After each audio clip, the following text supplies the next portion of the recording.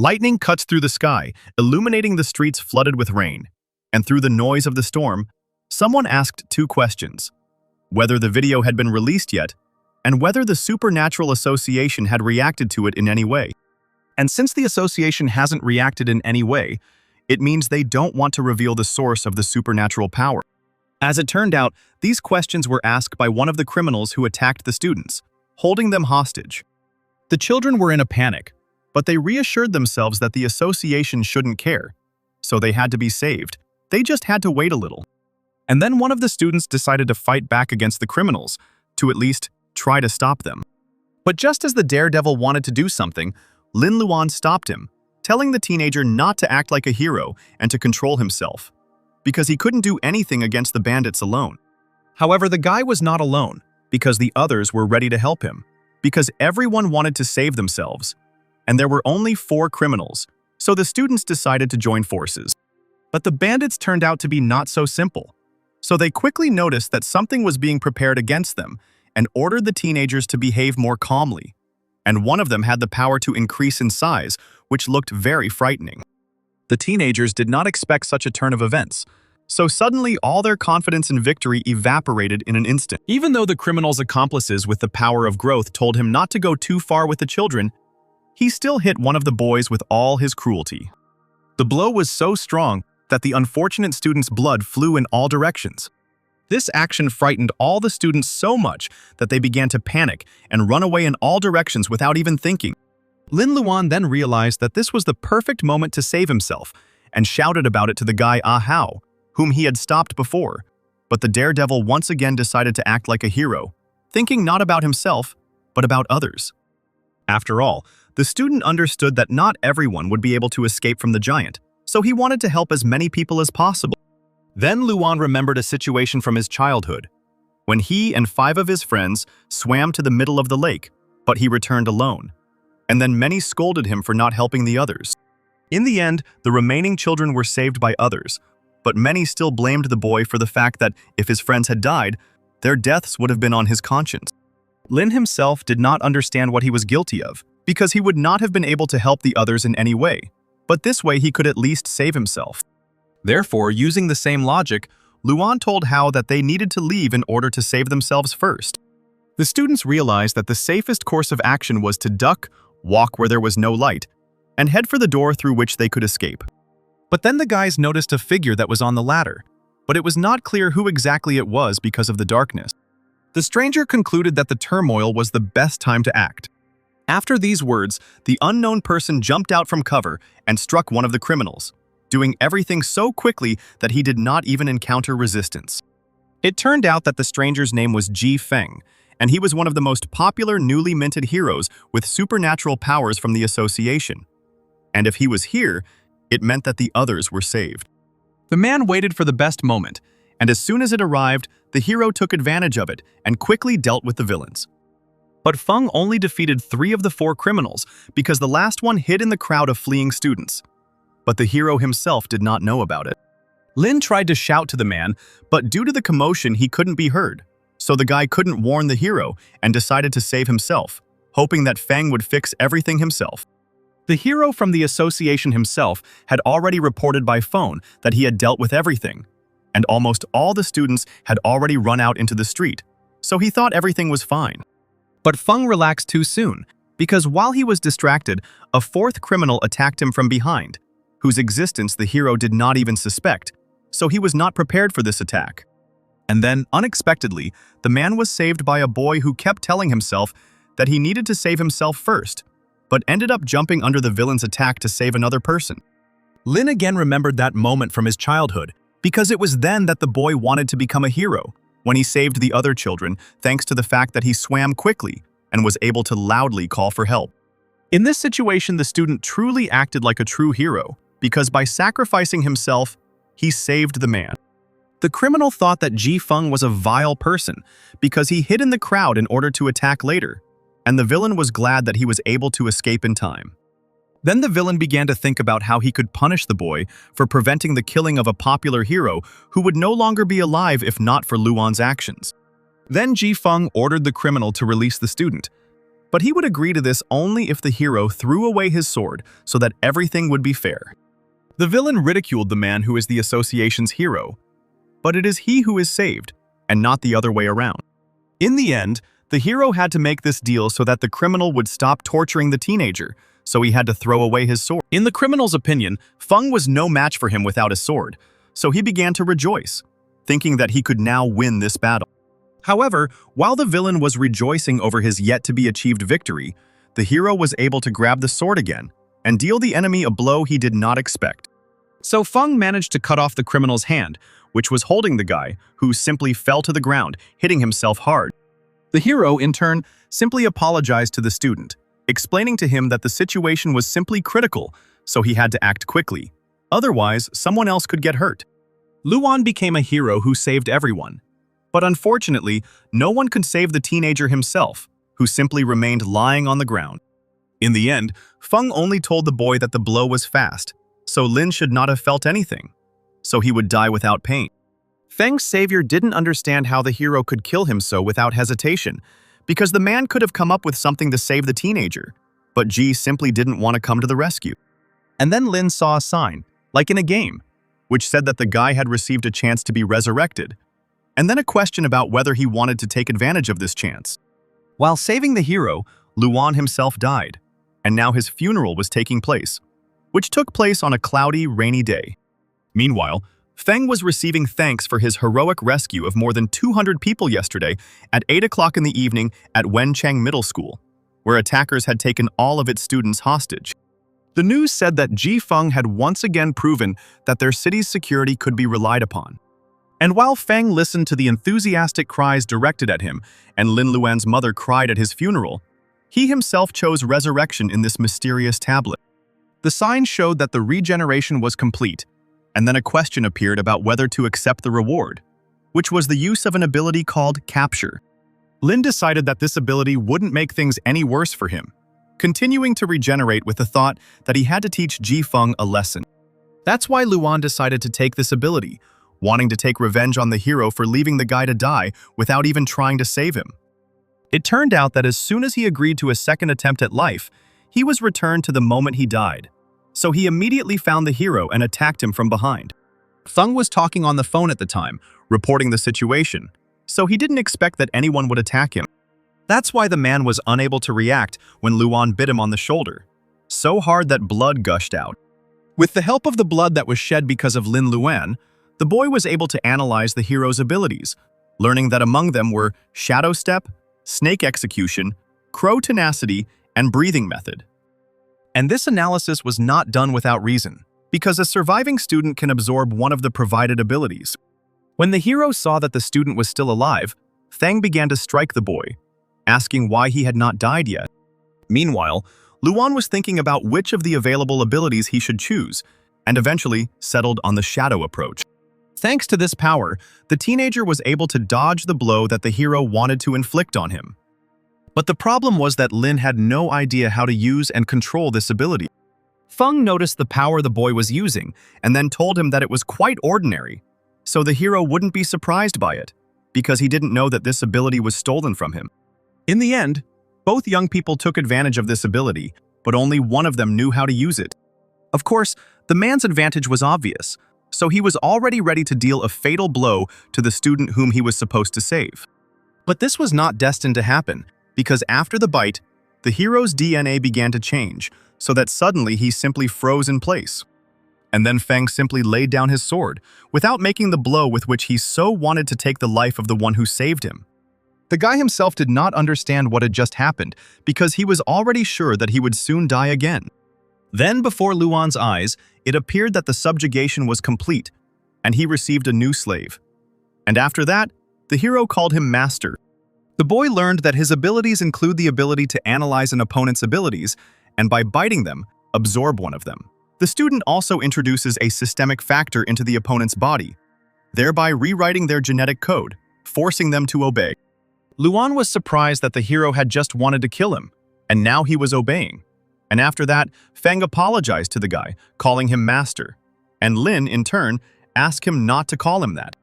After this, the guy began to scold the man for attacking so recklessly, and because of this, casualties were inevitable, to which the hero replied that sacrificing several civilians to stop the villains is a normal practice. Then the student began to become disillusioned with the association, because one of the most popular characters was telling him things that didn't seem right, which meant that the others were most likely the same. Lin Luan was so surprised by this whole situation that he still didn't believe that Feng was under his control. So he decided to test it by ordering the man to kill himself. The hero answered without hesitation that he was obeying, ready to do whatever the student ordered him to do. And Feng was really ready to do this, because he even took out his sword for this, then brought it to his neck. But at the last moment, when the hero was already on the verge of death, Lin ordered him to stop, because he initially did not expect that his words would be listened to.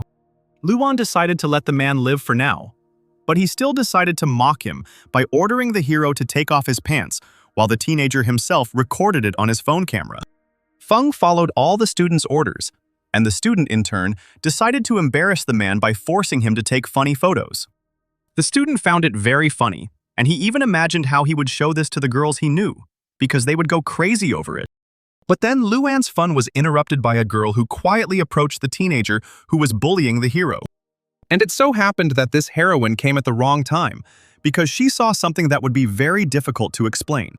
Then Lin ordered the man to get dressed quickly, while he himself looked at the girl, who turned out to be a stranger to him, so he began to guess that she was also someone from the association. The heroine came for the hero, but told the boy that it was time for him to leave too, since his parents were probably already terribly worried. Finally, Luan gave his slave the order that the man should tell about everything that happened today at a press conference tomorrow. Feng replied that he was listening, and this short dialogue attracted the attention of the woman, who was surprised by what she had just heard. After this, the teenager ran to his mother and friend, who were very worried about the suddenly missing boy. Everyone immediately began to worry about the student's condition, but he began to calm them down by saying that the boy was feeling great. The building of the Association of Supernatural Power was simply colossal in size, cutting through the sky. It was to this building that Ji Feng and the stranger who had come to pick him up went. The girl stopped the hero, who was about to leave, and then asked if he had a minute. As it turned out, it was 10 minutes before the press conference, so the stranger didn't have much time to talk to the man. The question that the heroine so wanted to ask was whether the boy with whom the man was caught was his fan, because the stranger was very curious about this. And then the girl asked if Feng had written down the tags he was going to highlight, asking him to take a look at them. Luan, meanwhile, realized that he could only activate the ability for points, of which he had 50 when he was revived, but currently had 0, and he had no idea what to do to get them. But in the end, the guy decided that now was not the best time for him to think about it, because he was very tired, and he just wanted the lessons to end as quickly as possible. Due to the loss of strength after the events that had happened, Lin did not listen to the teacher at all, but practically fell asleep during the lesson. And as expected, this was noticed by the teacher, who did not at all like what Luan was doing in class instead of learning the material. Teacher Zhu made the boy stand up and repeat to the class what Newton had said, and the student, in turn, explained that he still couldn't recover from yesterday, and that's why he was so absent-minded. But they didn't even want to listen to the student, telling him to come back down to earth because it was just an accident. So he should think not about what happened, but about the fact that there were only 2 months left until the state exam. However, Lin was not so sure that the attack was just an accident, because the school is always under guard. But yesterday, when the guards were changing, the attackers were able to easily enter the institution in 20 minutes, but it remained a mystery how they managed to do this, because the time for changing the guard is determined the day before. The guard change schedule is only available in the training unit, so it was unclear how this information reached the criminal. Then one of the students asked if Luan really meant to say that the academic staff had conspired with the attackers so that they could take over the school. Lin explained to the student, whose name was Wang Tianhao, that this was not what he meant at all. But Wang continued to argue with him, proving that there could be no other meaning in the boy's words. Eventually, the teacher ended the argument by ordering Lin Luan to spend the rest of the lesson standing, punishing him for his behavior. And then Luan saw that he had been awarded 1 point for causing hostility on the part of Zhu Dayong, who was a teacher. And this really shocked the boy, because it turned out that you can earn points by arguing with a teacher. During recess, the teenager's friend asked him how he was feeling, to which the boy replied that he was very hungry, so he needed to fix that. The class was already talking about who would take which exams, and everyone assumed that Wang Tianhao would take the exam in supernatural strength, since he was the strongest in the school. Then the student told the others not to worry, because he already had enough strength to protect them all. And then Van again focused his attention on Luan, telling him that the guy was a selfish person who only thought about how to escape. After these words, rumors began to circulate around the class that Lin Luan had fled during the attack on the school, but he was not at all concerned about the lives of his comrades. But the teenager was not at all upset by this, because before his eyes, he saw that he had been given another 10 points due to the fact that he had caused hostility on the part of his classmates due to his selfishness. Then Luan's friend stood up for him, telling Wang Tianhao to shut his mouth and not say anything he didn't know. The green-haired guy responded that Lu Jiahao was most likely the same as his friend Lin, because you become like the people you hang out with. And then Van emphasized that Lu was talented enough that there was a chance that after passing the psionic exam, the guy would stop hanging out with such a worthless person like Luan. But these words only angered the protagonist's friend even more. But Tianhao was not afraid of threats, because he was the strongest, so the students could not do anything to him. Confident that no one would touch him, Wang was unable to block the slap that unexpectedly flew at him.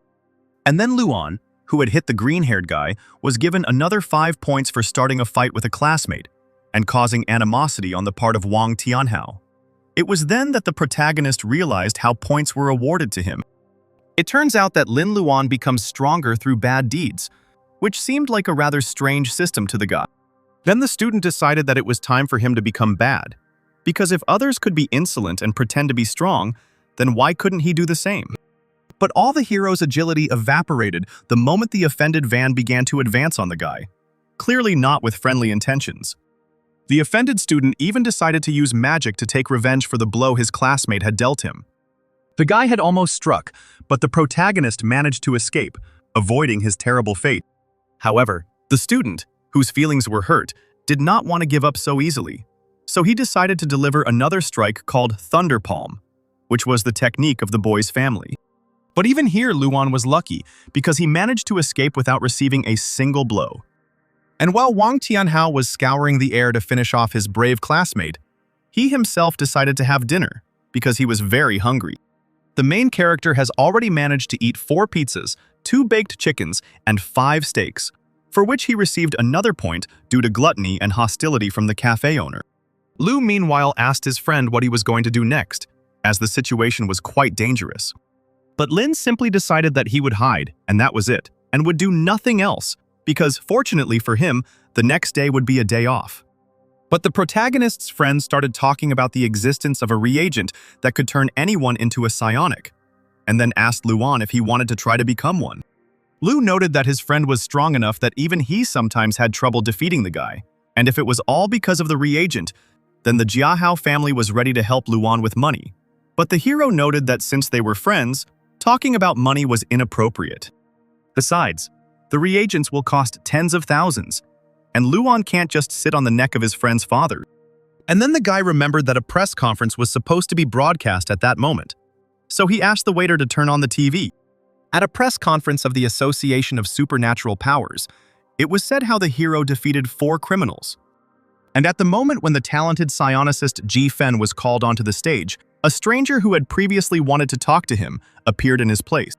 The girl announced that Feng would not be able to attend the conference, as he had been urgently hospitalized due to the multiple injuries he had received the previous day. This shocked everyone, because just yesterday everything was fine with the man, and no one expected that something like this could happen. Luan didn't understand at what point the hero managed to get injured, because at most, he could have just been scratched.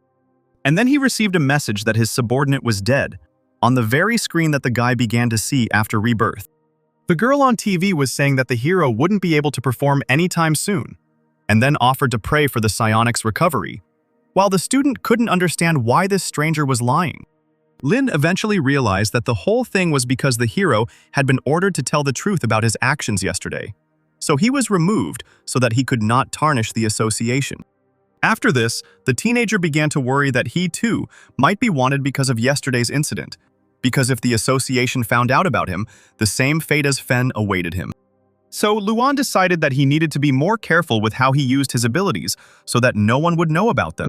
The hero was also under pressure from the fact that on Monday, he had to meet with a classmate whom he had recently hit. But for now, he decided not to think about all this. So he went to his mother and asked if there was anything to eat. And then the teenager noticed that his mother was behaving strangely, as if she was hiding something important from him. Suddenly, someone started knocking loudly on the door, shouting that it should be opened as soon as possible. It was an aunt who came running to ask how much money the boy's mother had transferred to the fund. It turned out that the grandson of the director of a pharmaceutical factory had gone on the run, taking with him the 10 million rubles collected by the foundation, and the product turned out to be counterfeit, producing no effect. And Luania's mother transferred 100,000 to these scammers, which was the woman's father's allowance, which is paid once to the family of the deceased. This is how the hero learned that his mother had purchased a reagent for a large sum of money to strengthen her son's health. And she had done this because of the day when Lin had stayed home from school for a long time. And the woman's plans were simply to help her son become stronger. People who also fell for the scammer's promises began to stage strikes to get all their money back. So there was a chance that they would achieve something. Then the teenager said that he wanted to go for a walk, and then added that there was no need to worry about him because he was just kicking a ball around with Hao. But Luan didn't go to play ball at all, but in fact he headed to the place where the strike was taking place. And while the strikers were discussing what they would do next, Lin calmly jumped over the fence protecting the factory. The teenager found the CEO's office and then decided that he needed to find clues, such as the address where he or his accomplices lived, and then the student could easily sort everything out. And then an unknown man came into this office and asked the hero why he came to this place. Luan recognized the young man as the leader of the protesters, and then explained to the man that the back door was open, so he slipped through. Then the protester said that he understood everything, and then smiled. And this smile did not fit at all with the fact that the message appeared on the sign about +1 point for hostility on the part of Lubin. It turned out that Lubin was the main one among the protesters, and the teenager did not understand where the hostility came from if the student wanted to expose the fraudster. Suspicious, Luan asked the man how he had gotten into the office, and he said that he had also gone through the back door to look for clues. Then the boy began to talk about how the thieves would definitely get what they deserved because everything would come back to them like a boomerang. The young man hesitantly agreed with the guy's words, and the latter, in turn, saw that he had gained even more points for Lubin's hostility. Then Lin realized that the man was Sun Chegun's accomplice, and that he was pretending to be the victim only to divert suspicion from himself. The teenager decided to use his capture ability, which cost him 50 points, which he had previously accumulated thanks to the hatred of his classmates. By using his power, the boy learned that the con man's abilities included performance, bragging, legal knowledge, and culinary skill. With the help of a high level of performance, one could act in a movie or become a con man. So the student decided to take on this skill. And while Lubin was threatening Luan, he in turn was just waiting for his ability to take effect. Finally, when the power began to take effect, the man fell silent, and then simply called the student master, waiting for orders. The teenager then ordered the con man to explain why he was pretending to be a victim. And he began to explain that there were 3 reasons for this, including the desire to find out how the protesters were feeling, to become their leader, and to gain their trust in order to deceive them again. After hearing his subordinate's plans, Luan ordered him to be taken to Sun Chenggong. Meanwhile, at the Jade Pond Hotel, a girl admired a precious stone called azure mica, which had a very high market value. And the owner of this jewel was the same swindler who boasted to the girl that with the help of this stone, he would increase the family fortune. Then the stranger asked Chenggong if he planned to hide for the rest of his life, since everyone was looking for him, and he must be afraid that he might be discovered. To which the man replied that people are like fish. They remember for half a month, and then they forget, and then it will be possible to return. Also, the swindler had 6 bodyguards, so people did not scare him at all. The main character brought by Lubin, who was carrying out his master's orders, also ended up in this hotel. Thanks to his subordinate, the guy was able to get past security without any problems, because the man said that he was one of them. So the student and his virtual slave reached the main swindler, who immediately asked his accomplice if he had been able to calm the rioters. Driven by anger, Lin went to the one who had cheated his mother out of a lot of money. And while the swindler was not expecting it, the teenager hit him, putting all his hatred into that blow. The blow was so strong that Chengong started bleeding, and the hero called him a worthless pig. The student pushed the man to the floor, and the girl was very scared by this, and so she started screaming. But Luan's subordinate quickly reacted to this, telling the guards not to pay attention, as everything was fine. And while the guards thought that their owner was just having fun, the student was able to beat him up to his heart's content as punishment for deception. When the swindler was asked where all the stolen money was, he replied that he didn't have any, because he had invested it all in new spar. The man believed that it was not just a stone, but a mountain mineral that he had purchased from the Wang family's pharmaceutical company. So there was a high probability that it was not a fake. And the criminal sold ordinary stones to people because he took all the feldspars for himself, since he is a gemologist and understands stones. Then the main character thought that the skill of knowing stones would be useful to him in order to find feldspars. Luan decided it was time to bite Chengong to gain his knowledge of gemology, but the guy couldn't activate his ability because he didn't have enough points to do so. However, the student did not want to back down, so he began to think about who he could earn points from. He eventually decided to go with guards who were normal humans, not psionics, but they still cost a lot. The boy ordered his subordinate to go out to the guards and tell them that they were all fired, and that he, an ordinary student, would take their place.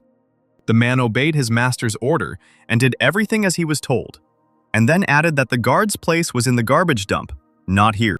Meanwhile, Luan noticed the spar and then decided that it was in it that the thief had invested his entire fortune. When the guy looked at this spar, for some unknown reason his appetite increased, as if he hadn't eaten for a whole week. Therefore, the teenager could not resist and, without thinking twice, ate this precious stone. After this, the hero felt how strength overwhelmed him, and then he understood how exactly the spar should work. And while the guy was enjoying the feeling of power, the security guards decided to interrupt him to figure out why they wanted to fire them. It turned out that these guards were from the most famous company providing personal security services called Jeopard. And since this company had professionally trained people, the money paid for them was not small. But even these mercenaries, who possess extraordinary skill, could not defeat the boy who ate the spar.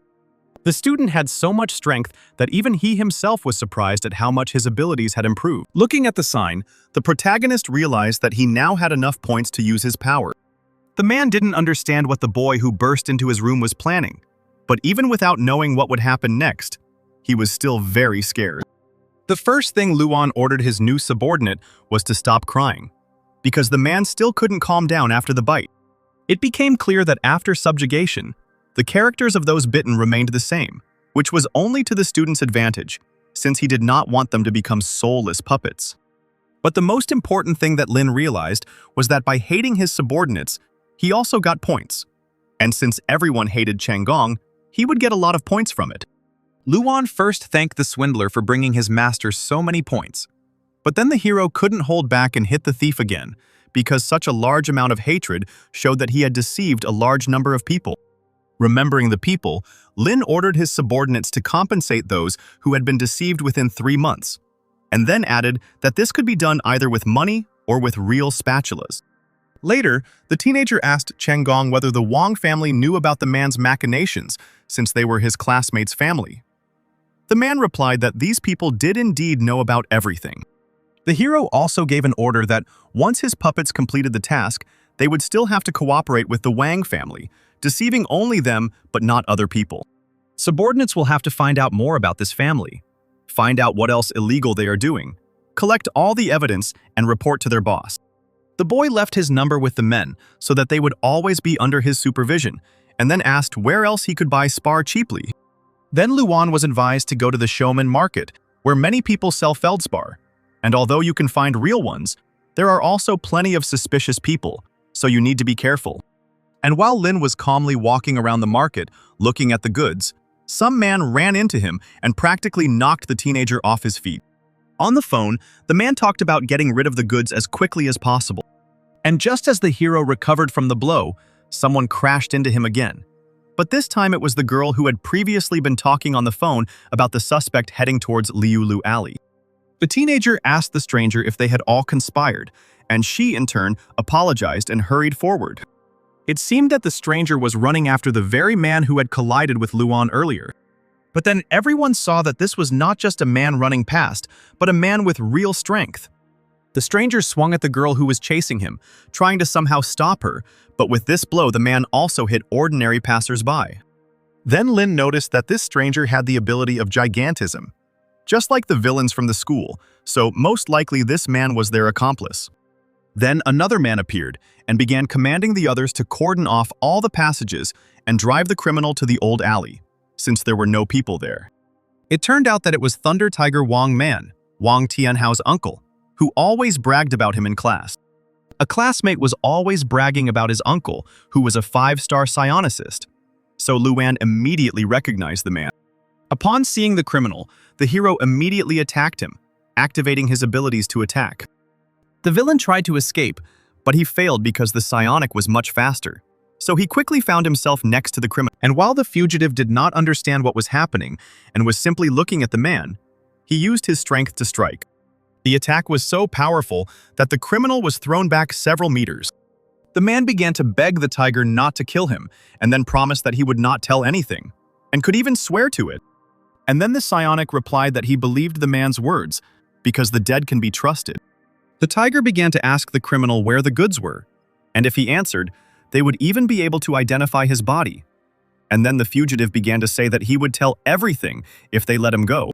Wang Man then added that even if the man didn't tell him, the psionicist could easily find another way to get the information. The criminal then decided to fight for his life, but the tiger only ridiculed him, calling this attempt childish fun. The 5-star hero was able to tear his opponent apart with one blow, without even putting in much effort. And Lin also saw everything that was happening, because he followed his classmate's uncle to see where he was going. Because the boy came out of his hiding place, because he was too shocked by what was happening, it seemed that the tiger noticed him. Even though the teenager managed to hide, the psionic still heard some noise and asked who exactly was hiding like that, when the boy himself already understood that he was finished. The protagonist understood that since he had heard this conversation, he would definitely not be left alive, so he needed to come up with something quickly. Then the boy decided to bite the man, but it turned out that he did not have enough points for this, because the enemy's life force exceeded his own. Meanwhile, the tiger was getting closer and closer to the boy, who didn't know what to do now. And then there was some noise nearby. The psionic was distracted by it, so this was a chance to escape, which the teenager immediately took advantage of. However, the man still managed to see the person running away, but was unable to make out who exactly it was. But Wang Man was not going to let go of the one who overheard such an important conversation so easily, shouting that the guy should not even think about escaping from the man. The psionic ordered the others to grab the teenager, thinking that he was an accomplice of the defeated criminal. So everyone rushed to search. Lin kept running, hiding behind different buildings, and then he realized that he had reached a dead end and could no longer escape from those who were looking for him. The teenager had already decided that this was definitely the end for him, since there was nowhere to run and the enemies were already approaching. But then hands appeared from the wall. These hands grabbed the guy, covering his mouth so that he would not make any unnecessary sounds that could give him away. As a result, the tiger and his team did not see anyone behind this wall, and Luan did not understand how this happened. And while the boy was one step away from his opponents, they decided that he had managed to escape. Then the guy realized that he was saved by a girl named Shi Lily, who was an inspector, because that was written on her badge. And then, unexpectedly, the tiger, in anger, hit the wall where the boys were hiding. But fortunately, the blow didn't hit the people. But it was very close to them, so they were very lucky that they weren't hit. And then the 5-star psionics people informed him that the goods had been found, thereby distracting his attention, which had previously been focused on finding the guy. Then the tiger ordered everyone to leave, leaving behind the one who had been eavesdropping on his conversation, because he had other things to do than play tag with the unknown boy. Hey.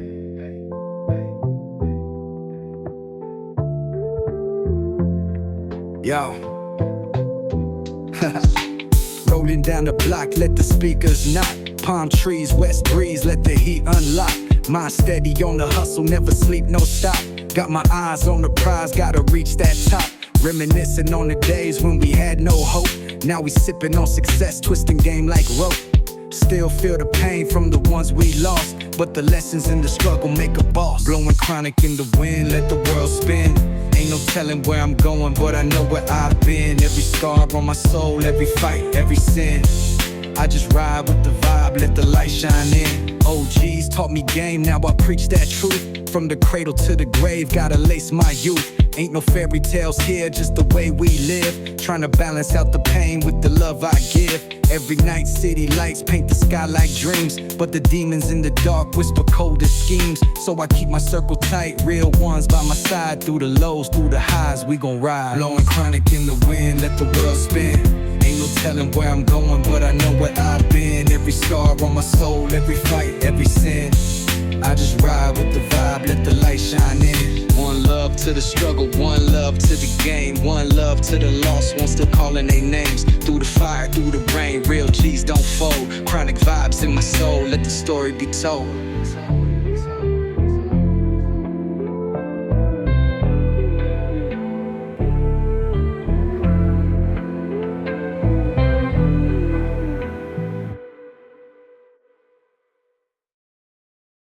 As soon as the man left, Luan began asking Lily a lot of questions, but the girl did not answer any of them, ordering the guy to leave quickly. Lin was surprised at how indifferent the girl who saved his life turned out to be. At the place where the goods were hidden, the tiger began to interrogate the person working there, asking him if the man he had recently killed had any other accomplices, to which he received the answer that the man killed was the last one.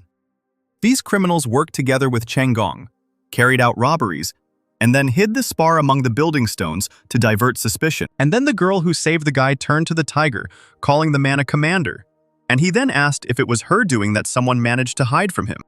After this, Wang Man asked Lily whether appraisers had been sent along with her, as they needed to be sent to this place as soon as possible. Then the student decided that the girl and the Thunder Tiger were from different squads, and the man wanted to remove Lily in order to take sole possession of the spars. Meanwhile, Tiger told the girl that her inspection department was only good at informing on and interfering with others, and then ordered her to get out.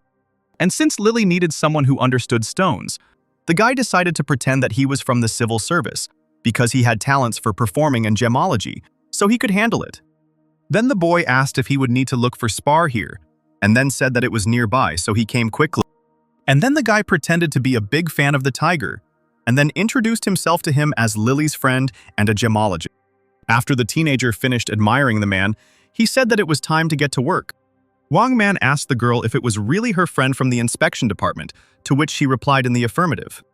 Although the guy knows that feldspar is a crystal formed through diopsidization and under the influence of supernatural power, it can also be found in plants, animals, but most often in minerals. The teenager introduced himself as a gemologist, a specialist who certifies stones based on their texture, color, and subtle vibrations of supernatural power. But the problem was that he knew nothing about it. And then the guy saw on the table that he could use points to increase the level of his abilities. While the student was sorting out his powers, people around him began to doubt that he would be able to find anything. Meanwhile, the tiger was thinking that the boy's back looked like the one who had managed to escape from him. Suddenly, the guy asked everyone to be quiet, because they were interfering with his search. But people continued to say that Lin was just fooling them, since such a young specialist would not be able to cope with such a difficult task. Meanwhile, Luan had raised his gemology level to master, so now he began to feel the fluctuations of supernatural power. Then the guy turned to those whose strength is very great, because such people interfere with his work, and he told them not to breathe, because it knocks him down. After this, the newly minted gemologist immediately found a level A feldspar because he felt the power that emanates from such stones. As a result, out of 32 boxes, 12 contained level C feldspars, and 2 contained level A feldspars. The boy labeled everything and told the others to handle the loading, since he wasn't a psionicist himself, so physical labor wasn't for him. After that, Lin went with Lily, telling her his thoughts that the tiger most likely wanted to push the girl away in order to take everything for himself. And besides, the man was familiar with those villains, so they were probably in cahoots. And when Lily asked about evidence, the student told her that she was an inspector from the association, so she could investigate the matter herself and find evidence. The girl then explained that Wang Man was the commander of the 9th Detachment of the Reconnaissance Group, so she could not file a case against him based only on the student's words. Lily explained that there was no way to get under the tiger's skin, and then asked the guy for his number and address. Luan decided that he had managed to interest the girl, and she asked for his information so that she could later ask him out on a date, which the guy was very happy about, although he gave his school address instead of his own, so that his mother would not have questions, and then added that he was in his last year of school. However, Lily asked for this data not for herself, but for the association, which could reward the student for helping them in the investigation. And then the guy added that he didn't need a reward, and it would be better if the girl just let herself be bitten, after which he received a point for hostility from Lily. After this, the girl reported to her boss that the feldspar was found thanks to a high school student who had an amazing ability in gemology. The teenager's thoughts were occupied with the fact that he needed to find evidence that would prove the tiger's guilt, because Lily said that without evidence, she could not do anything. The scammer's goal was to profit from gullible people, and if the scammers were in league with the Thunder Tiger, then that meant they were in league with the entire Wong family. The boy was worried that no one had come to class yet, although many usually come early.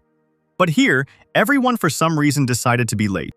Then two of Luanya's classmates started discussing that no one had come to class because Wang Tianhao and Lu Jiahao had made a date, so they ran to see her. A crowd of students gathered on the sports ground to watch two classmates fight. And then Li managed to hit his opponent so hard that he fell to the ground. Then Jiahao said that he had won, because they had agreed that whoever fell first would lose, which meant that Wang must now keep his promise and not bother Lin Luan anymore. However, Tianhao didn't want to accept that he had lost, so he said he didn't care about words and continued fighting. Then someone from the crowd pushed Li, causing the guy to lose his balance and become distracted from his opponent. Van took advantage of his classmates' confusion and hit him hard, saying that he was the strongest in this school, so he couldn't be defeated. Tianhao summoned his ability to hit his opponent so hard that his bones would break, so that he could be confined to a wheelchair for the rest of his life. Wang had already swung, but was unable to hit because Lin stopped him, and he arrived in time to save his friend. No one knew that Luan had such strength, so everyone present was surprised by the guy's appearance. After this, the hero asked his friend why he started fighting with his classmate, since this was not a solution to the problem. And then Lu explained that he was just tired of seeing his friend hiding after school every day, so he decided to settle the matter. Meanwhile, Van was so angry about what happened that he even blushed from the feelings that overwhelmed him. There was a buzz of voices in the crowd of those who witnessed everything, some saying that Wang was no longer the strongest in the school, while others believed that the boy had simply been attacked unexpectedly, and that was why he had been unable to dodge. Tianhao did not like being humiliated like that, so he was ready to fight further to defend his honor. The friend's enemy was furious, so they began to think about what to do now, since running away was probably not an option at all. Lu asked his friend to teach him the punch that was used on their opponent as soon as possible. Then the teenager began to teach that one must concentrate, then concentrate all one's strength, fueled by anger, in one's legs and run. While running away, Lin also managed to ridicule his opponent so that they ran after him. Luan managed to escape far enough for him and his classmate to be alone, and then confessed that he thought it was Wang who stole the shift change schedule for the villains, since the Wang family was in cahoots with the criminals. The protagonist said that he knew everything, and that he even knew that his opponent's uncle had killed the witness, and then added that he was giving his classmate a chance to confess. Otherwise, he would report everything himself to the association's inspection department. Wang, in turn, did not even deny the teenager's accusations, and even praised Luan for being smart enough. Later, Tianhao even admitted that it was indeed he who suggested the idea of stealing the schedule to his father. It turned out that last year, Wang found the key to the study area and kept it for himself, initially not even thinking that it would be useful. It turns out that for the sake of the spar, Tianhao put his own classmates at risk, and he wasn't even ashamed of it, because he considers everyone just a bunch of trash. Van also believed that it was entirely justified since he would become a psionicist in the future, so thanks to him, the lives of others would become better. And Luan's classmate tells everything so boldly only because he plans to beat him up so badly that the teenager will remain disabled for the rest of his days, and then he will put a key in the boy's pocket to make him the villain. Lin responded that his opponent was such a nasty guy that he didn't even want to bite him. So instead of biting, he called on his strongest ability. So the classmates faced off in a very dangerous battle, deciding to use all their abilities to the maximum. Luan was so fast that Wang couldn't keep up with his speed, wondering how his opponent could do it. And while Lin was saying that the association was rotten because of people like his classmate, Tianhao himself didn't understand where someone like Lin got such speed from. Finally, while Wang was at a loss, his classmate managed to hit him, saying that this was for all his actions. Although the protagonist was able to land numerous blows on his opponent, who in turn never responded to them, Van still considered himself the strongest. Meanwhile, Luan struck again, shouting that this was his way of avenging his schoolmates who had died because of his opponent's actions. The blow was so strong that he could no longer move his leg because his spine was broken. And then Lin told his classmate that he had a broken spine. So now it was unknown whether he would ever be able to stand on his feet. And he certainly would not be able to become a psionicist. Wang started shouting that he would tell everything to his father and uncle so that they would kill Luan and his entire family. And then the main character confessed that the Wang family could no longer escape punishment because the teenager had written down his opponent's entire story, so now he had evidence. The guy sent this recording to Lily because it was she who said that if evidence was found, then a case could be opened on the tiger. And while Lin was fighting Tianhao, his friend at the time was also not idle, defeating 2 accomplices of their main enemy. 2 weeks later, Lily informed the protagonist that the Wang family was finished because thanks to the evidence, she was able to begin an investigation, and it turned out that this family was in collusion with the perpetrators. Luan's classmate will never be able to walk again and will also be sent to a juvenile detention center. But Thunder Tiger has no direct connection to the scam, so he could not be brought to justice. And the murder of a witness means nothing, because he was the perpetrator, so it does not go beyond the scope of official duties. But the boy shouldn't worry about the tiger, because once the man's family was caught in crimes, he won't be able to do anything against the student. After talking to Luan on the phone, Lily approached her teacher, who said that Lin was an interesting guy, but in her opinion, he clearly wasn't eager to join the association. Then the teacher told Lily not to rush into her opinion about the guy because he needed to be given time. Meanwhile, the guy had a state exam, the first stage of which is to take a blood test for the presence of psionic energy. All of the protagonist's classmates told him that he would definitely not be able to pass the test, but it turned out that only Lin Lual and Lu Jiahao from the class passed it, which no one expected. Those who passed this stage were asked to go to the Western basketball court, so the heroes went there. There, the heroes met 3 more students who had passed the first stage, which surprised Lu since usually 2 people from their school pass, but now 5 people had passed. One of those who passed the first stage was Chen Daoji, who showed his worth while still in school as he had limitless potential. Ruan Liushi also passed this stage. She was the best in all subjects, attends all courses at school, and she is very smart. And the third one who also passed was Lin Ce, who is an inventor and loves to understand technology. The students didn't understand why they had gathered everyone together when none of the teachers came to them, and then they heard some noise. Then they noticed the cat, so they decided that it was the cat that was making the noise. However, then the teenagers saw a man who asked them if they had passed the qualification. The students were surprised by the man's unexpected appearance, as they were waiting for teachers to explain everything to them. Afterwards, the stranger added that the embryos should be pulled out at the beginning of growth, and then shouted for Lala to go. It turned out that the cat was not an ordinary animal, because it was the same Lala to whom the man had given the order. The students immediately realized that this was no ordinary cat, but a spiritual beast that they would have to fight. The protagonist didn't understand why the psionic was attacking them, so he grabbed the phone to call someone. But the man, as soon as he saw the phone in the teenager's hands, said that there was no need to call the police. And then the stranger himself also entered the battle. Summoning weapons for himself, he was ready to fight. The man used an ability called Rounded Strokes on Luan. And then the boy decided to use his power, but he didn't succeed because he didn't have enough points, as the opponent's life force exceeded his own. Lin Luan realized that the strength of the one who attacked them was on par with the Thunder Tiger, so it would be difficult to defeat him. After this, the student shouted to his friend to distract the attacker for a while, and he agreed to help his comrade. Yahello then told the others to scatter in different directions and try to call the police.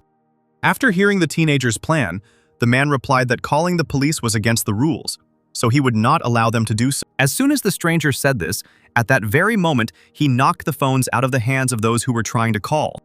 While the others were fighting for their phones, the girl was trying to escape from the cat, which was ready to attack anyone. But the animal was unable to catch up with Liusha because she was saved by the main character, who quickly got his bearings and pushed the cat away. And although the man appreciated the teenager's speed, he was still sure that the student would not be able to cope with Lala alone. The cat, meanwhile, had already switched all its attention to the main character, forgetting about the girl she was pursuing. Luan understands that Lala is as fast as he is, and he only has the ability to run away, but not to attack. So if they catch up with him, the guy is finished. The student then decided that the only way to defeat the cat was to take control of it by waiting for the right moment. So he allowed Lala to get as close to him as possible. A stranger saw this and started shouting for the guy to move away, and for the cat to stop because it was a dangerous moment. And when Lala got close enough for the guy, he used his ability to capture, spending almost all of his points on it. But Lin accepted that winning was more important than the points he had accumulated. So he bit her anyway, spending 1,000 of his points. The man watching this did not understand what was happening and what the student was doing. Lala's list of abilities included perception, flexibility, playfulness, shadow walking, sharp claws, and the image of a Buddha. Having chosen one of the cat's talents, the guy began to wait for the subjugation to work in order to finally calm Lala down.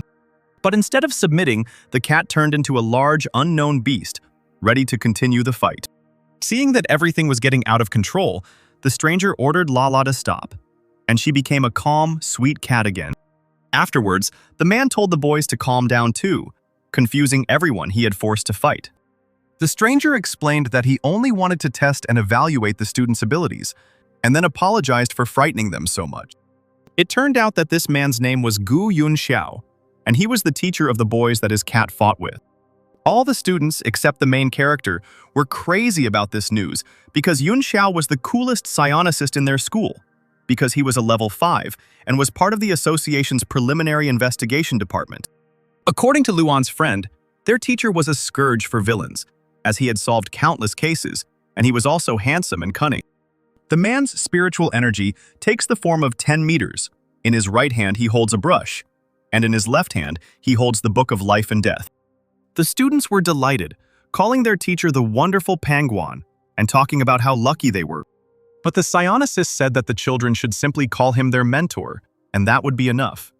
And then the man noted that 5 students had passed this year, and there had never been such a large number before, which is why the director called the hero to teach. Then the teacher added that the second stage of the exam would take place in 6 months, so they should have time to prepare well for it. Meanwhile, the cat did not leave Luan's side. And then the mentor noticed how much Lale liked the boy. Afterwards, Yun Xiao suggested that the children move to a special class for training psionicists to discuss the second stage of the exam in more detail. The teacher told the students that supernatural power has several gradations, and there are 7 levels in total, including absorbing, cyclical, manifested, transforming, taking form, chaotic, and spiritual enlightenment. And then Lu noticed that their mentor was already at level 5, even though he was only 25 years old. And there were only a few of them in the association.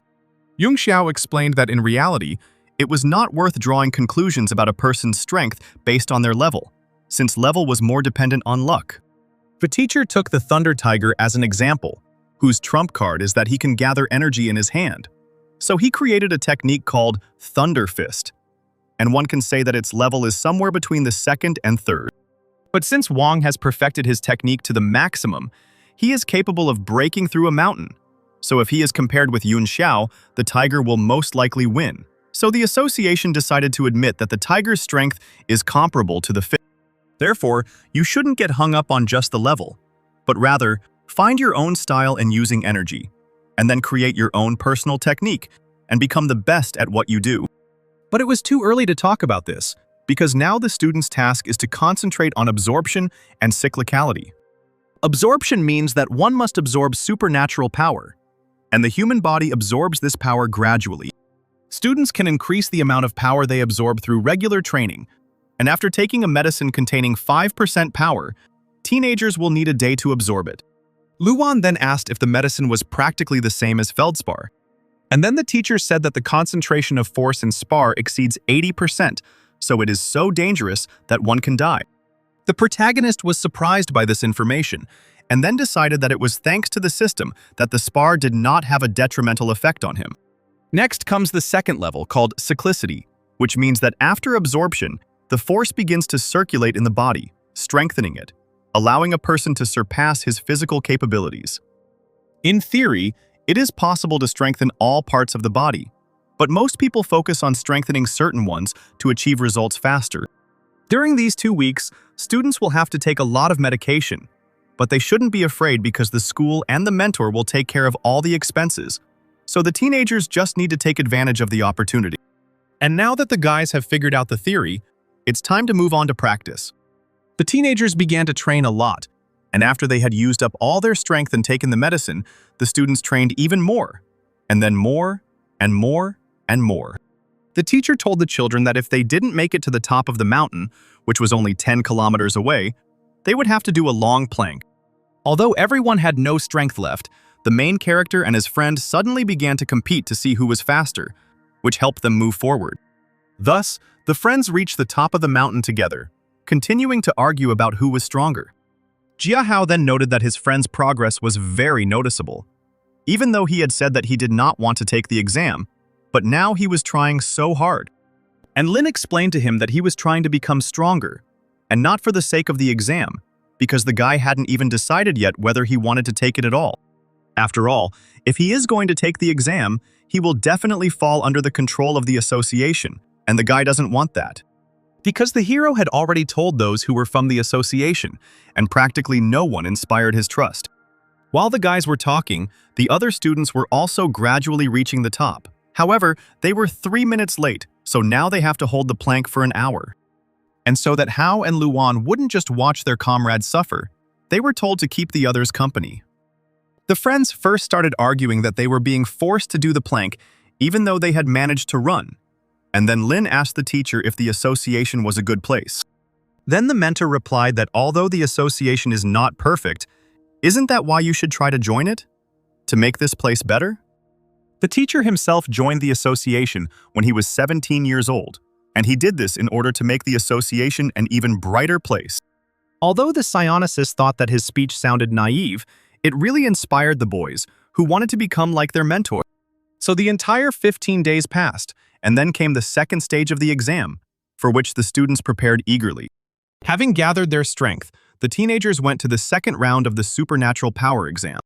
At this stage, many children from different schools gathered, and this was only a fifth of all people, because there are 4 more meeting points for the exam.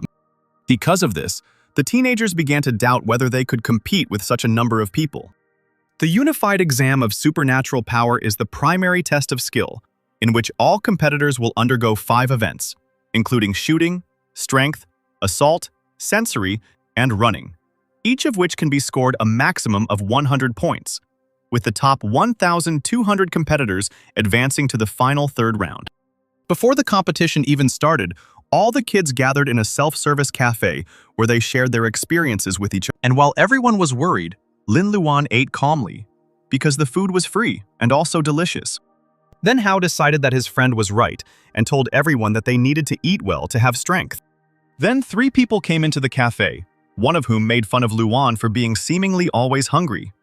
And Lin, in turn, immediately received 10 points for hostility from Fu Guangkun. The teenager did not understand why he was immediately disliked so much if he had done nothing. It turned out that this guy's father is on the State Development and Reform Committee, and he is Hao's father's boss. Fu Guangkun told the teenagers that it was as if they had come for a free meal, not for an exam, and then added that he did not want to offend anyone, but simply wanted to share his experience. Speaking so that the entire cafe could hear him, Guangkun began to explain that this round would not be so easy, since last year some contestants broke their arms due to improper use of force. Everyone in the cafe started talking about how Guangko liked to bully other teenagers, so it was a shame for the 5 kids he scared to death. But this guy failed to intimidate the main character because he saw the strength of his opponent. Knowing that he could use his ability on him, the student offered to measure their strength when the exam began. Lin decided to make a deal where if he won, his opponent would wish Luan's team good luck in front of the entire school. But if the opposite happened, the main character would drop out of school after the exam and never return. Hao thought his friend was crazy because Guankle was considered the strongest student in his school, and this agreement was too risky. The guy ridiculed Luan for being so self-confident that he even dared to challenge him. Guangkun was very popular, and when he was challenged to a shooting competition, the other participants began to whisper that the guy was good at every event. The teenager's final shooting score was 87, which was a very good result. But the guy did not show his joy, saying that today's result was acceptable for him. And while this popular young man was thinking that the guy who challenged him had some kind of trump card in his head, he in turn got 42 points in the shooting and considered himself to be quite good. Others were very worried about the main character because of his argument, and he showed such a bad result. The participants were then asked to prepare for the strength test competition that was next. Participant number 068, Fu Guangkun, received a final strength score of 89. And the participant number 143, Lin Luan, received only 65 points, which was inferior to his opponent's points. Therefore, the main character's opponent realized that he was worried about Luan in vain, because he turned out to be too weak. Meanwhile, Lin calmly continued eating, as if nothing had happened, even though he understood that if he lost, he would have to drop out of school. Then the student's friends started scolding him, because how could it be that the boy was 69 points behind, but still found time to eat? Luan reassured everyone that they shouldn't lose their enthusiasm just yet, as they could still show others how strong they were. The next test was a sensory test in which all participants had to go into their rooms, which contained 300 rats. And in this task, they had to find one rat in which a spar was hidden. And while Lin was thinking that it was his turn to show himself, his rival at the same time decided to sort everything out as quickly as possible because he considered rats an abomination. And while the participants in the sensory test were asked to go to their rooms, two figures appeared in the background. It turned out that these were not just strangers, but Lily and her mentor, the head of the supervision department, Yan. Lily pointed out to the man the teenager she had told him about earlier, and then asked the teacher if the student would be able to pass this dangerous round. And then the two people met Zhao Chenlin, who is the deputy head of the public security department. And it was with her that the protagonist recently crossed paths. Zhao asked Lily and her boss what they were doing there, to which she received a question in response, explaining her presence by saying that there had been an increase in murders lately, so she was looking around and giving everyone advice. Then a noise was heard on their platform, and it turned out that it was all because someone had passed the test very quickly. At that moment, Guangkun was just coming out, so he decided that all this applause was in his honor. And the guy had already begun to thank the crowd rushing towards him, but the people in turn pushed him away, hurrying to someone else. Then the self-confident teenager realized that all these enthusiastic shouts were not in his honor, which meant that someone had completed the task faster. It turned out that all attention was focused on Luan because he found the spar in 10 seconds, while his opponent needed 2 minutes. The protagonist explained this result by the fact that as soon as the door opened, the rat with the spar immediately ran out to his foot, and he, in turn, instantly caught it. But it doesn't matter how, because Luan won anyway and received 100 points for it, starting to catch up with his opponent. And while Lin was overjoyed at his victory, he didn't even notice that he was approaching the woman he met on the first day of receiving his power.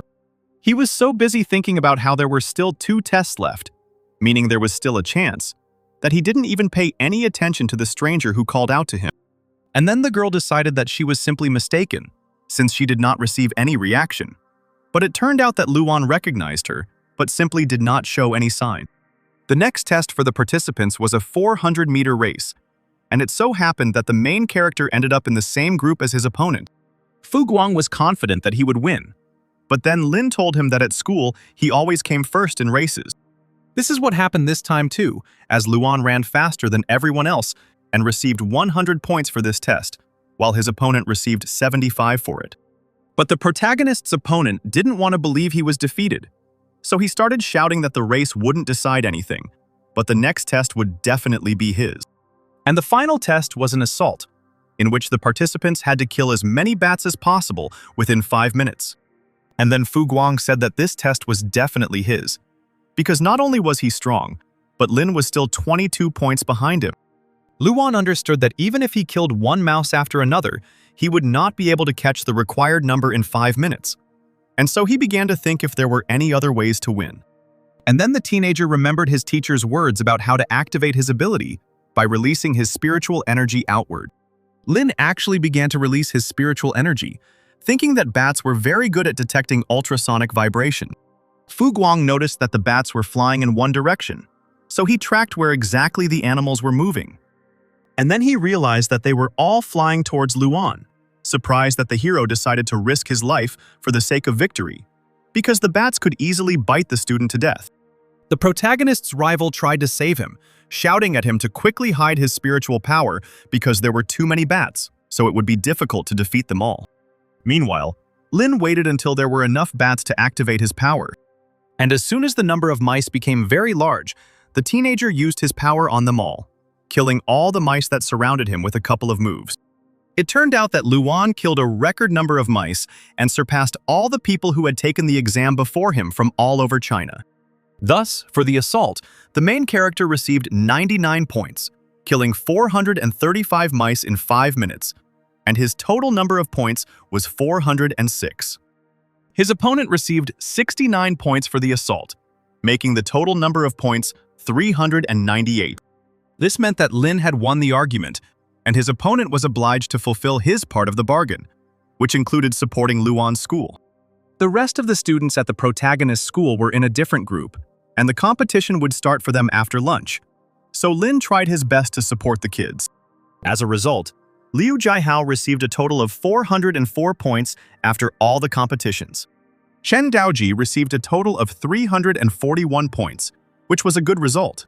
Participant Lin Ce received 334 points, falling just short of his friend. Ruan Liushi received a total of 352 points, and since all 5 candidates from the protagonist school showed such a good result, they all eventually advanced to the final round. The teenagers were happy to have achieved such a great result, so they went to celebrate with their teacher. The mentor told the students that the final selection was in 3 days, so they should try not to worry, believe in themselves, and get a good rest. In a good mood, Jiahao saw that he was receiving a call, so he decided to step away for a moment to talk on the phone. The teenager's dad called, and as soon as the boy answered, his father said something to him that immediately changed the student's mood. The news reported that there had been an increase in attacks by criminals in the eastern region recently, so all citizens were asked to be more vigilant. Meanwhile, the heroes were checking into a hotel for participants in the final qualifying exam for psionics in the Eastern District, as the final test would take place in a park in the suburbs where the protagonist and his comrades lived. The students were happy that the competition was taking place in their hometown, so they decided that they should try their best. And then the teenagers' conversation was interrupted by Lin, who asked the others if they had seen Hao. Then everyone decided that the boy had stayed at home, where he had gone on business before. However, the main character was still worried because his friend wasn't picking up the phone, but then he decided to wait a little longer. Luan's patience ran out soon enough, so he hurried to look for his comrade, because he couldn't just disappear the day before the final exam, which was very important to him. The teenager ran to Hao's house and noticed that there were no lights on anywhere, which was very puzzling because something could have happened. Then Lin went into the house, and after walking around, the teenager found the manager's body in a terrible state in the wine cellar. And then the boy immediately called his mentor to tell him the news that Hao and his family were missing. The student also added that he found the manager, who was dead and looked like a deceased mummy. Then the mentor ordered the teenager to leave this place immediately, and the man himself would send someone to the house in the meantime, since he himself was unable to come.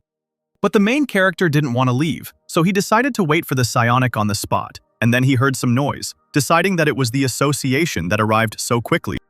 But it turned out to be an unknown man who spoke on the phone about how he would deal with the body, and then added that he hated covering up other people's tracks. With a displeased look, the man grabbed the corpse by the head with one hand, as if it weighed nothing. After this, the man told the body to disappear and burned it using samadhi fire. The stranger scattered the remaining ashes to the wind, reporting by phone that everything was settled and a handful of ashes would not be considered evidence, and then said that he would be there soon, having driven off somewhere in a car. The main character didn't want to leave his friend in trouble, so he decided to follow the car to find out where the man went. The car was moving quite fast, but Luan kept up with it, wanting to find his comrade, who was now in danger. And this stranger led him to a building that Lin immediately recognized, because it was the trading building of Hao's father.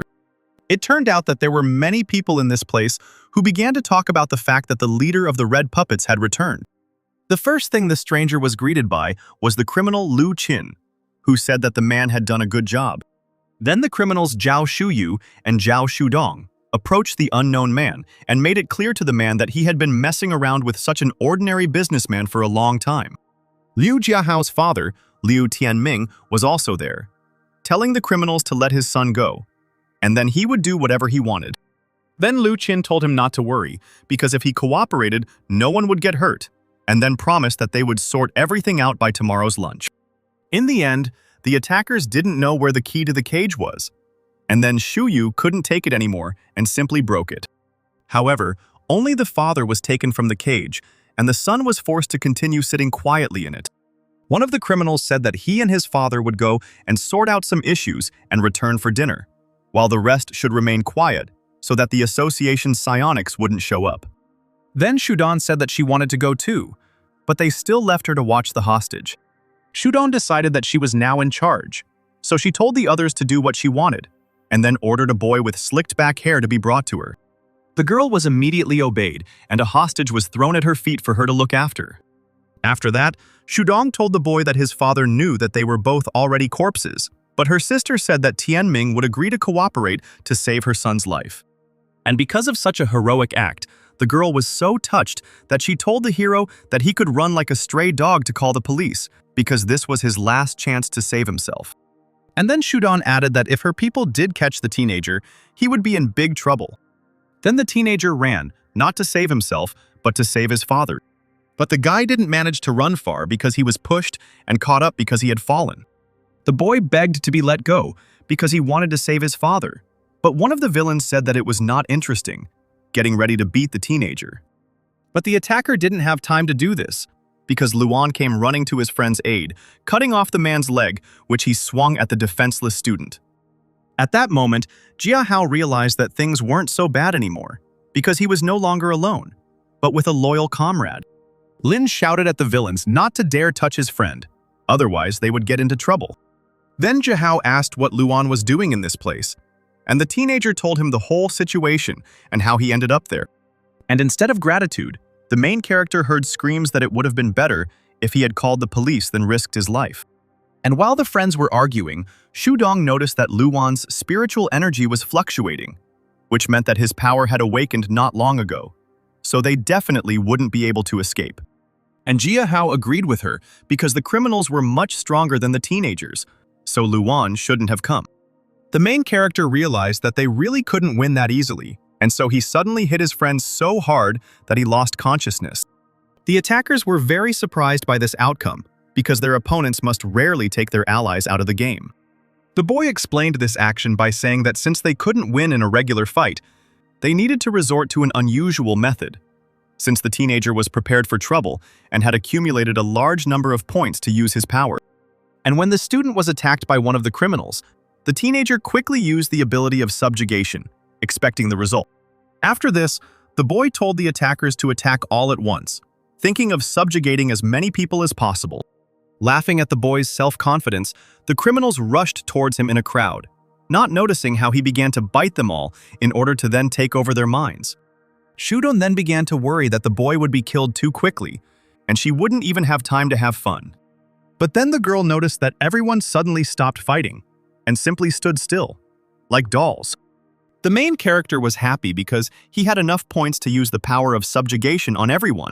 With the help of his ability, the guy saw that this girl was the strongest among the others, because to use the ability on her, you had to spend 1,000 points. But luckily for the student, he had 3,000 points, so he had enough to zombify Shudong.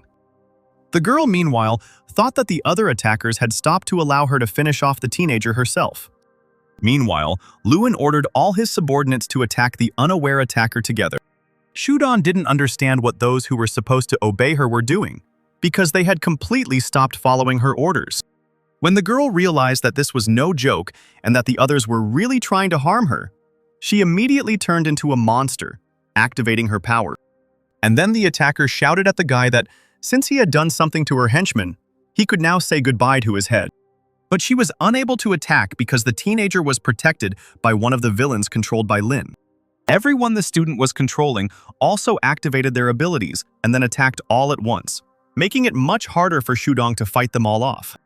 Meanwhile, Luan was thinking that this was the first time he had encountered such a powerful psionic, and that from now on, villains like this girl would appear on the boy's path more and more often.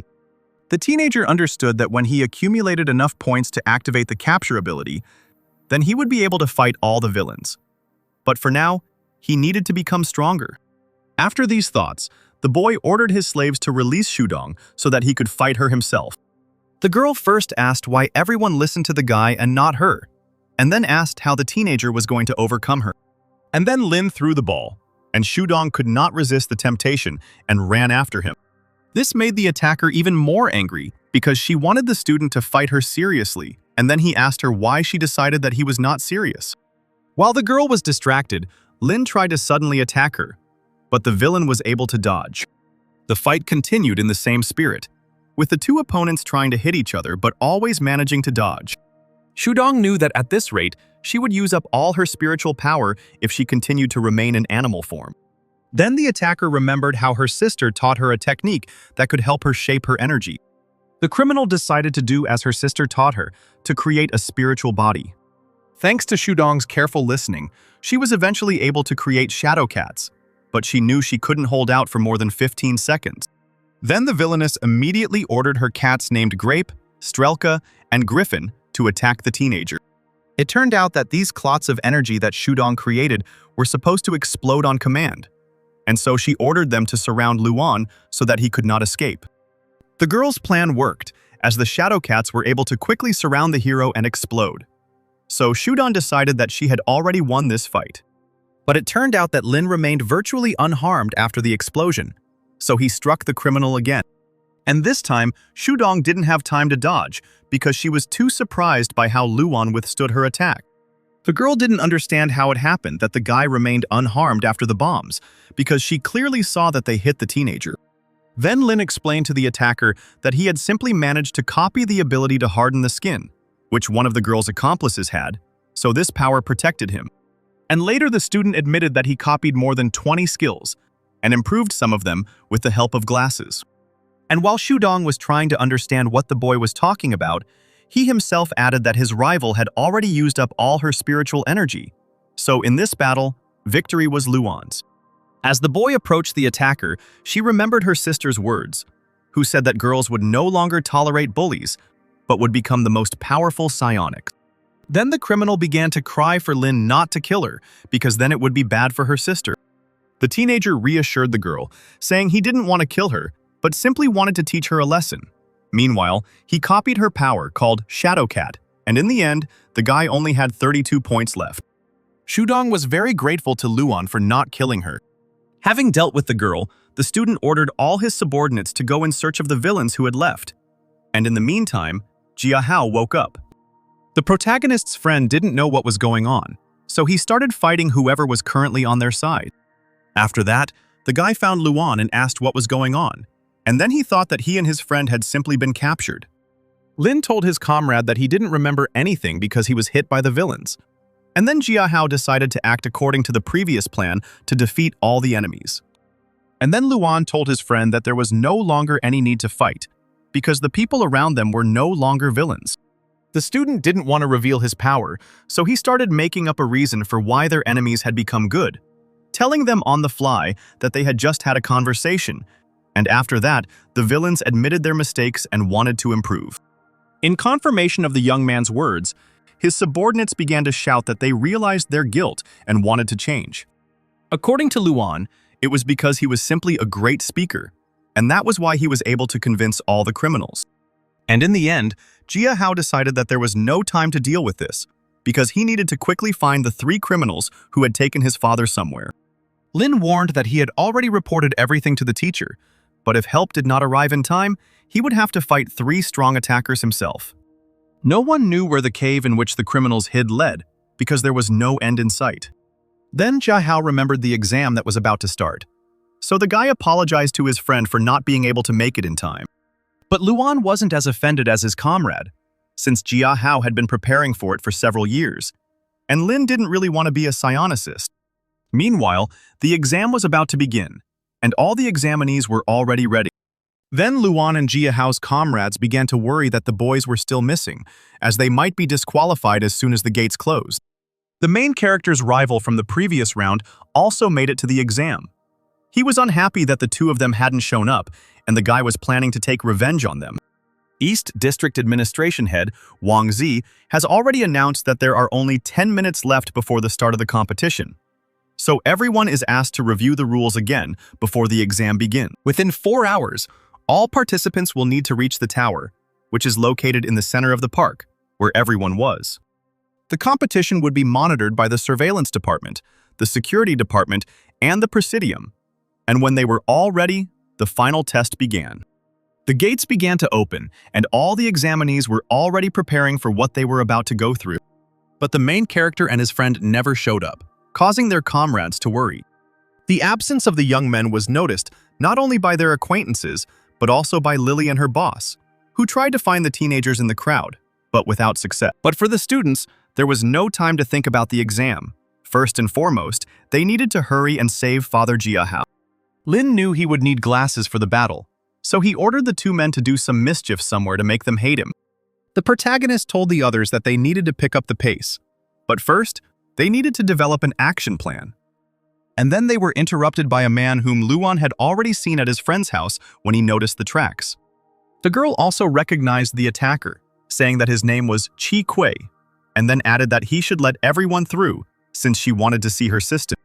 Then the criminal said that Shudong was troublesome, and then added that when she got into trouble for this, she shouldn't blame him. Chi Kui did not suspect any trick, and then the girl asked him where they were going, to which he replied that they were searching for treasure. Then Lin asked his friend why they had captured his father, and he explained that it was because the man was developing land ownership, and therefore was familiar with the area, and the villain needed a guide to search for spiritual stones. But the guys knew that there were few spars in their city, so they didn't understand why the criminals decided to look for something here. And then Luan realized that the villains were heading to the park, because there were a lot of miracle drugs there that had been prepared for the examinees.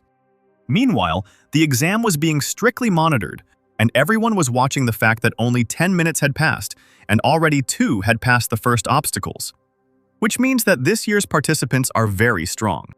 Yahello began to doubt his friend's words, because the exam was heavily guarded, so going there for the sake of spars was like signing his own death warrant. Moreover, this year their mentors group is responsible for security, so achieving results will be almost impossible. And while the boys were talking about their teacher, unknown people in hoods came to him. These strangers turned out to be criminals who began attacking the group responsible for security. The psionics didn't have time to react, so the tower that all the participants were aiming for was damaged by the attacker's explosion. The hooded strangers did not stop at one department and went through the others, causing harm to people and the building. The stranger was asked where Commander Gu was, and he replied that the commander and his men had all already been defeated. Then the guards from the district security unit's assembly point tried to contact the people in the tower. The villain heard this and told the others to answer the guards and let them know that everything was under control, so there was nothing to worry about. And then the district chief reported that everything was fine and nothing unusual, so everyone should return to their positions.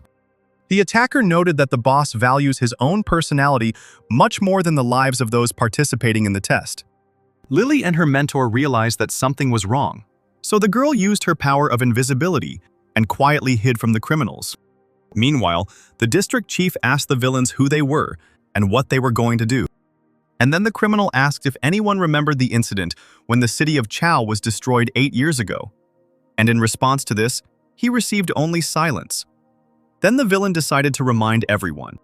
Before the incident, the Supernatural Power Association existed only in the eastern region, and not like now, with its branches scattered around the world.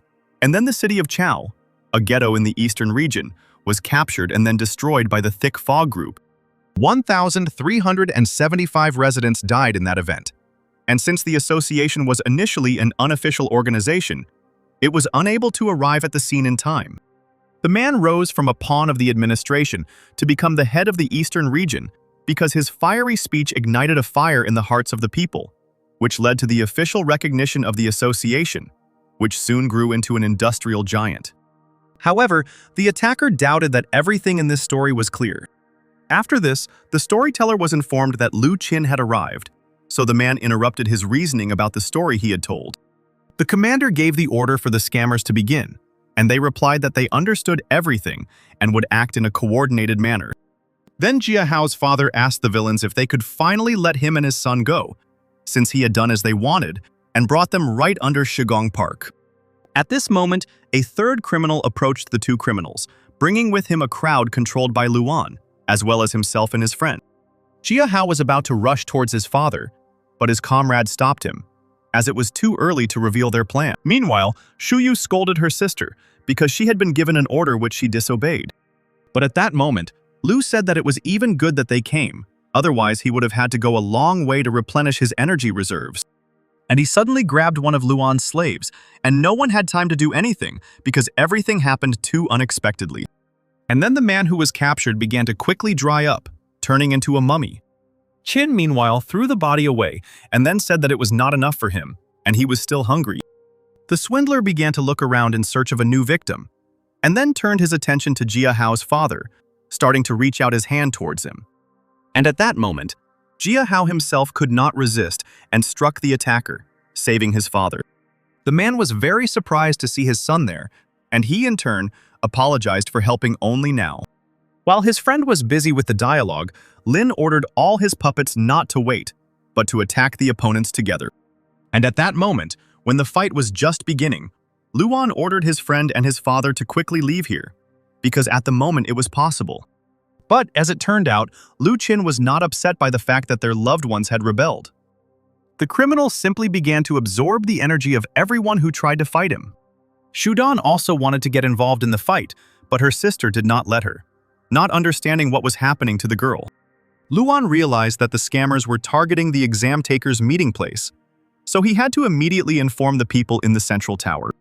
Meanwhile, the villains in the tower were told to take all the psionic reagent they needed. But the leader of the criminals replied that they didn't need the reagent at all, but all the examinees who were currently in the park. And then all the teenagers who were taking the exam saw a large number of rats and bats approaching them. The children were very surprised by this turn of events, because they were not warned that animals from previous stages would also be in the final. There were so many mice and rats that the students couldn't even imagine how to fight them off. It turned out that the animal attack was the fault of the spirit of the beast of the primordial chaos. And because of this, all the participants were surrounded. Therefore, because of the rats and mice, the teenagers were forced to rush to the tower as quickly as possible to escape. Lily, meanwhile, was trying to call at least someone who could help her save her teacher and the others by stopping the attackers.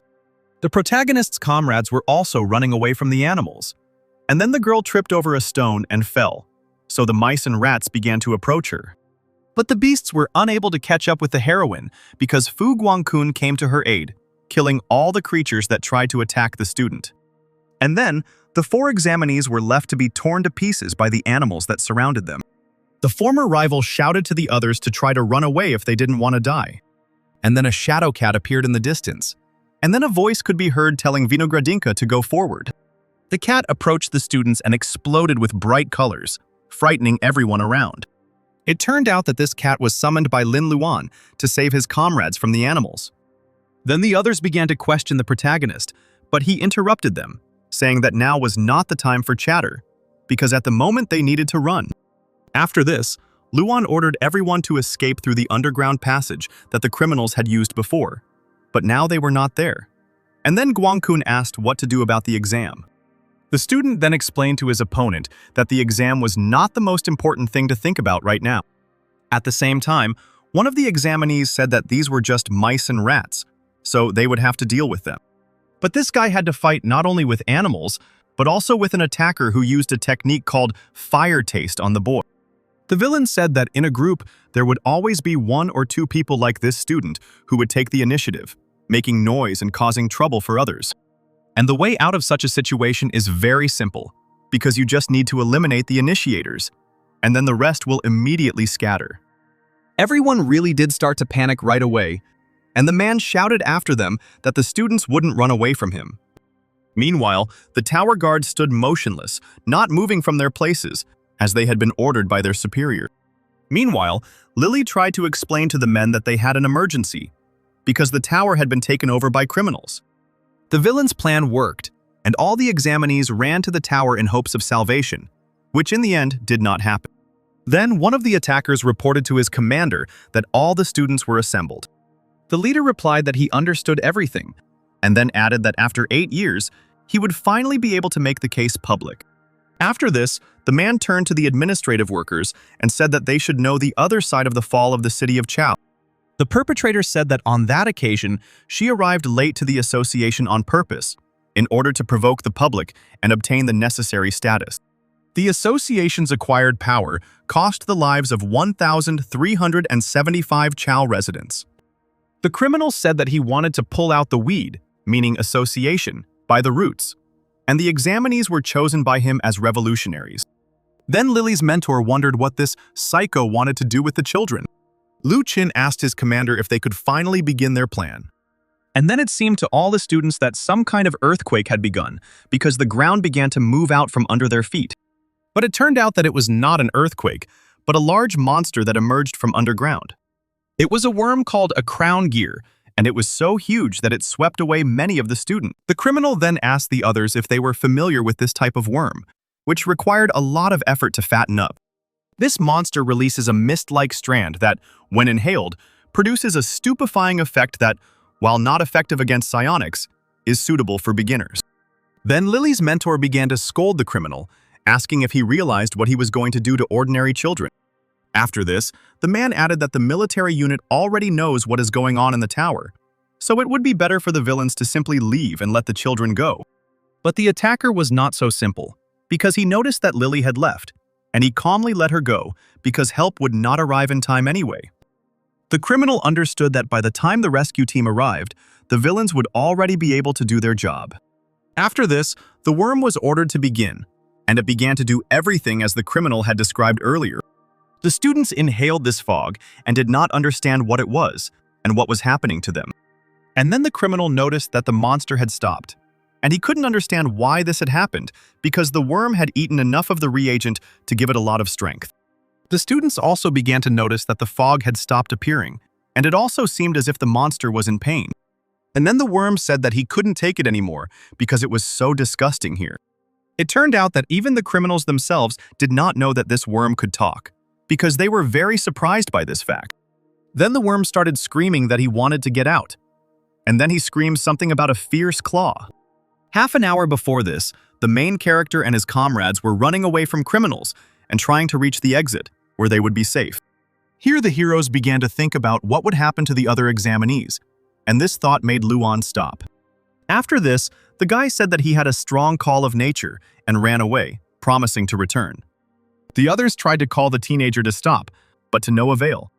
Then the friend of the runaway boy said that the boy knew what he was doing, so he could go.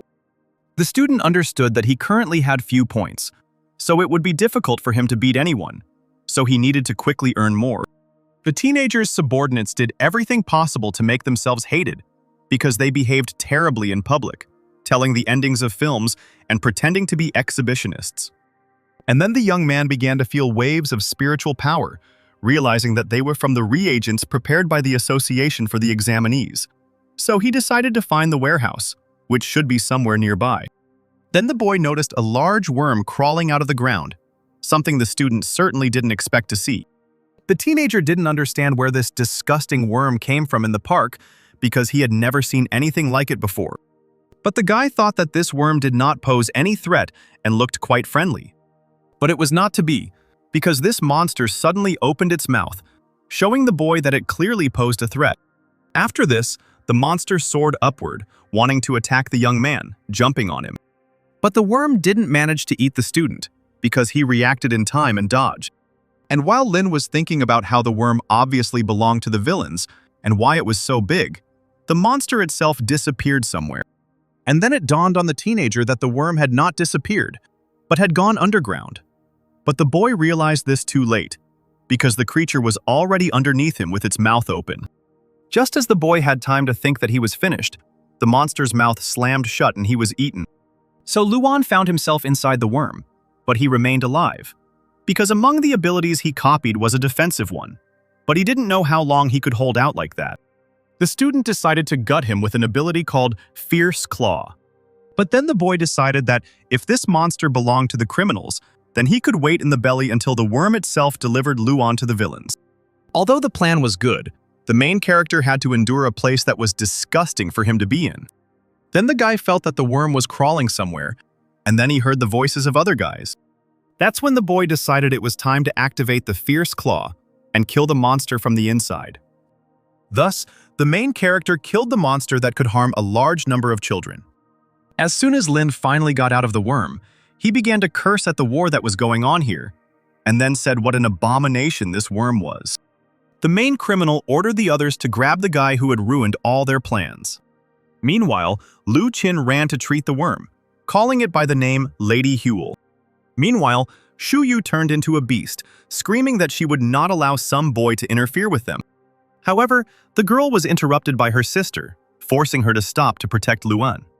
And since no one was going to catch the boy, it had to be done by the man, who was not happy about this because it was too much of a hassle for him. Meanwhile, the leader of the criminals asked how much time it would take to completely cure the monster. Then Lu Qin replied that it would take him about 10 minutes, which did not please his boss at all.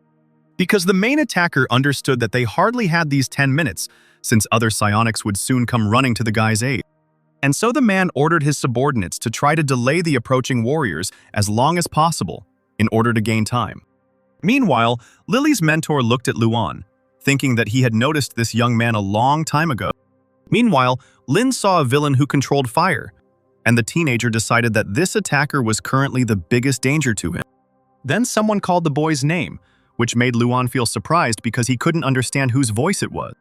The man then introduced himself as Lily's mentor and explained to the boy that his ability would help them communicate telepathically. The mentor told the boy that help would arrive in 15 minutes, and in the meantime, Lin would have to try to detain the attacker. The protagonist said that he would definitely cope with this task because a lot depended on it. Meanwhile, the villain couldn't keep up with Luan, thinking that the guy was running like a cheetah. The attacker then attempted to attack the teenager with a wave of fire that was large enough to reach the boy. And although Lin managed to dodge, the man's flame flares up and goes out at his will, so it will be difficult for the student to escape from the fire that surrounds him. And then the young man began to say that he was still a complete newbie, an ordinary student, so the man needed to be easier on him. But the villain didn't really care about the guy's words, so he used an ability called Heat Wave on him. However, the teenager didn't even have to dodge because he used a block and a protective field. Thanks to the abilities that Lin had copied earlier, he could now give at least some resistance to the intruders. But even with the combined use of both forces, the young man was unable to withstand the criminal's blow. The boy understood that if his opponent struck in all seriousness, he would not be able to withstand it, and Luan did not have enough points to bite.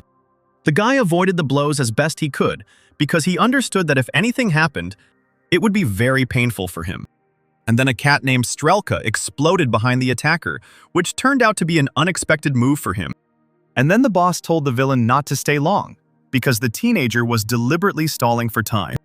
And while the man was dealing with the leader, Luan was able to disappear from sight, which caused even more trouble for the criminal. The attacker thought the guy was trying to hide up there, so he attacked the trees. However, it was not a student there, but another shadow cat from which the noise was coming. And while the man was distracted by the cat, Luan decided to strike him from behind while he still had the opportunity. Finally, the young man made it clear to the attacker that he intended not only to stall for time, but also to overcome the criminal. But unfortunately, the teenager's blow was not enough to defeat the villain, so the attacker then pushed the boy away from himself. And then Lin heard the voice of his mentor, who said that it was too early to think about victory, because now it was much more important to win time, and then victory would definitely remain with the heroes. And although the teenager understood this, he still wanted to defeat the villain. Noticing that he needed less and less points to buy, The student realized that the number of points required to capture an enemy is determined by the enemy's vitality, and therefore it can decrease if the vitality drops. The young man understood that if he lowered the attacker's points a little more, then he would be able to use the power of capture on him. The mentor noticed the hero's tenacity, which would allow him to gain even more time than expected. And while Luan was trying to stall for time, Lu Qin was able to completely cure the worm, which was already ready to continue. Shi Lily and the other operatives were already rushing to help. However, they met someone on their way. It was the detachment of those who attacked the building. They blocked the path of our fighters. One of the unknown hooded men, apparently the leader of the squad, told Lily that entry was prohibited. Meanwhile, the examinees looked up and one of them shouted in panic that the worm had recovered. The guy controlling the worm laughed and said that it happened because he was not paying attention, but it would not happen again because he would guard the worm. And in 5 minutes they would all be under his control. The old man heard this speech and lowered his eyes, realizing that they were too late. Meanwhile, Luan continued to fight. He fell to the ground, burned from the previous attack.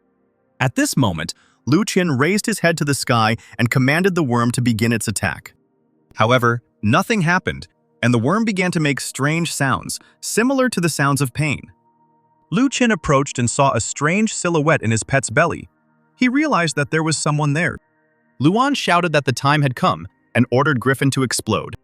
At that moment, the shadow kitten in the worm's body exploded, and the monster's belly flew apart, creating a huge hole. Lu Qin was furious because he had just cured his pet. Young Mu chuckled as he watched this. The old man called the guy a genius, because Luan had managed to leave an assistant in the worm back then. The red-haired guy could hardly stand on his feet, but he was glad that everything went exactly according to plan. Zhao Chenlin smiled as she watched the fight, because the guy was not bad after all. Meanwhile, the unknown leader of the attackers was furious that their plans were being thwarted. The fight continued. Luan was getting hit in the face more and more by his opponent. The man smiled because he understood that he was winning the fight. He advised the kid to surrender because he was no match for him. And Luan stuck to his tactics. He looked at the system window where it was written that 1,100 points were needed to capture. And now he had 1,104. The time had come. The hero suddenly stood up and thunder rumbled around him. Luan activated Shadow Walk at full power. At that very moment, he ran at the speed of sound towards the enemy, who was confident of his victory. However, from somewhere, another attack, not typical of his opponent, was directed towards Luan. The hero managed to stop in time and dodge her. An unknown person in a green cloak appeared in the air. The passionate guy immediately recognized him and said that he would sort this out himself. However, the unknown person did not answer a word. He then looked towards Luan and said in a rage that he had no idea how much he had ruined their plans. Luan raised his head and asked the stranger to stop. He asked teacher Gu Yunxiao to stop. At that moment, the stranger's eyes opened wide. He did not expect such an answer. Luan continued. He said that he didn't tell Hao and the others that the killer was their teacher, because right now they are going through a very difficult time, and they wouldn't be able to stand it if they heard this truth. The man's hands were shaking. He told the boy that he didn't understand what he was talking about, and he didn't know who this Gu Yunxiao was. Luan shouted that he himself did not want to admit it, but all the threads lead to this, no matter how much he did not want to. Firstly, the teacher had come specifically to their school 2 months in advance, even though there were few of them there, which was too lenient for a person of his level. And all because it was decided to hold the exam near Wencheng. Afterwards, Lu Qin and the other criminals kidnapped Hao's father, knowing exactly when he was off duty, and entered the exam site unhindered, indicating that their accomplice was already there. When Luan discovered them, he first alerted the teacher, but the night passed and reinforcements still hadn't arrived. The rats and mice that were part of the second round were brought under control, and they began to surround the examinees at precisely the right time. And finally, the tower was captured. The communication routes were blocked, and only one man could have done all this with such ease. Only the commander of the guard detachment, Gu Yunxiao, Luan's teacher, could do this. After listening to the story, the man smiled and replied that this was a very excellent chain of conclusions, but the guy was wrong. After all, Gu Yunxiao is dead. An unknown man personally strangled him with his own hands. Luan just looked pitifully at the man who was trying to hide the truth. The guy ordered Lale to show up. At that moment, a cute black cat appeared from the chest of the hooded stranger. The cat jumped out and ran to Luan's feet, and the boy simply watched it. There was no point in hiding it anymore. The stranger couldn't believe that he had been found out.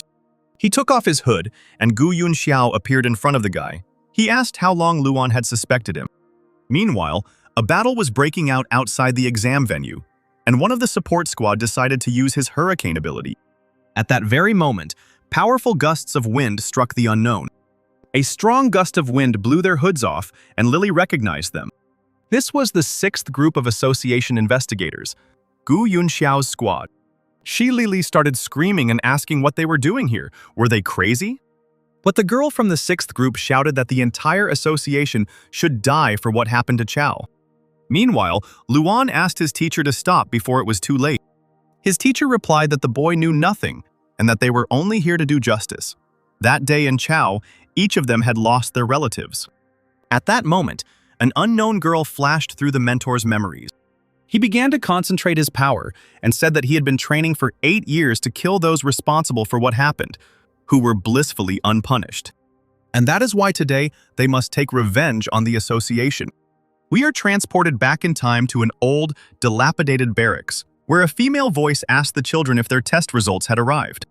Little Yunxiao boasted that he had excellent grades in all subjects except physical training. But even that could be improved with a reagent, as his teacher had told him. The children's mother was happy for her son and asked his sister how her results were. The girl puffed out her cheeks and replied that she had lost her certificate. The brother immediately shamed his sister, saying that she had terrible grades there, and that was why she had lost her certificate, to which the sister replied that in any case, she would remain his older sister for 2 whole minutes. The brother and sister were twins, and at that very moment, they began to fight to find out who was older, but their mother calmed them down. A little later, Yunming's mother told her that if her brother continued like this, there was a high chance he would be accepted into the psionic ranks. The only problem was his physical abilities, which he could improve with a reagent, but it was very expensive. Their father had abandoned them long ago, and their mother was afraid she wouldn't be able to cope. The girl smiled and replied that she would drop out of school, since her grades were low anyway, and her education was a waste of money.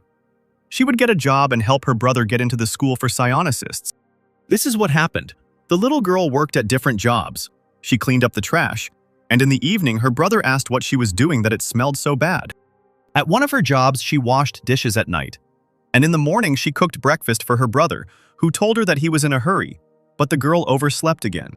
In her 3rd job, she worked as a courier and delivered an order in the pouring rain, and her brother later woke her up, telling her that she was lazy and it was time for her to get up. The poor girl was absolutely exhausted, but she knew what she was trying for. And one fine day, Yunxiao burst into their house with the words that he had been accepted into the psionic specialty. The boy was very happy, and his mother praised him for being a good boy. The brother leaned towards his sister and said that now she should understand who is better. Yunming replied that it was only because she did not go to the exam. Yunxiao confirmed her words and said that she would simply be wasting her time if she went there. The girl just looked at her brother silently and didn't know what to answer, keeping her hand in her pocket. The boy's uncle came into the family's house and asked if the boy had really passed the exam. Mother confirmed that this was true, and they began to celebrate. Everyone around said that Zhao would become the strongest psionic. The boy was a little embarrassed, but he was sincerely happy that everyone around him was praising him and that he was the best. His older sister watched everyone rejoice for her brother and clutched something in her hand. Some leaflet that once seemed very important. After some time, the city of Chao was destroyed. A tearful Xiao screamed the name of his sister and mother, trying to find them under the rubble. He shouted their names with increasing fury and tried with all his might to clear away the collapsed house. At that moment, a bloody body appeared from under the rubble. It was his older sister Min. Xiao shouted his sister's name and tried harder to pull her out from under the rubble. But suddenly, with his tear-stained eyes, the boy noticed a strange piece of paper that his dead sister was clutching. The unfortunate guy pulled it out of Min's hands to look. What he saw he could not imagine. He remembered his sister's words, who said that she had lost her certificate, and that she would drop out of school and help her brother with admission to the School of Psionics. And he also remembered that he said that this was the right decision because she would have wasted her time. In Min's hand was her certificate, which showed that she had the highest score in all subjects. Xiao burst into tears. Only now did he understand what his sister had done for him. She sacrificed her future for the sake of her beloved younger brother, who now sits next to her corpse. 2 years after joining the association, Xiao stumbled upon the truth about what happened in Chao by chance. There was only one note that an incident had been discovered in Chao, and instructions to do nothing for the time being. That is why now he will make every resident whose hands are stained with the blood of Chao pay for their actions. It is time to eradicate the association. Luan shouted to the teacher that he had once said that he wanted to change the association for the better. However, his hatred-filled teacher had already raised his brush to summon an ink cell. At that very second, drops of magic ink fell near the boy and the cat. Suddenly, the spots rushed upward and formed a dense cage that held the hero back. Xiao ordered Luan to sit here and not try to disturb him.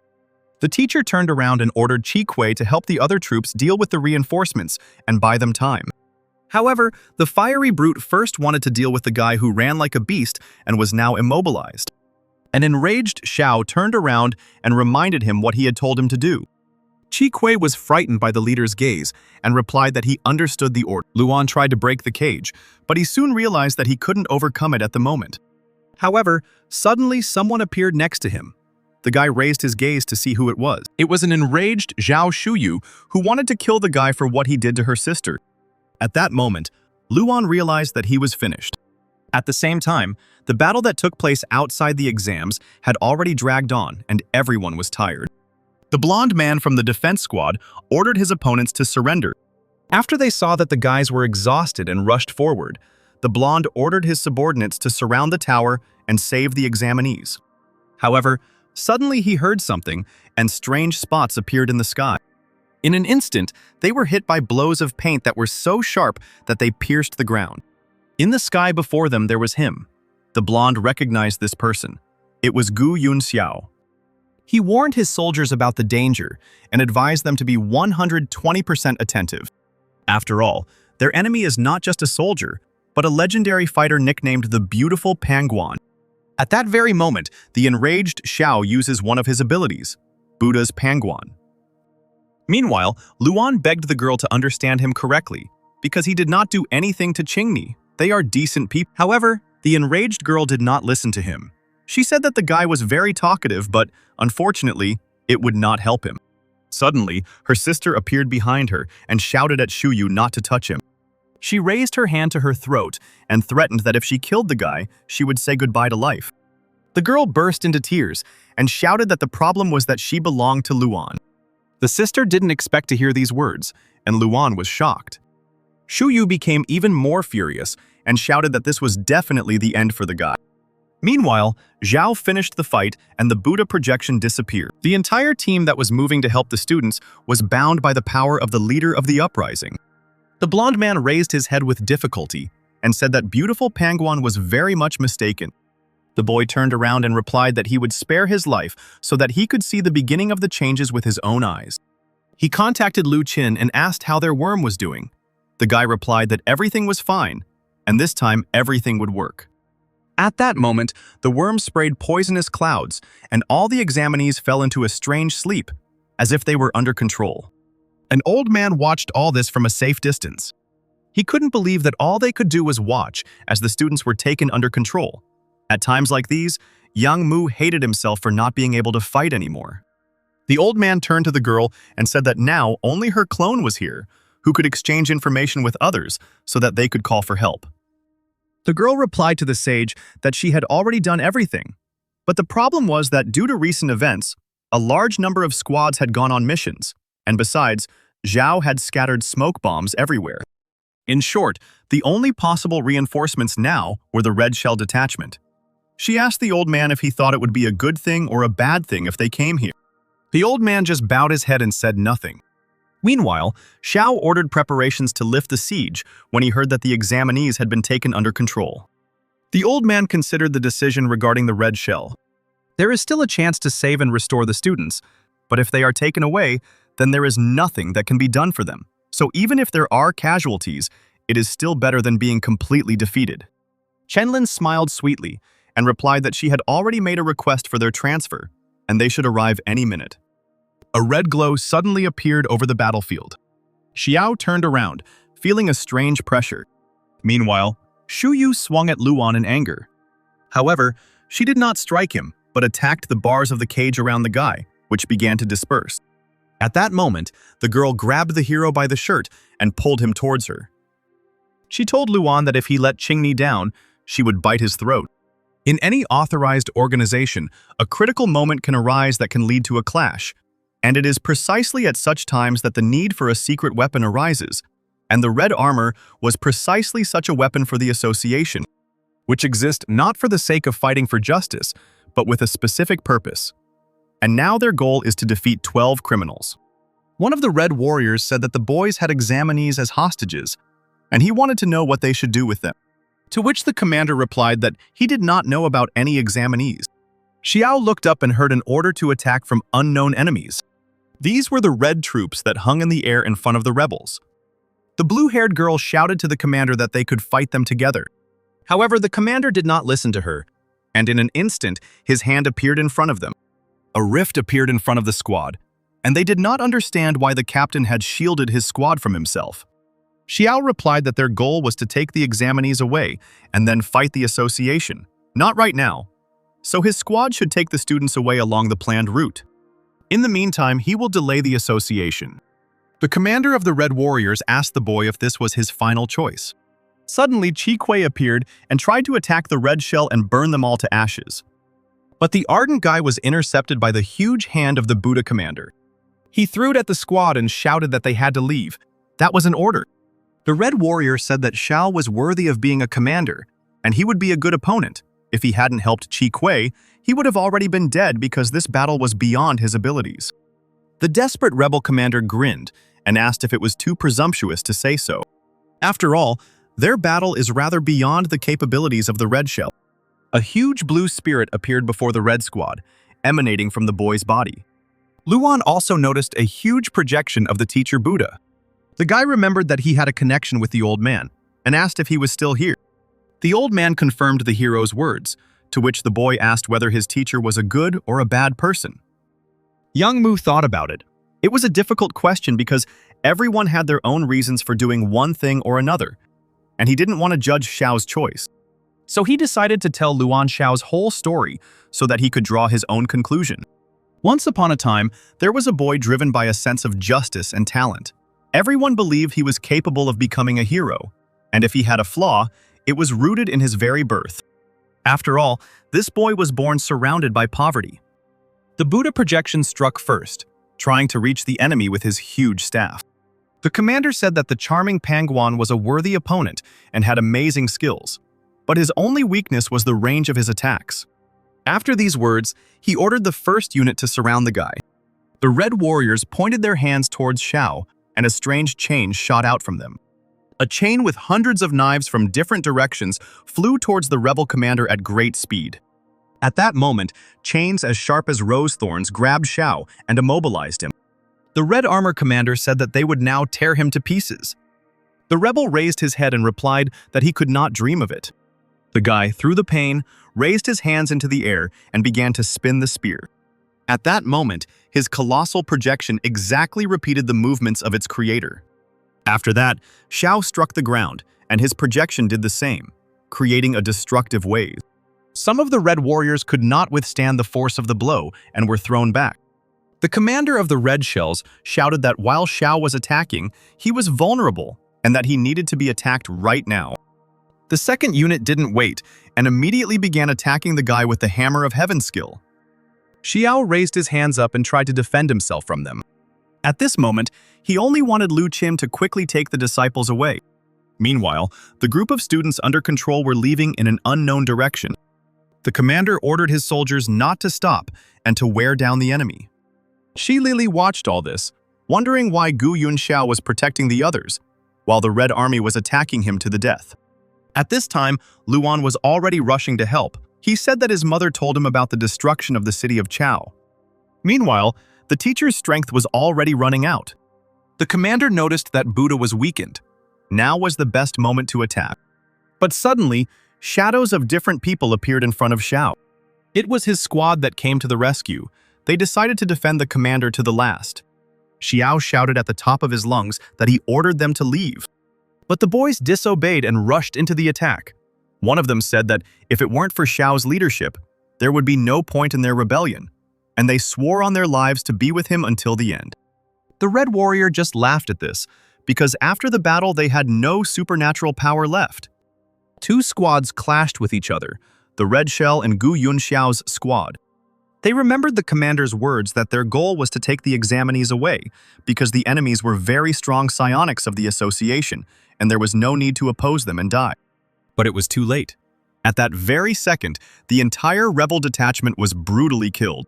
The wounded Xiao screamed at the top of his lungs for them to run away. Sharp thorns pierced the blue-haired girl's chest.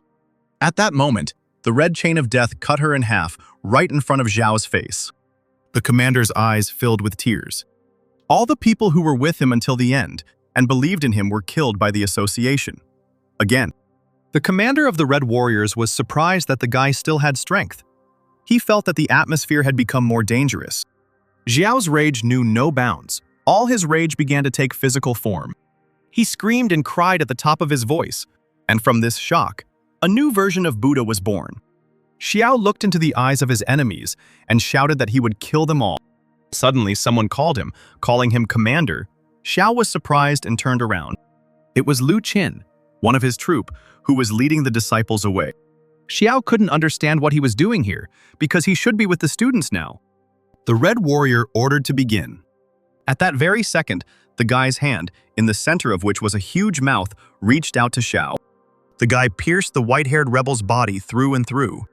The pale killer looked up and, smiling, asked his former commander for forgiveness.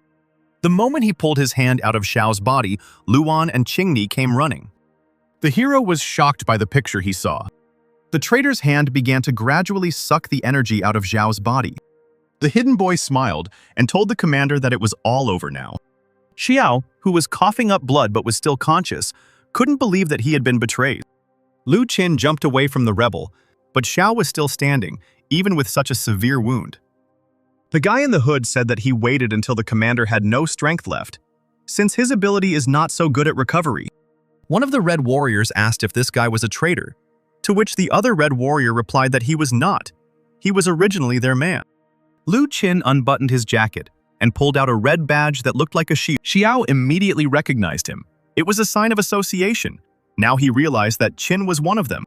Since everything was revealed, the guy decided to introduce himself. He is a spy for the secret department of the Red Army. He was assigned to Commander Xiao 2 years ago.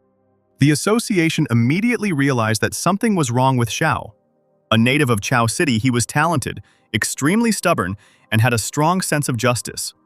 Such a person could not simply be allowed to occupy a high position without insurance. Then they discovered 2 years ago that he and the 6th Squad were plotting something against them. But they did not dare to stop them immediately due to a lack of evidence. After all, they were extremely cautious, and also very capable guys. It would have been extremely wasteful not to take advantage of their talents.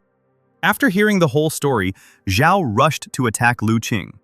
The guy only regretted that until today, they had helped them very well. He then gave the order to the Red Warriors to finish them all off. While Xiao was fighting the warriors, Qin thanked him for treating him well. And thanks to the commander, the boy became stronger and grew in his abilities. He smiled darkly and inhumanly, saying that Xiao was an ideal commander. Exhausted and wounded, Xiao continued to fight off the enemies alone in every possible way. It seemed that he was holding on only by his unbending strength of spirit. Qin said that he could still take all those students whom Zhao had planned to take with him to raise as rebels. After all, his department in the Red Army needs spies, but the whole world will only find out that the criminal Gu Yunxiao and his squad kidnapped them. The traitor's words irritated the former commander more and more. He used his internal energy and pushed back all the Red Warriors. After that, bleeding profusely, he rushed towards Lu Qing. However, the pale guy easily repelled the attack, piercing the rebel's chest. After all, in his current state, Xiao cannot resort to the face of Buddha, but his disciple is full of strength. Blood began to stream from the man's mouth. Qin said that it was time to die and threw Zhao away. The fighter for justice crashed into the trees and then fell to the ground without any strength. Luan shouted the teacher's name when he saw him land. He, the cat, and the girl ran up to the dying Xiao. Luan couldn't believe what happened because his teacher was such a strong fighter. Someone in the distance ordered to finish off the rebel. Luan raised his head and realized that these were the red warriors who were approaching. He looked at his teacher again and told him to be patient for a little while, and the boy would figure out how to heal his wounds. Suddenly, Xiao began to speak slowly. He asked himself in a whisper whether he was right. Tears appeared in the teacher's eyes, and he asked if he had killed them all. His entire squad, which was loyal to him. Xiao realized that he remained a simple fool until the very end. Drowning in tears, he told Luan that he repented.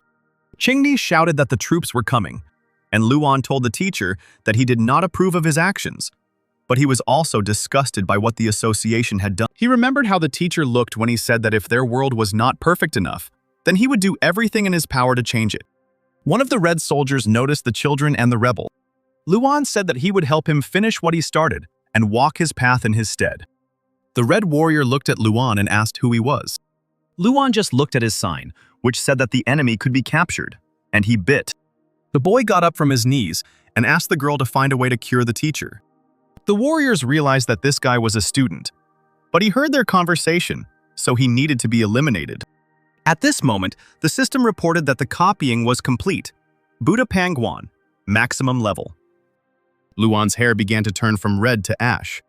Then, when they became completely ashen like Xiao's, he said that instead of the teacher, he would turn the association upside down. The red warrior looked at the guy and did not understand what was happening. At the place where Luan stood, a red explosion of unprecedented power instantly formed. As Lu Qin was leaving with his red friends, he heard something strange and turned around. He couldn't believe what he was seeing. In front of him stood the red Buddha of Pangguan. He couldn't believe that Xiao was still alive. Luan took the first step towards his enemies. The pale boy panicked and ordered his red warriors to capture and destroy him. And our hero, who looked like Xiao, rushed towards Lu Qing. Luan shouted that his teacher was kind and left them alive, but he would spare no one. The Buddha's projection summoned its staff to attack. He then struck the ground, a huge red energy of pure rage piercing the earth and destroying everyone within the radius. Lu Qin watched as his soldiers died one by one, and something red rushed straight towards him. He didn't have time to react before Luan's fist flew into his face. The force of the impact was so great that the guy rolled several meters before stopping. His face was smashed to pieces, and his nose was broken.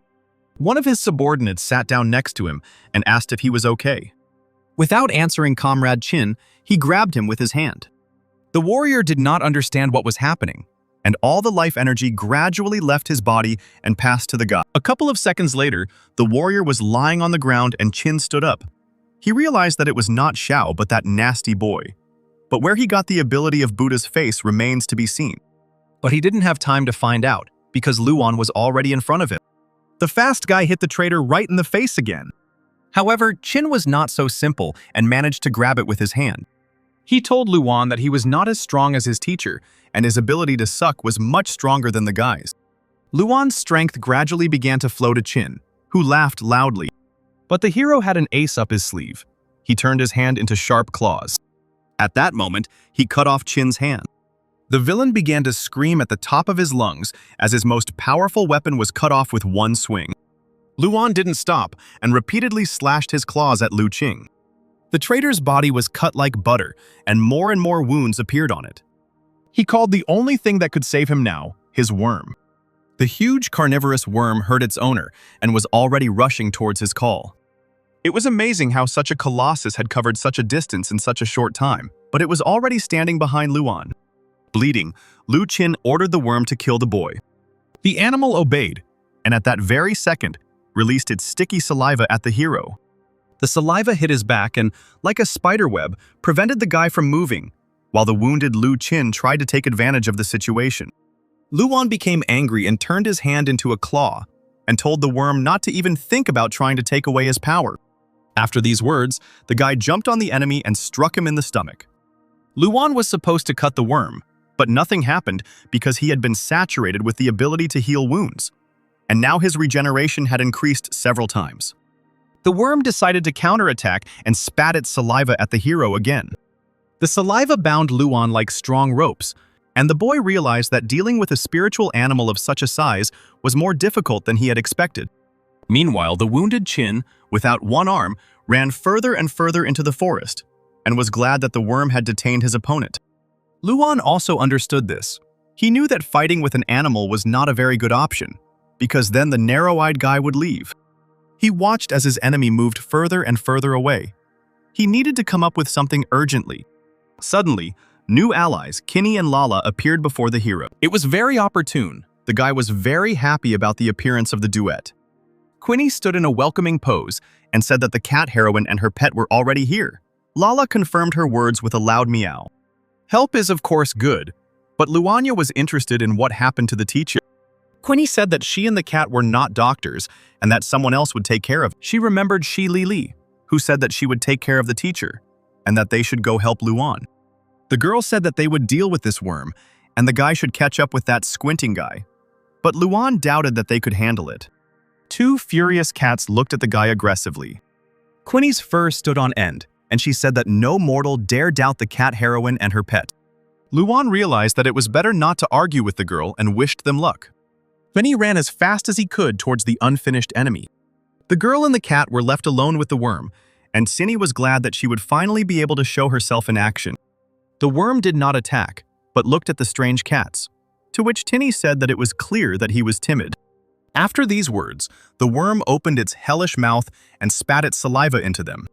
The ferocious cat and her companion were instantly covered in sticky slime. However, this did not upset Kinney. She told Lala not to be afraid because she would take care of everything. Suddenly, the girl heard a loud, furious meow, and Quinny immediately looked around.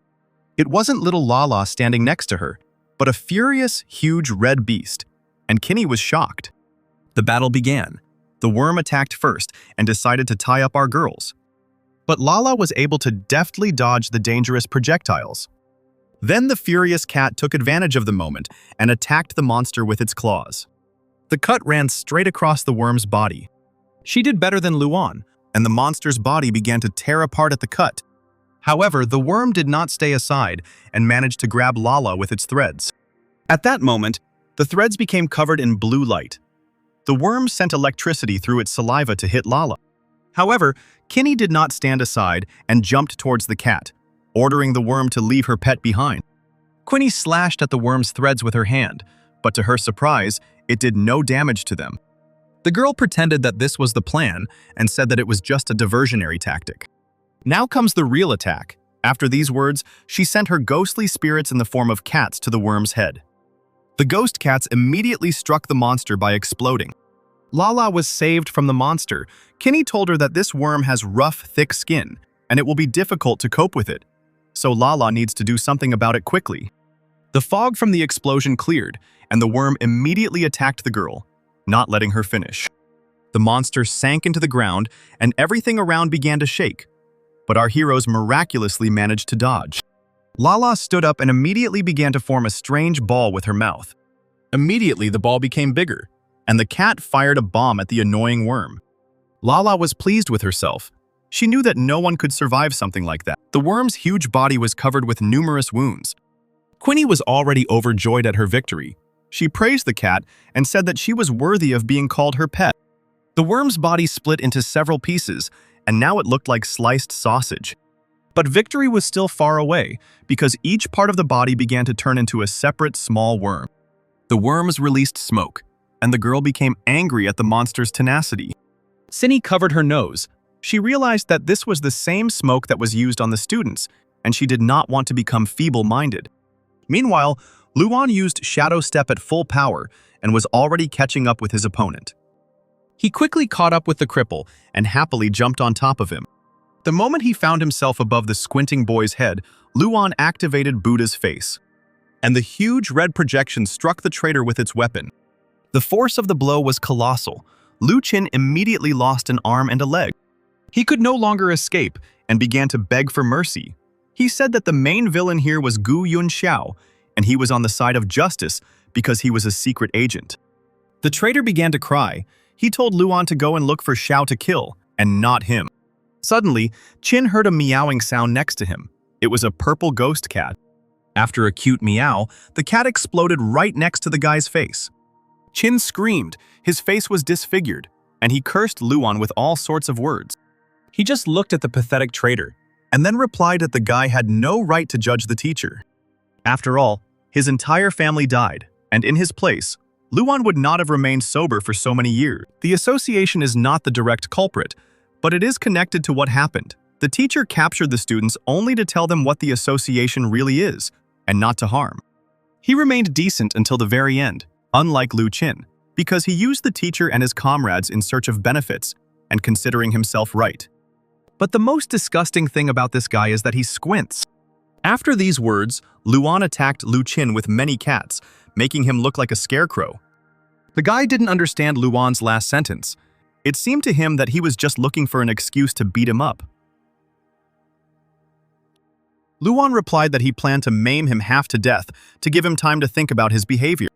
But Lu Qin simply laughed at this, because his ability makes him immortal, but the hero's strength is already running out. After this, the traitor opened his mouth wide and ordered everyone to come to him. At that very moment, hundreds of examinees approached the battlefield under supervision. Luan watched as they surrounded him, having completely forgotten about them. Lu Qin scoffed. He said that there were several hundred disciples here. Would the red-haired guy have the courage to kill them all? At that very moment, one of the students thoughtlessly attacked Luan, but he easily dodged. The zombie students continued to run after the guy, but he was fast and easily escaped due to his shadow steps. The traitor said that he and Xiao were very similar. They were both merciful and could not harm the innocent, which is why Luan would become the cause of his own defeat. But the guy didn't lose heart. He replied that since they couldn't be killed, they could simply be knocked out.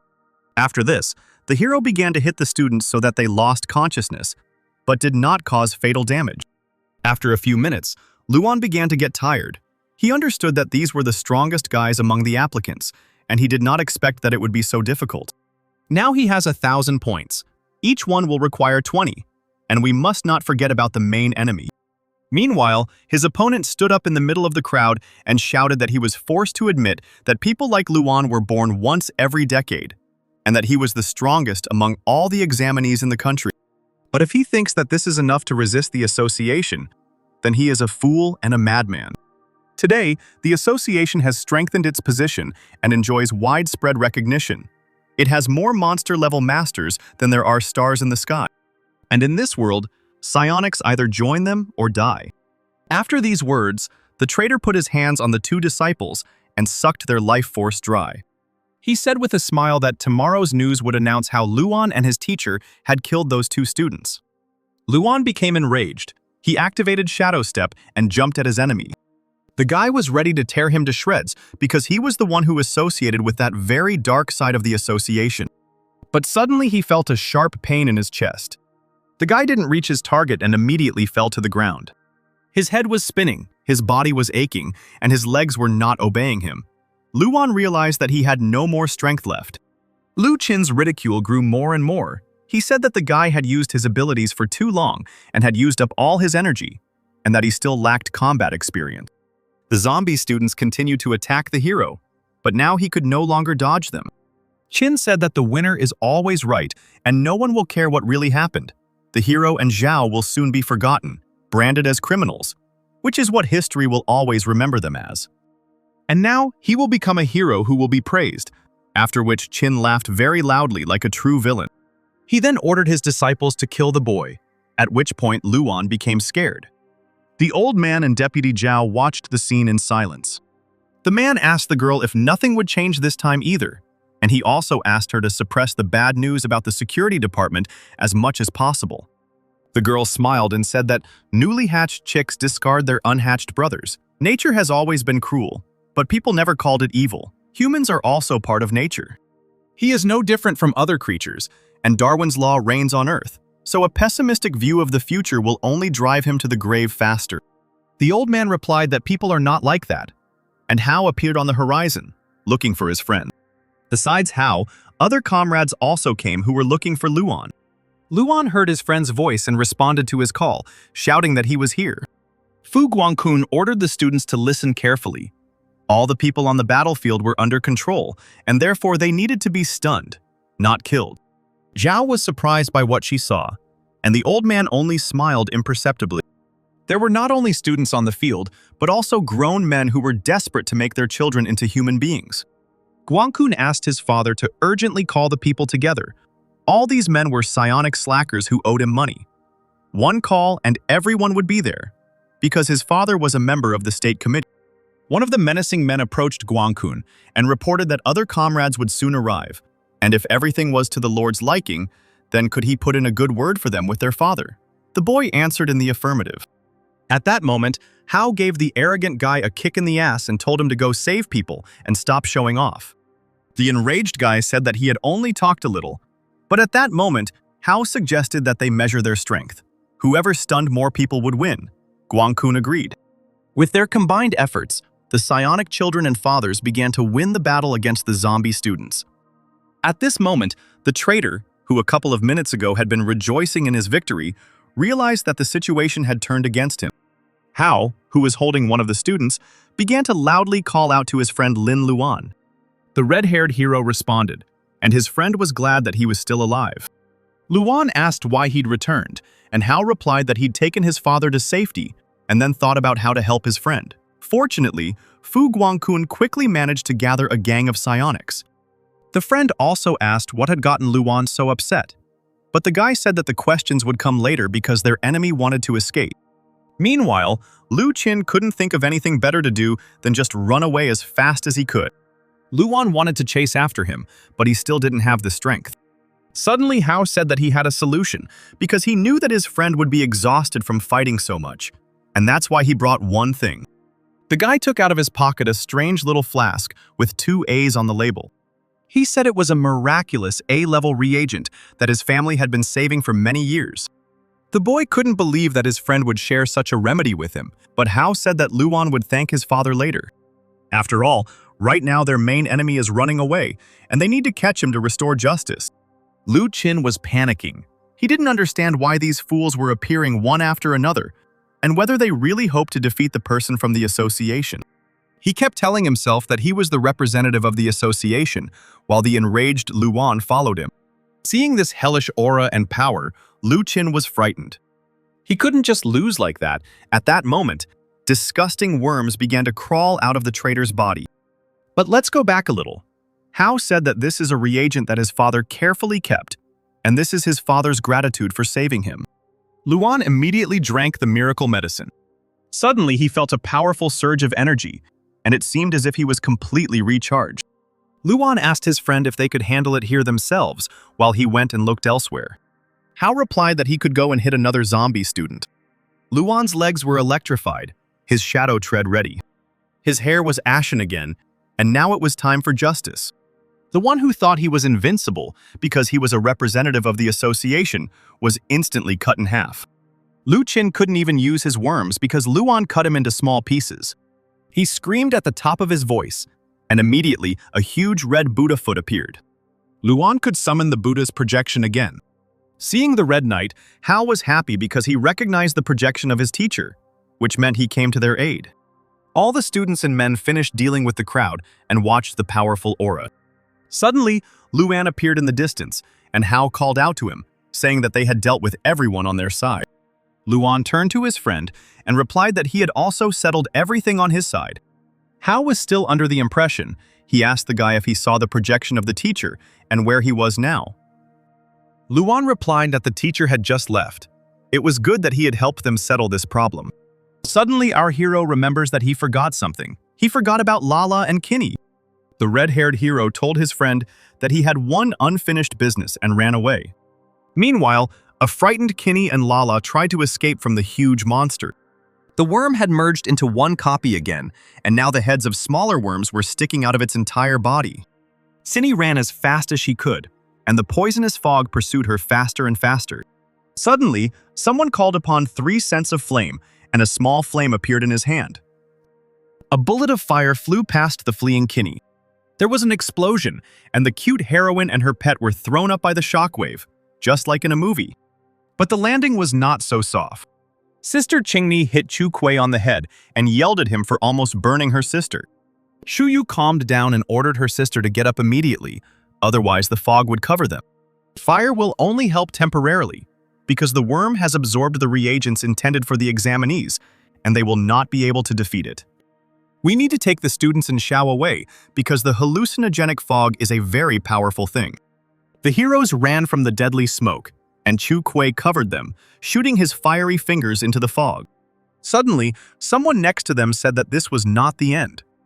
The heroes turned around to see who it was, but because of the fog, nothing could be seen. The unknown person ordered the evil worm to stop. Suddenly, the powerful evil creature obeyed and stopped attacking. At that moment, the heroes, frozen in place, realized that they had fallen into the fog. However, they were still conscious. Chu Kui asked his companion why the fog had no effect on them. A system table appeared before the unknown person, signaling that the capture was complete. The huge evil worm instantly turned into a small, cute animal. A plump worm fell into the hand of the guy who said he left the glasses on him. Now this terrible beast has become Luan's pet. Zinni, seeing the red-haired handsome man, immediately ran towards him. The girl jumped on Luan at full speed and hugged him tightly. She started kissing him, and Luan tried to push her away because her sister was looking at them. Moreover, they first need to find the teacher that Lily is looking after. A little later, they came to the girl, and Luan asked her about the teacher's condition. The girl replied that he was still alive, but had lost a lot of blood and urgently needed the help of a specialist. Luan understood everything and replied that they would take him away because Hao and the others would come soon, and they should not see Xiao in such a state. Chu Kui interrupted their conversation and said that the girl was also from the association, and that she could not be trusted. She needed to be killed right now. Lily replied that the association was not only made up of the Red Army and Lu Qing, but that besides Xiao, it was full of people who wanted to change something and were working towards it. The old man smiled imperceptibly when he heard his student. Lily ordered the guys to take Xiao away because she considers them good people. After some time, Hao appeared in the clearing and asked his friend if he had managed to sort out his business. The guy also asked if he had seen the mentor. He couldn't be found anywhere. Luan replied that he was injured, and that was why he left, but he would be fine. There was no need to worry. A little earlier, the guy left Xiao with his new comrades. Quinny couldn't hold back her tears and began to sob very loudly. Luan tried to calm her down by saying that they would only be separated for a short time, and that until he could introduce her to Hao, it would be difficult for him to explain everything. The girl asked the guy what he was going to do in the association, and he replied that if the world is not perfect, then he will make every effort to fix it. He will follow the path of the teacher and do what he thinks is right. Remembering these words, Luan turned to his friend and said that they would be entering the Psionic University. The exam is over. News about the case of the hero from the slums, the beautiful Xiao, continues to attract the attention of observers. The association is concerned that the truth about the destruction of Chao City may surface, revealing its dark past. Moreover, the overwhelming majority of those present there were drugged, so they know nothing. The association decided to hide Xiao's existence, instead announcing that they had eliminated the criminals who wanted to kidnap the examinees, and that the beautiful Pangguan had disappeared after being injured. Life was slowly returning to normal, and some woman was bragging about her son to the salesman. Luan's mother approached her, and the woman immediately noticed her friend. She laughed and asked if Luan had taken his exams because her son was in 15th place, and he would definitely be able to get into university. After that, she looked at Luan's mother indifferently and asked how her son had done. Mom smiled sweetly and replied that her son had been accepted to the Psionic University. The woman first smirked, expecting that her son had not entered. But then, when Luan's mother's words reached her, she fell into shock. Later in the evening, in the hero's apartment, his mother called him to the table. Suddenly, someone knocked on the door. Mom was surprised that someone came to them so late. She opened the door and saw Cheng Gong and his assistant, who said that they had come to congratulate Luan on his admission. Seeing the swindler on the doorstep, the mother was surprised. But he replied that he was no longer a swindler, but her son's best friend. Then some strange guys appeared on the threshold with fish in their hands. Luanya's mother didn't recognize these people, but she was also amazed. After them, Tsini appeared on the threshold with Lala, who introduced herself to her mother as Luanya's new girlfriend. This information shocked the mother even more. After the girl, the guy's friends appeared on the threshold and also came to congratulate him. The poor mother thought that the whole city would probably come here today. A little later, Hao asked Luan why he invited the villains here. The guy smiled and said that now they were all friends and they needed to forget past grievances. Meanwhile, a secret meeting was taking place in the association's tower. Zhao Chenlin sat at a wide table with an unknown man in the shadows. The man asked the girl if it was true that Xiao had defeated Lu Qing and given up trying to kidnap the students. Chenlin remained unperturbed and replied that, as far as she knew, that was exactly how it happened. The stranger said he heard that one of the students stood out in particular. Chenlin smiled and replied that she hadn't noticed anything like that. A little later, our heroes headed to the entrance ceremony. A lot of people came. About 3,000 students from all 4 districts were here. Fu Guangkun snorted arrogantly, saying that the guys were acting like they were from the village. But unlike them, he had once given a report in front of hundreds of thousands of people without any worries. Suddenly, our heroes noticed that there were especially many people in one place. A big, muscular guy claimed that their western region was the strongest because it was full of athletes. Another guy in a business suit answered him that in his area, there lived only dumb-headed muscle men, and they were no match for them. The best people lived in the south. Guangkun, in his usual manner, said that it was probably the local idiots who had caused the commotion. Luan noticed that there were a lot of people today, and this was a great chance to earn some points. But he needed to calculate everything. The guys on both sides of the barricades continued to argue fiercely about which region was cooler, the western or the southern one. Suddenly, Luan laughed very loudly and called everyone around him simpletons. The crowd fell silent, and all the bullies turned to see who this brave person had appeared. The crowd dispersed and they saw Luan, who said that none of them were strong because they were all scum. After all, the strongest region is the eastern one, and they will tear them all to pieces. The blonde asked if this area was hypnotized, because of which the exam was never completed, and the association let them all through out of pity. The system reported multiple points received due to dislike, which certainly pleased Luan. Suddenly, Luan said that it was all because in their area there was an incomparable man who could defeat 100,000 people in a second. A handsome and macho man, Mr. Fu Guangkun.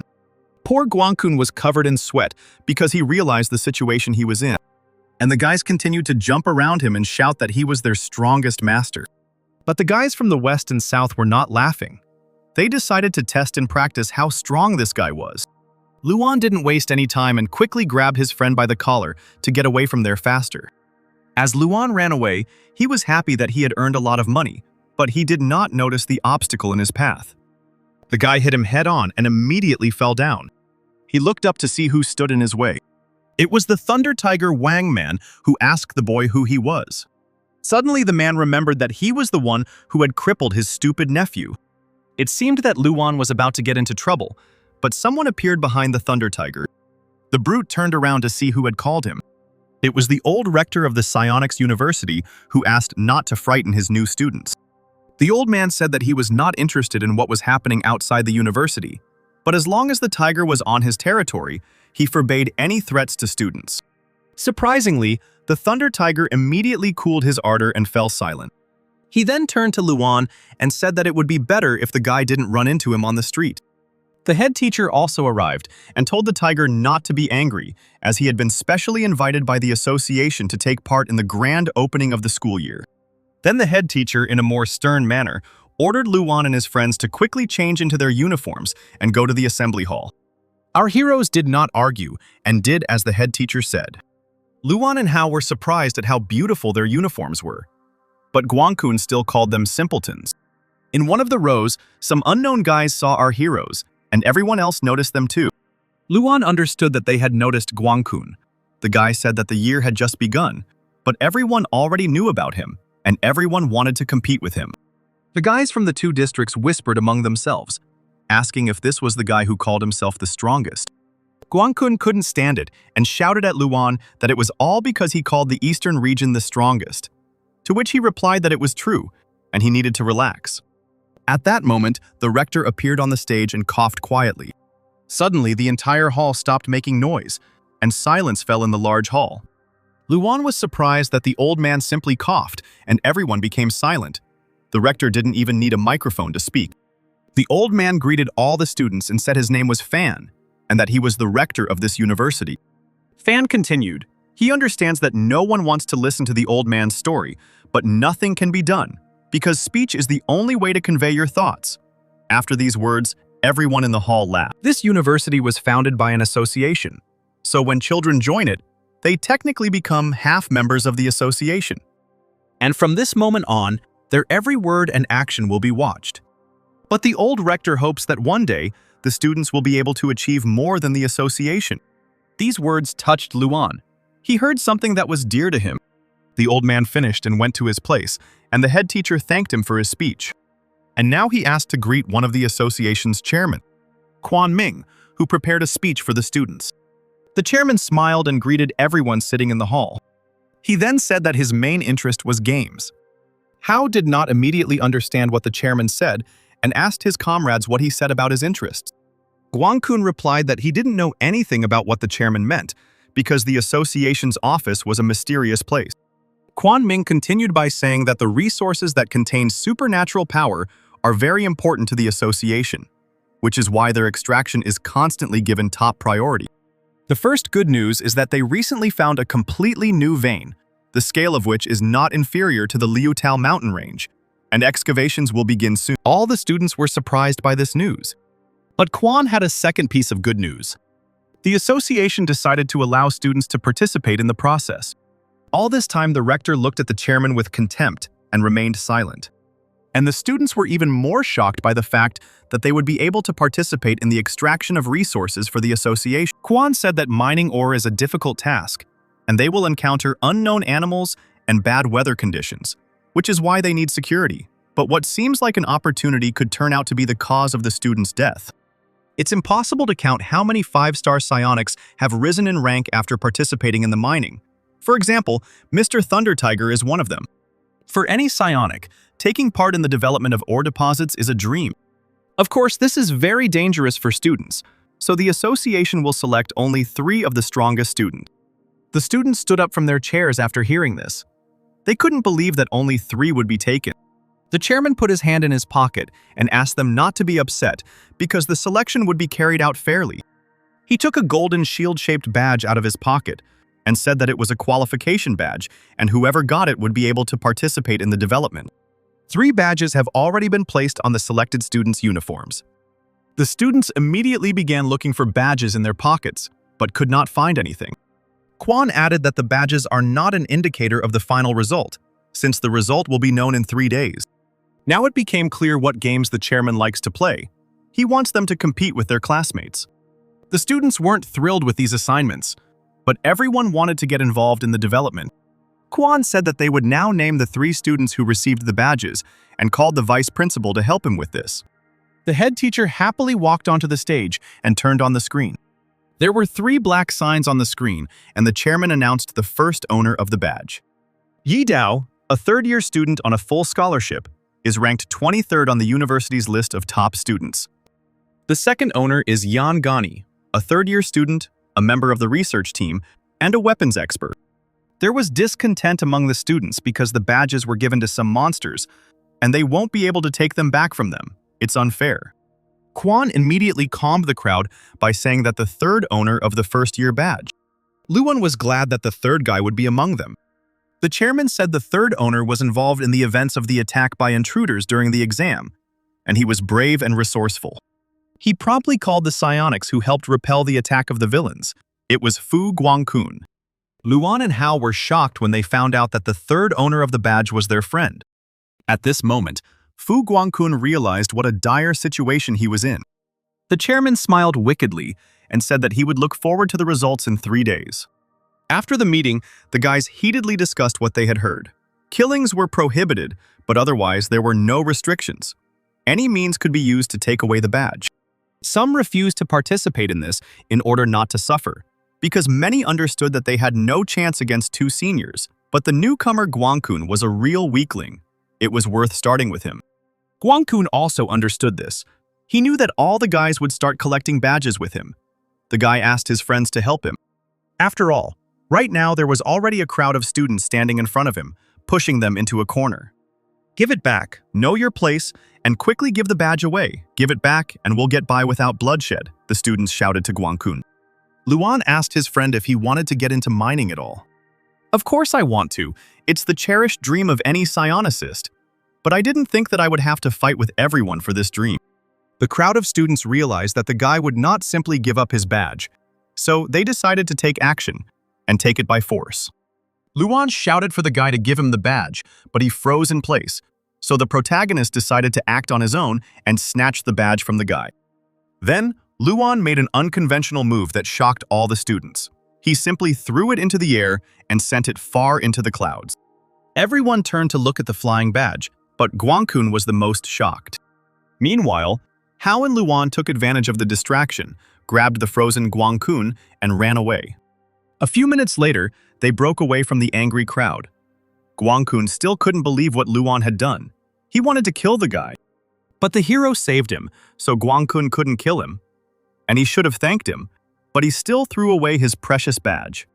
Hao and Luan watched their friend rushing back and forth, unable to tell whether he was crazy or okay. Luan decided to take pity on his friend and said that he still had the badge. Then he threw away the regular card. Guangkun was so happy he burst into tears. He snatched the badge from the guy's hands and began to kiss it. However, the guy was saved only for a while. The guys will soon realize that it was a trick. He should think about what to do next. Suddenly, a familiar cat appeared behind the boys, seeming to call them to follow her. Luan turned around and saw his friend, a cat that belonged to Zhao. The guys told Guangkun to find a good place to hide in the meantime, and they would also think about what he should do. And our heroes themselves ran after the cat Xiao. A few minutes later, the cat led them to two boys who immediately recognized Luan. The two guys saluted the boss. Luan felt a little embarrassed. He couldn't get used to the fact that he was now the leader of the group. The guys asked how his first day with the boss went, and if anyone offended him, they would definitely teach him a lesson. But the hero replied that everything went pretty well, and that university affairs were his personal business. Luan decided to get straight to the point and asked them why they came. He was also interested in what was happening to Xiao now. The boys replied that the teacher had already come to his senses, but his recovery would take some time. The association's people are secretly trying to track him down, so he asked them not to visit him for now. Hearing that everything was fine with the teacher, Luan calmed down a little and began to think. He then said that they needed to quickly find out the whole truth about what happened in Chao City and make it public so they could protect the teacher. Luan asked the guy if there were any clues that would help solve the mystery. The guy said that year the terrorist group Tumon took over the city. No one had heard of it before. Most of them died when the city was destroyed, but some still managed to escape. For several years, Zhao's key goal was to find them, and he caught almost all of them, thereby justifying his fame. The news said that the fog had come to Chao to retrieve the supernatural ore, but Xiao believed that if that were true, there would be no need to destroy the entire city. Therefore, he interrogated the criminals with partiality, trying to find out the real reason, but none of them cracked and ended up dying. Xiao said that they were all very powerful psionics who were emotionally difficult to interrogate. He didn't want them to die, so the likelihood of them dying at the same time was low. The only explanation for their sudden death is that they were killed to keep the secret. The one who killed all the people of the fog knew all the secrets. But the interrogations were not in vain. Some things about that man became known. Firstly, there is a tattoo on his body that looks like an eye. Secondly, he likes to play. The tattoo is understandable, but what does it mean that he likes to play? Luan asked. The guy explained that they say that during the torture one of the criminals lost consciousness, but he kept muttering that for him, it was just a game. Luan thought there were too few clues, and it was difficult to identify the person based on these signs, although there was one candidate in mind. The hero decided not to keep the boys for long and ordered them to return. If any news appeared, let Lulu pass it on to him. The guys said goodbye and went about their business. While Luan thought about the information he had received, the hero was walking around the university courtyard, while at the same time, he was looking for Guangkun, who had disappeared somewhere. It works secretly. A tattoo in the shape of an eye. Games. The one who benefits the most is the criminal. I read about this in a book on criminal psychology. Who benefited from destroying the city of Chao? A silhouette of a man with purple hair came into the guy's head. He didn't notice how, lost in his thoughts, he came to the entrance of the administrative building. Using his maximum level of perception, Luan did not sense any particularly strong flows of supernatural power emanating from the building. Suddenly, someone called him, and the guy immediately turned around. But before he could notice, Chairman Quan Ming appeared next to him. Surprised, Luan immediately turned to the man, sensing his presence. He saw him next to him. The chairman stood silently, as if he suspected something about the guy. The situation was getting tense. The heroes stood silently, when suddenly their silence was interrupted by a fat head teacher running after the chairman. Luan was surprised that he couldn't feel any force coming from the man, even at close range. He needed to use capture. Suddenly, the system reported that it was impossible to calculate the enemy's will to live, and it was impossible to determine the required number of points to activate capture. Luan stood in shock. He did not understand what this message meant. He had never encountered anything like this. Suddenly, his thoughts were interrupted by the head teacher, who sternly asked what the guy was doing there. Luan played dumb and said he was just lost because the campus was huge. The head teacher asked what district the boy was from and what his parents did for work. Luan replied that he was from the Eastern District and that his mother was a nurse. The head teacher adjusted his glasses and looked at the boy with disdain, thinking that he was just a stupid local boy. Meanwhile, Luan continued to look at the man with a stupid expression. The head teacher believed him and told him to get out of there because he shouldn't be there. Luan breathed a sigh of relief, noting that the head teacher was a pretty nasty guy. Suddenly, he called the head teacher and asked him to wait a little. The man asked what he wanted, and Luan asked if the head teacher could get him some nude photos of the chairman. What? Nude photos? What are you talking about? The head teacher asked, looking at the stupid boy. Why would I do this for you? Do you want me to expel you for such jokes? No, you'll just do me a favor, Luan said. And at that moment, the system reported that the capture had been completed, and he received the sycophancy skill at the maximum level. Within a few seconds, the head teacher turned from an angry man into a kind and obedient person who happily agreed to help the boy. After some time, the head teacher came to the chairman, who opened the door and asked what he wanted at such a late hour. The head teacher was holding 2 glasses of wine in his hands. He suddenly sneezed and seemed to accidentally twitch. The wine spilled and stained the chairman's snow-white shirt. The head teacher panicked and began to apologize, saying that he just wanted to invite the chairman for a drink. Let me help you wipe it all up, the man said, and abruptly touched the chairman's shirt. Quan looked coldly at the head teacher and asked what he was doing. In an instant, the man was shown the door. The head teacher caught his breath. He almost died of fear there in the room. Now it's up to Luan. Quan walked slowly around the room and thought that the head teacher was simply a worthless person and that appointing him to a position at the university was a mistake. He slowly unbuttoned his stained shirt. Everything was about to become clear. A few seconds later, Quan unbuttoned his shirt, and a large tattoo in the shape of an eye appeared on his chest. Meanwhile, Luan, who was watching him, saw the tattoo and immediately realized that the very person who knew all the secrets was the chairman. However, the man immediately felt something.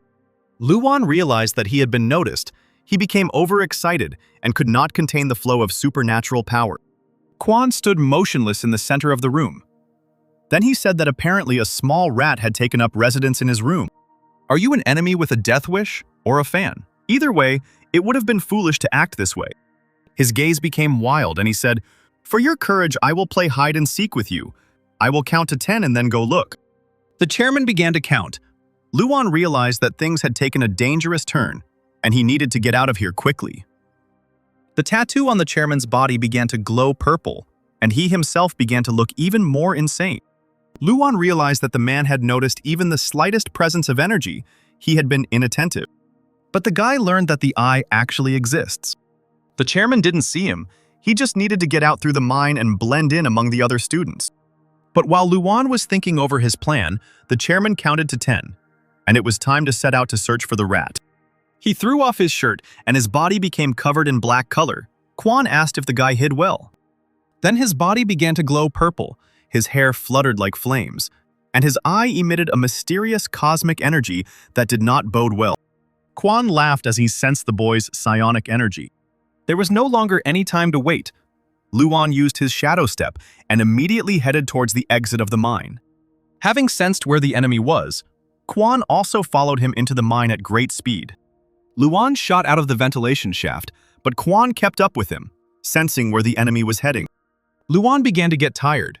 His ability gave him incredible speed, but even with it, he could not break away from his pursuer. Eventually, the chairman got ahead of him and jumped right in front of him. Quan raised his head. His face was filled with pure madness. However, he saw something that was not quite alive. In front of him stood a purple cat, filled with explosive energy. Luan was glad that he was able to outsmart the man by leaving him the shadow cat. If the hero reaches the door, then victory will be his, and only afterward will he discuss with others how to defeat him. A smile appeared on the guy's face. The doors were not that far away, and victory was near. However, an obstacle appeared in front of him that erased that smile. Luan crashed into an invisible wall. What the hell is this? The guy was rubbing his nose after the blow.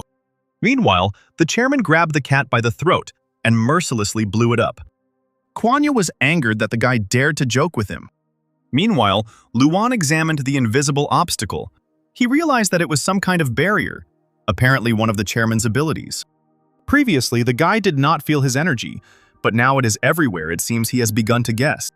Quan noted the boy's intelligence, but no one could hide from him on his territory. After all, the entire house in which they were located was under the chairman's dome. The mark on the man's forehead grew brighter and brighter.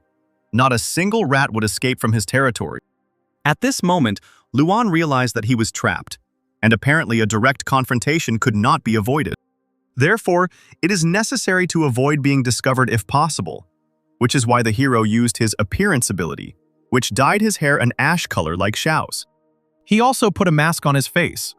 A difficult fight lies ahead. The chairman charged at the boy like lightning, while Luan used his shadow cats to attack. The two beasts crashed into the purple figure, but from the smoke emerged an undamaged Quan, who was also moving towards his target.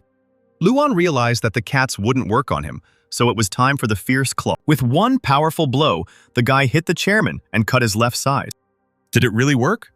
The boy looked at the enemy figure, missing one arm. But the chairman didn't care.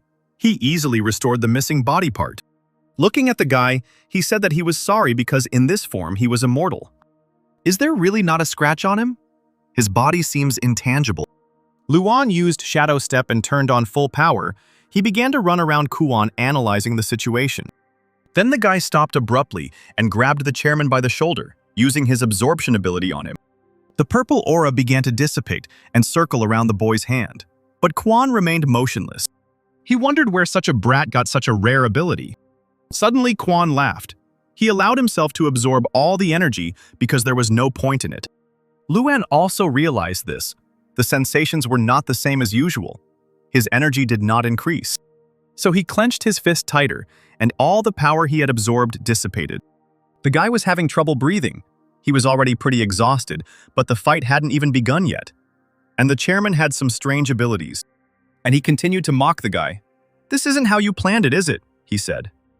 However, Quan did not expect to meet such a master at the university. He was unfamiliar with the guy's energy. "I don't know why you decided to go against me, but alas, you can't handle it." Luan also understood that now his strength was not enough to fight such an opponent. Quan asked the guy if he felt its power on his body. The thing is that in this area, all the energy is controlled by Quan. The barrier absorbs it, transfers it to him, and so on in a circle. Therefore, he cannot be killed here. And due to the constant energy cycle, he can continuously use his signature move without any losses to himself. So Luan can do anything, as long as he doesn't die before Kuan has his fun. Seeing the huge ball of energy in Chairman Luan's hand, he was immediately frightened. Suddenly the building lit up, and an explosion thundered inside it. At the same time, someone was slowly approaching his entrance. It was an old man, Fan, the university rector, who understood what was going on here. The explosion hit Luan, and the shockwave threw him aside. The guy landed after sliding a couple of meters, and with difficulty getting up, he realized that he was finished. There was nothing he could do about it. The chairman slowly approached the guy. He said that they were talking in the Eastern District. An outstanding student had appeared. "Is it really you?" Quan demanded to remove the mask so he could see who was hiding underneath. Luan did not obey and could only barely swallow air. Then the chairman, in a threatening tone, demanded that he take off his mask. But at that moment, an old man began to knock on the barrier, which distracted Quan's attention. How many times have I said that school is a place for learning? I will not allow students to be exposed to danger. They do not take me into account at all. After his words, Fan put his hand to the barrier and it began to heat up. Then the barrier suddenly cracked and it seemed like it was about to burst. The chairman stood calmly, but then he became furious and shouted at the old man to get out of his way. But the old man didn't listen to the man. He just continued to use his recovery ability. The gazes of the two powerful psionics met. They both disliked each other. Fan's gaze became more furious, and he told Quan to stop doing whatever he wanted.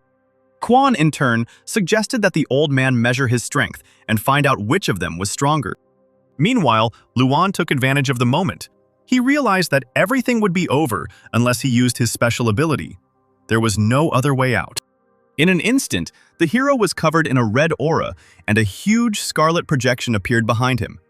The image of Buddha, the ruler of the underworld.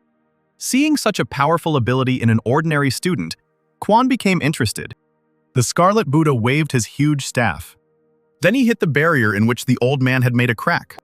In an instant, the barrier burst like glass, and the protection began to disappear. Luan was glad. This was his chance. The guy activated Shadow Tread. Finally, he was able to get out. The hero mentally thanked the teacher for saving him. And the old man just smiled, seeing that the student of his academy was saved. The chairman stood motionless, his target gone. Quan was amazed that the boy was able to use Lord Pangwan's technique and split the energy. The old man smiled. Mr. Yan was right.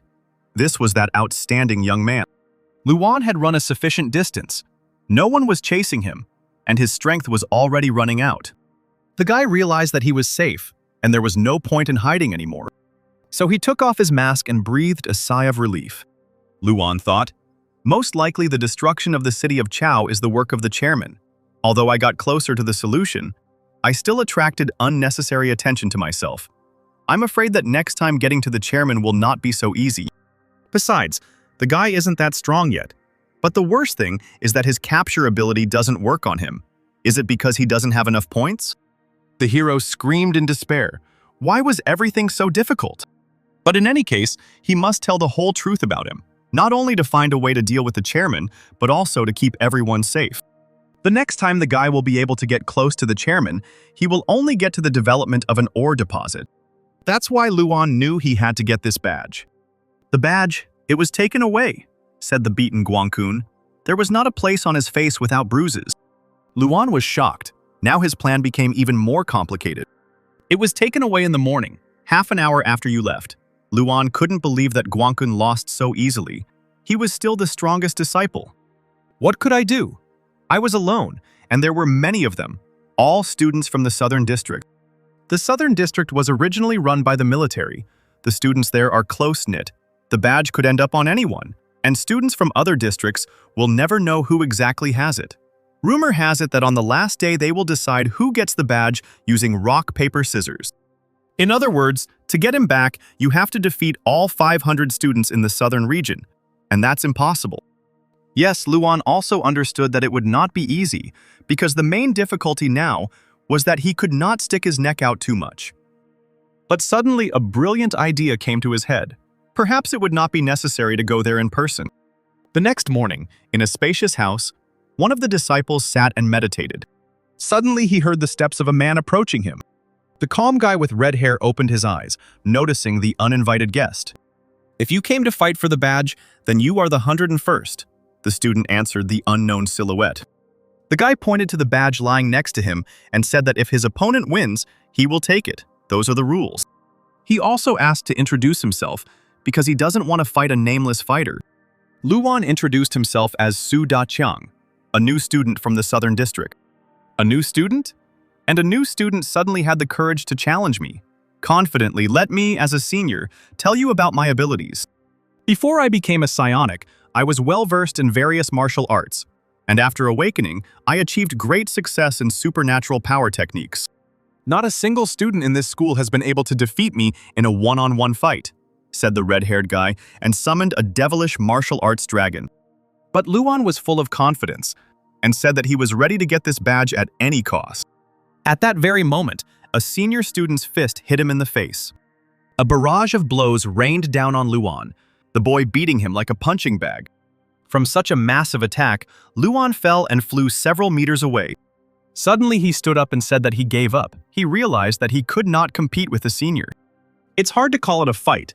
The red-haired guy sighed in disappointment and called Luan a weakling. It was really difficult. You are a very strong student, Luan praised the guy, but he turned around and asked him to leave. But Luan wasn't about to leave. He kindly asked the senior to take a photo of him with the sign because he wanted to publish it on Instagram. This proposal surprised the guy. He didn't understand why the newcomer needed his photo. Luan explained that if everyone found out that he had fought with a senior student, they would certainly respect him. Now it's clear why this newbie came. What a vain guy. The senior agreed to the request, pulled out his badge, and struck a pose. Luan took out his phone. The hero asked the guy to look into the camera and make his eyes wider. The phone started taking a picture, and a bright flash appeared from its camera. The flash blinded the boy's eyes, and he tried to hide from it behind his badge. It was at this moment that Luan took advantage of the opportunity to snatch his reward. Then he ran away, shouting that the senior student badge had been stolen by Su Da-chiang from the Southern District. The red-haired guy shouted for the enemy to stop. But Luan had an ace up his sleeve, namely his shadow tread. In an instant, he flew out of the house, leaving behind only electrical traces and a stunned senior student. Damn, you think you can get a badge that easily? I'll search the whole school, but I'll find you. You won't get away with this. What was his name again? Su Da-chiang from the Southern District. A little later, the guy showed up at the dormitory in the Southern District. Suddenly, he noticed a familiar girl who also came up here. They immediately recognized each other. They were the same senior students with badges. The guy and the girl asked at the same time, and your badge was taken away too. And this badge was taken away by Su Da-chiang from the Southern region? Yangani said that this scoundrel came to her with a pitiful look and asked her to take a photo to publish on Instagram. Ye Dao said that he was tricked in the same way, and at that moment, they shouted the name of that scoundrel. Meanwhile, Su Da-chiang seemed to sense that someone remembered him. The guy was wondering who had their badge now. There was only one badge for 500 people, and the guy knew that it was unlikely that he would get it, but he still really wanted to get it. Suddenly, he heard something happening behind him. There was Luan, who quietly threw something into the air. Su Da-chiang turned around and saw a badge with a cat keychain attached to it, spinning behind him. The guy couldn't believe his eyes. It was a badge. It was clearly a gift from the gods. They heard his prayers and sent it to him. Suddenly, the guy was called out by a female voice that came closer to him. It was an enraged Yangani who said that it was her badge with a cat. The girl threateningly pointed her machine gun towards the guy. What badge? Da-chiang asked. Our badge is safe, and we won't give it to you. In an instant, guys from the southern region appeared near the guy. Da-chiang ordered them to deal with the strangers. It seemed that this was exactly what the seniors had been waiting for. It was time to have some fun. Several explosions thundered, and the screams of the boys could be heard, mixed with the sounds of impacts. The dust from the battle began to clear, and the first defeated guys from the southern region appeared. They lay and cried at the feet of the enraged seniors. Yangani grabbed the blonde man by the jacket and demanded that he give her the badge. Da-chiang was crying, but there was nothing left to do but give the badge to the girl, which made her very happy. However, Ye Dao's badge was nowhere to be seen, and the boy asked Da-chiang where his badge was. He fell to his knees and began to beg them not to beat him, because he didn't know where his senior student badge was.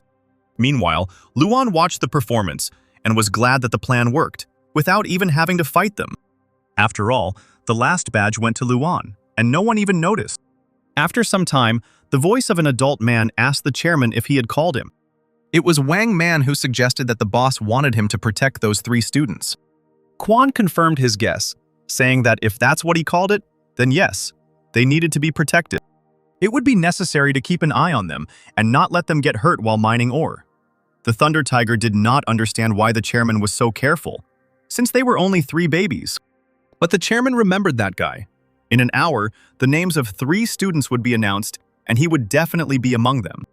After 3 days of fighting for the badges, It will finally be known who will get. 3 winners were announced. The first 2 winners were those same seniors, Ye Dao and Yang Gani.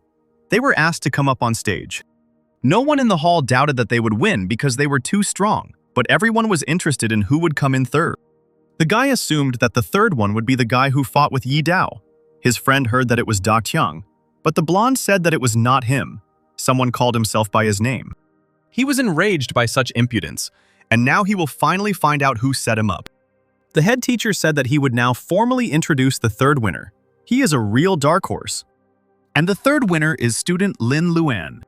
The guy came out on stage and a commotion started to rise in the hall. No one knew who this guy was. Luan thanked everyone, and the seniors looked at him with unperturbed expression. In the guy's face, they recognized the same Su Da-Qiang who had fooled them a few days earlier. The guys in the room started making more noise. They wanted to know who this guy was, whether his badge was real, and how he managed to get it in the first place. Luan smiled sweetly and explained that he was just lucky. The thing is that yesterday he was walking near the school and suddenly noticed some shiny thing fall from the sky. Of course, he went up to see what it was. To the guy's surprise, when he came closer, he saw that it was the same badge. That's exactly how it happened. So the guy was just lucky to be in the right place. Of course, no one believed this stupid story. The crowd became more and more furious. A crowd of students started shouting that Luan was cheating, that he was clearly hiding something, and that the story was just a fabrication. The boy's friends also didn't understand how he got the badge. Guangkun was especially confused because it was his badge. Everyone in the room was shouting that it was a scam.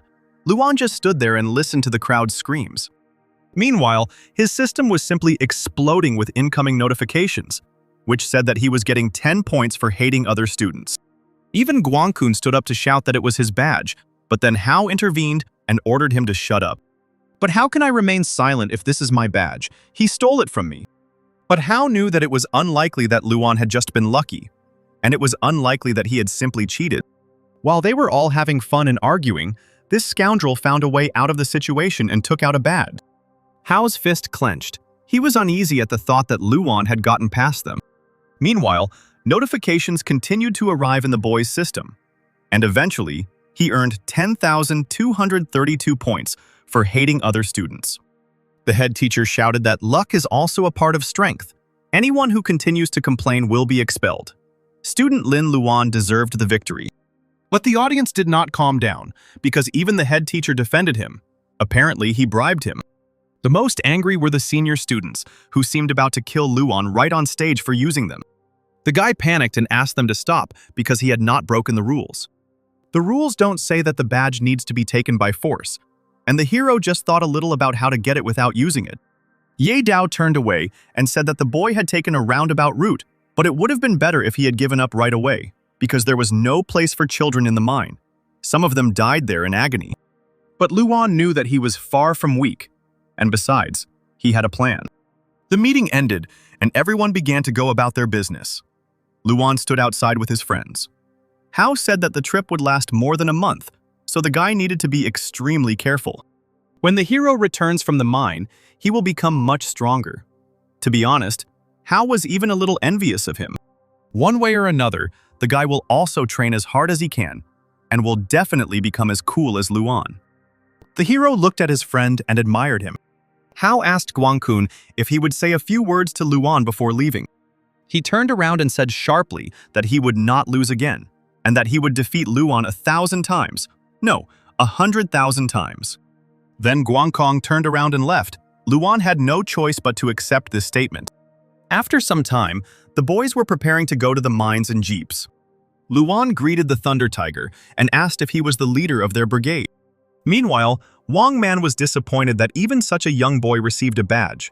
Apparently, their university had completely slipped in terms of development. The senior students weren't thrilled either, and said they shouldn't be assigned to him since the guy ended up there by accident. At that moment, Luan realized that this trip would indeed be difficult. Meanwhile, the chairman sat in one of the jeeps and observed the situation. He did not see the fair-haired youth among the candidates. However, among them he noticed a young man who interested him. It was a photo of Luan, whose appearance was similar to that blonde guy. One of the officers approached the Thunder Tiger and asked permission to report. The man loudly declared that all units were formed and ready to depart. The time had come to leave. The advance unit was ready. The armed detachment was ready. The special operations detachment was ready. The student brigade was ready too. And also the inspection team was ready, which included She Lily and an unknown man with glasses. Once everyone was ready, the officer shouted for everyone to listen to his order. He gave the order to dispatch, and a column of jeeps drove off to the mines. The cars drove at high speeds towards their destination, while the boys were told information about the mine that was sent to their watches. Its area is approximately 15 square kilometers. 2 months ago, it suddenly began to emit supernatural energy. The reason for this is still unknown. The technical department provided a diagram that shows the distribution of energy according to its concentration. The area itself is called the Crimson Eye. The children looked at the task's target and noted that the area really did look like an eye. And now it was clear why it was called that. Luanya was frightened by something completely different. That eye again, which he had already seen on the chairman's body. Yi Dao noted that the darkest area near the pupil is the place where energy is concentrated, meaning that Wang Yu is there. The guy hoped that they would have the opportunity to meet him because he is a living legend. Thunder Tiger asked who the red-haired boy thought he was, if he really had the courage to talk about meeting Wang Yu. The boys didn't expect such a harsh response. It was unclear why the Thunder Tiger was so angry. The commander explained that Wang Yu was the center of the energy explosion in the mine, and his power was comparable to that of an entire planet. It was best not to think about him. Any contact was fraught with death, so even approaching him was not allowed. Exploring the vein is extremely dangerous work. The concentration of supernatural energy there is too high, meaning we may encounter particularly powerful creatures and plants. After 2 months of observing the Crimson Eye, we were able to discover that it is divided into 4 zones. This time, our team consists of 200 people, and we are taking students for the first time, so you will be assigned to the safest Zone C. And since Commander Wang Man is responsible for your safety, he will also remain in this zone. Hearing these words, the Thunder Tiger was not happy. A few hours later, a convoy of vehicles arrived at the first post. Luan asked if they had arrived at the mine, but the commander said it was just a transit post. The association was primarily concerned with ensuring the presence of the military during the development of the mine. They are not responsible for exploration of the vein, but only ensure security on the territory of the mine. Intruders will not be able to get here under any circumstances, so only our 200 people have access to the vein. The convoy moved deeper into the territory, and soon the bright sun set behind the horizon, and night fell. The commander ordered all members of the brigade to turn off the engine and set up camp for the night. The convoy stopped, and the guys got out of their cars. The seniors stretched. They wanted to sleep, but seeing the enchanting glow, the guys realized that they were in the right place. In front of Luan stood huge trees that glowed with blue light. From a distance, they looked like huge mushrooms. The commander told the boys to pitch their tents, and tomorrow they would begin reconnaissance. But Luan stood motionless. He looked into this shining brilliance, and it seemed as if the forest was hypnotizing him. Suddenly, he was distracted by a figure standing behind him. The man said that such minds can confuse people. It is better not to go there alone, because every leaf here can be dangerous. Luan turned to see who approached him. It was a man with glasses. He introduced himself as Yan Qi. He was from the supervision department and was sent by Yan Mu. The teacher told him a lot about the guy. At first, Luan didn't understand who Yan Mu was, but then he remembered that it was the same old man in the wheelchair. Since this man is from the supervision department, then Shi Lili is here too. Yan Qi said that this is true. She is currently setting up a tent. Luan suggested that their department supervises the work at the mine, and Qi replied that they supervise a lot of things. But this time, their department has some other business in this place. Morning came. The commander ordered the company to rise and ordered everyone responsible for Zone C to line up.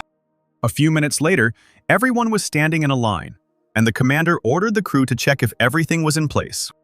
Luan was also standing here. He noticed that there were about 30 people left in the Zone C exploration team. The others were already moving deeper into the forest. Shi Lili too, the guy envied them. But suddenly from the ominous forest, a noise like a scream was heard. What happened? Are they already in trouble? Luan thought. Suddenly they saw something explode. The mushroom cloud from the explosion was so big that it was visible even from their position. The squad was frightened, but Wang Man quickly calmed them down. "What are you all yelling about, you bunch of idiots? Are you men or what?" Then he said that they would move out in 30 minutes. The commander understood the order. Thunder Tiger stepped back, and the commander told the squad to listen to his orders. They were responsible for security in the outer area of the mine in Zone C.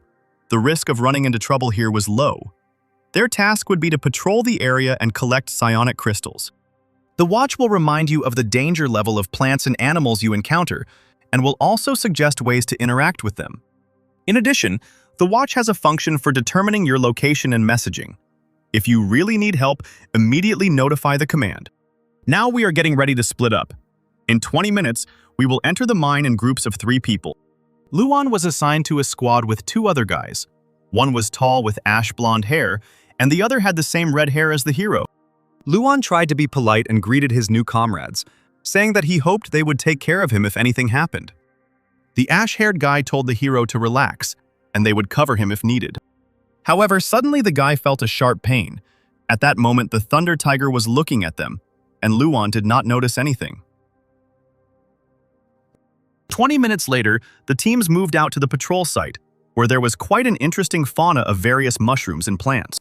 Luan moved forward while 2 guys from the squad stood behind him, the guy cutting his way through with a knife. As he cut down each plant, Luan was amazed at how unusual they were, and how they had managed to grow to such a size. While the guy was busy with the plants, the guys from his squad smiled ominously and began to move away. Luan also noticed this and shouted for the guys to wait for him.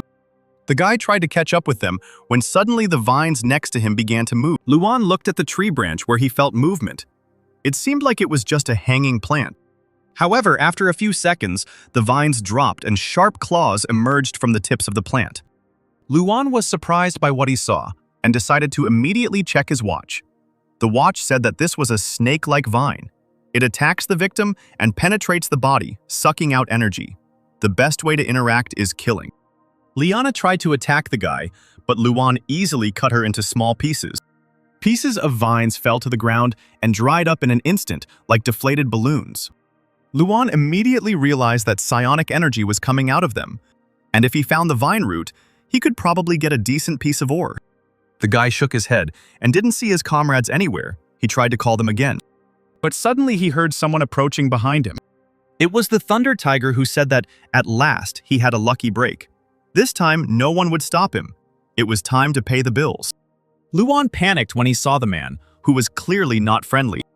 He tried to calm the situation by telling Wang Man that there was no mortal enmity between them, perhaps only a small disagreement. And besides, his nephew started it first, and Luan is not to blame for anything. Thunder Tiger said that he didn't know what his nephew had done, but family was family, and he had to avenge him. The fight began, and the Thunder Tiger attacked first using Thunderclap, his hand immediately becoming covered in electricity. Thunder rumbled, and a beam of lightning flew towards Luan, but he managed to jump away. The lightning didn't hit the guy, but the trees that stood behind him were less lucky. The lightning wiped them out, leaving behind charred stumps. Seeing the consequences, Luan realized that this would not end well, and he needed to get out of here as soon as possible. The guy tried to run away, but the Thunder Tiger didn't leave him alone. Then the guy remembered his capture ability. Just before leaving for the mine, he had saved up some points for such an occasion. Mentally apologizing to the Thunder Tiger, he decided to capture it. However, the tentacles nearby got ahead of him. To the boys' surprise, the fauna took advantage of the moment and attacked them with its vines. Both Luan and Wang Man did not have time to react, and the vines tightly bound them. Then the creatures began to throw them and hit their heads against the trees and the ground. Eventually, the tentacles threw them into some dark pit. For a second, the boys forgot about their differences as they tried to get back on their feet after the heavy blows. But suddenly, a huge boulder fell on Wang Man's head, splitting in half when it hit. The Thunder Tiger immediately lost consciousness and fell to the ground. Luan tried to call him, but the man did not answer. Then Luan took a step to get closer to him, but suddenly he heard a crunch under his feet. The guy looked down. He was shocked by what he saw. Luan was standing on a pile of bones. Many creatures had died here before him. At that moment, he realized that he was in a very difficult situation. Meanwhile, long vines like worms began to emerge from under the pile of bones. Within a few seconds, they had already filled the entire space, and it seemed as if Luan was in a snake den. The system also reported that it was a snake-like vine. Danger level D, Luan was furious that this watch contained nonsense. How could such a creature have a low danger level? However, there was a small note that in some cases, they could form a level A snake nest, which had already wrapped itself around the Thunder Tiger and was ready to drag it underground. Luan noticed this in time and ran to help his former enemy. The boy used his fierce claw and cut through the vines that were covering the man. With difficulty, he lifted the unconscious body and realized that it was better not to linger here. After all, the passage through which they entered was tightening, and in just a couple more minutes, there would be no way out. Luan said that he had no plans to be hostile to Wangman, even though he intended to finish him off. But he couldn't leave him here to die so worthlessly. So he grabbed the bulky body and threw it into the hole with all his might. To Wang Man's surprise, he flew out of the hole and crashed into a tree standing next to it. The man's bulky body fell down, and as he fell, he crashed into every branch he could. But fortunately, he did not fall back into the hole. Meanwhile, Luan was left alone with the snake's lair. The tentacles rushed to attack. The guy tried to dodge them. Suddenly, a brilliant idea came to his mind. He wondered if he could bite and subjugate plants. To his surprise, the system reported that the guy could capture them, but it would require 1,000 points. The guy was glad that his cool system was capable of this. One of the vines tried to attack the hero, but he dodged and grabbed it tightly. Then our vampire bit Liana in order to activate the subjugation. Liana broke free and stepped back. The guy was wondering if it worked. Suddenly, he received a reply from the Liana. Apparently, the capture had failed. Luan suggested that biting just one vine was not enough. It was like biting a person's hair. This means you need to bite something more important. Most likely there is a key root here. Luan used his maximum level perception ability and sensed where the psionic energy was accumulating. This must be the root. The guy was delighted. The hero summoned his shadow cats. For this trip to the mine, he not only accumulated points, but also improved his skills. The guy pointed at the vines and ordered his shadow cats to blow everything up. The cute creatures immediately followed the order and attacked the impassable wall of vines. The vines were charred, and after the smoke cleared, the hero saw something that resembled a hole. In the depths of this hole, the silhouette of a green monster with red eyes appeared. The monster growled. Outwardly, it resembled an enraged gorilla, whose hair replaced vines, and the monster also had the bones of other creatures on its body. The system identified him as a wild beast, a creature whose body had undergone a mutation that resulted in it losing its mind, retaining only the killer instinct, and the creature's danger level was A. Meanwhile, the soldiers on the surface saw a shiny pink crystal. One of them was happy that they had only just arrived, and he had already found ore, and the piece was so large that it was most likely Class B ore. Suddenly, their joy was interrupted by the roar of a beast that sounded behind them. The boys turned around and saw in front of them a hyena with 3 heads, reminiscent of the Cerberus from Legends. The watches on the boys' hands indicated that this was the same wild beast as the one Luan was fighting. I also received a notification on my watch that a mutated centipede had been discovered in the area. Following her, a mutated vulture and a mutated spider were discovered in the zone. The commander shouted that mutated beasts had been discovered throughout the area and that the squads should be extremely vigilant. He also ordered all troops to destroy these dangerous monsters. The senior students, moving deeper into the forest, also encountered one of the wild animals. In front of them stood an enraged hyena, sharp spikes protruding from its paws. Behind the hyena were 2 small puppies who were whining in fear. The watch also identified her as a wild animal that needed to be killed. The girl doubted this because it seemed that the monster was simply guarding its puppies. Suddenly, the mad creature grabbed 2 small puppies into its mouth. The mouth closed tighter and tighter. The puppies whined. But at one point, they fell silent when the mouth closed completely. The senior students were shocked to see a horrific scene. A hyena was devouring its own cubs. The creature went mad and covered itself in the blood of its own cubs. There was no longer any doubt. Ye Dao shouted that this creature had mutated and they should kill it. Explosions thundered throughout the forest as everyone fought the mutated monsters. The chairman and his squad also made their way deeper into the forest. His squad consisted of 5 people including him. 2 of the squad were a guy with scars on his face and a pink-haired girl. There were 2 more guys, a man with a mask on his face and a man who looked like a scientist. They stood in a clearing covered in scarlet fog. The chairman ordered them to keep an eye on this place and not let anyone in. Meanwhile, a fight began between the hyena and the senior students. The creature opened its bloody mouth and attacked the boys. But Yahello wasn't afraid. He closed his eyes and concentrated on summoning his spirit beast. The boy then suddenly thrust out his hand, and the martial arts spiritual dragon struck the enraged creature in the face. The whining dog immediately flew away from the guy. But this only made the monster angry. The hyena stood up on its paws and growled angrily. Yahello looked at his enemy and noted that they had encountered a strong opponent. Meanwhile, in other parts of the map, the fighters were already exhausted from fighting monsters. One of the soldiers noticed that these creatures were much more powerful than the reference book showed them. It seemed impossible, but the guys weren't going to give up. Meanwhile, Luan bit the green mutant. The system reported that the orangutan vine had been tamed, and the ability of the maximum level snake vine tentacle had been copied. The terrifying monster turned into a laughing monkey in an instant. Luan was amazed that even such an unconscious creature could be captured. What kind of system is this?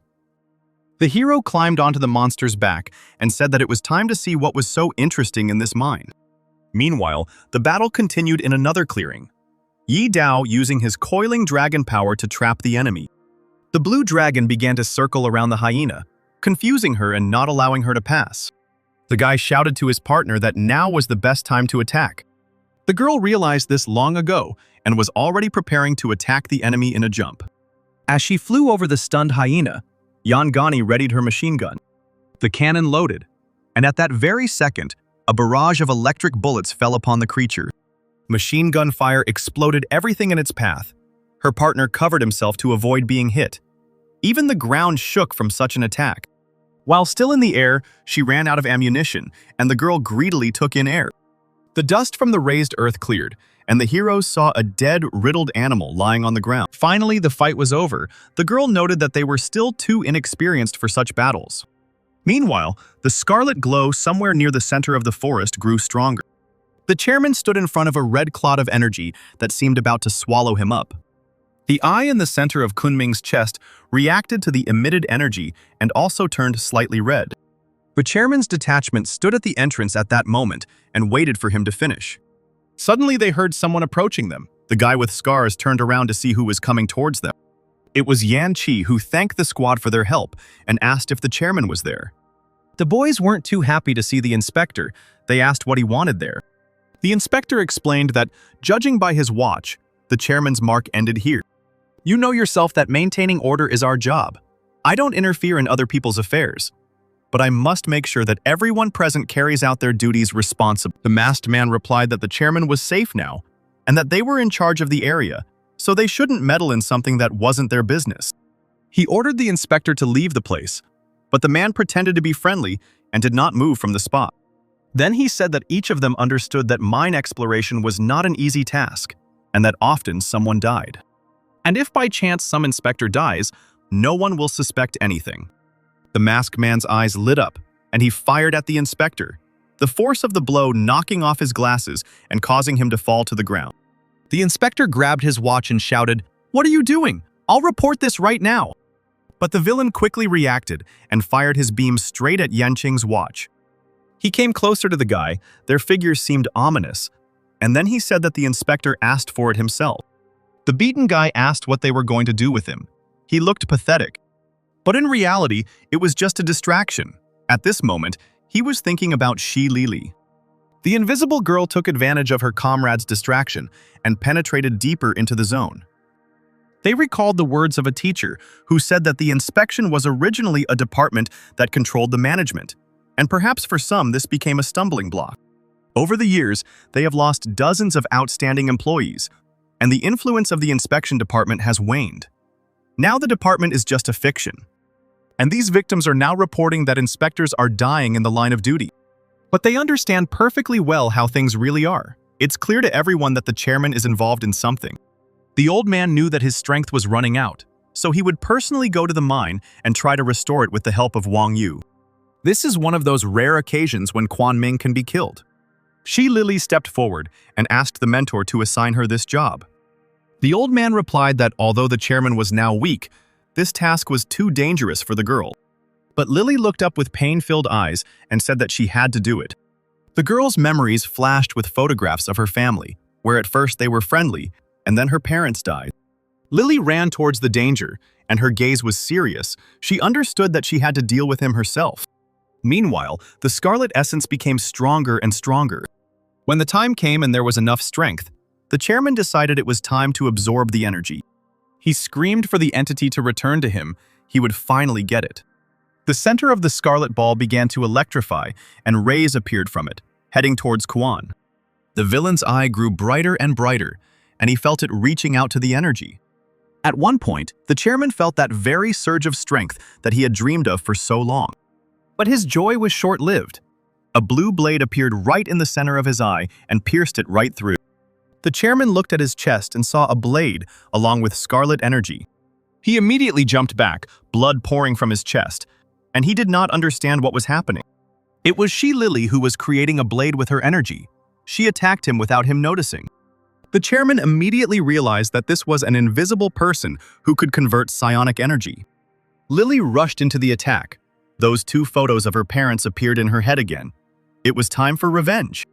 Quan didn't see her, so he couldn't avoid the first cut that landed on his cheek. Then his body felt pain in every part of his body. Lily did not spare him. She continued to cut the chairman, inflicting hundreds of cuts on him. Eventually, the villain fell to the ground, exhausted. Lily looked at the enemy. At that moment, she thought that she had managed to defeat him. Meanwhile, her comrade was kneeling and raising his hands up.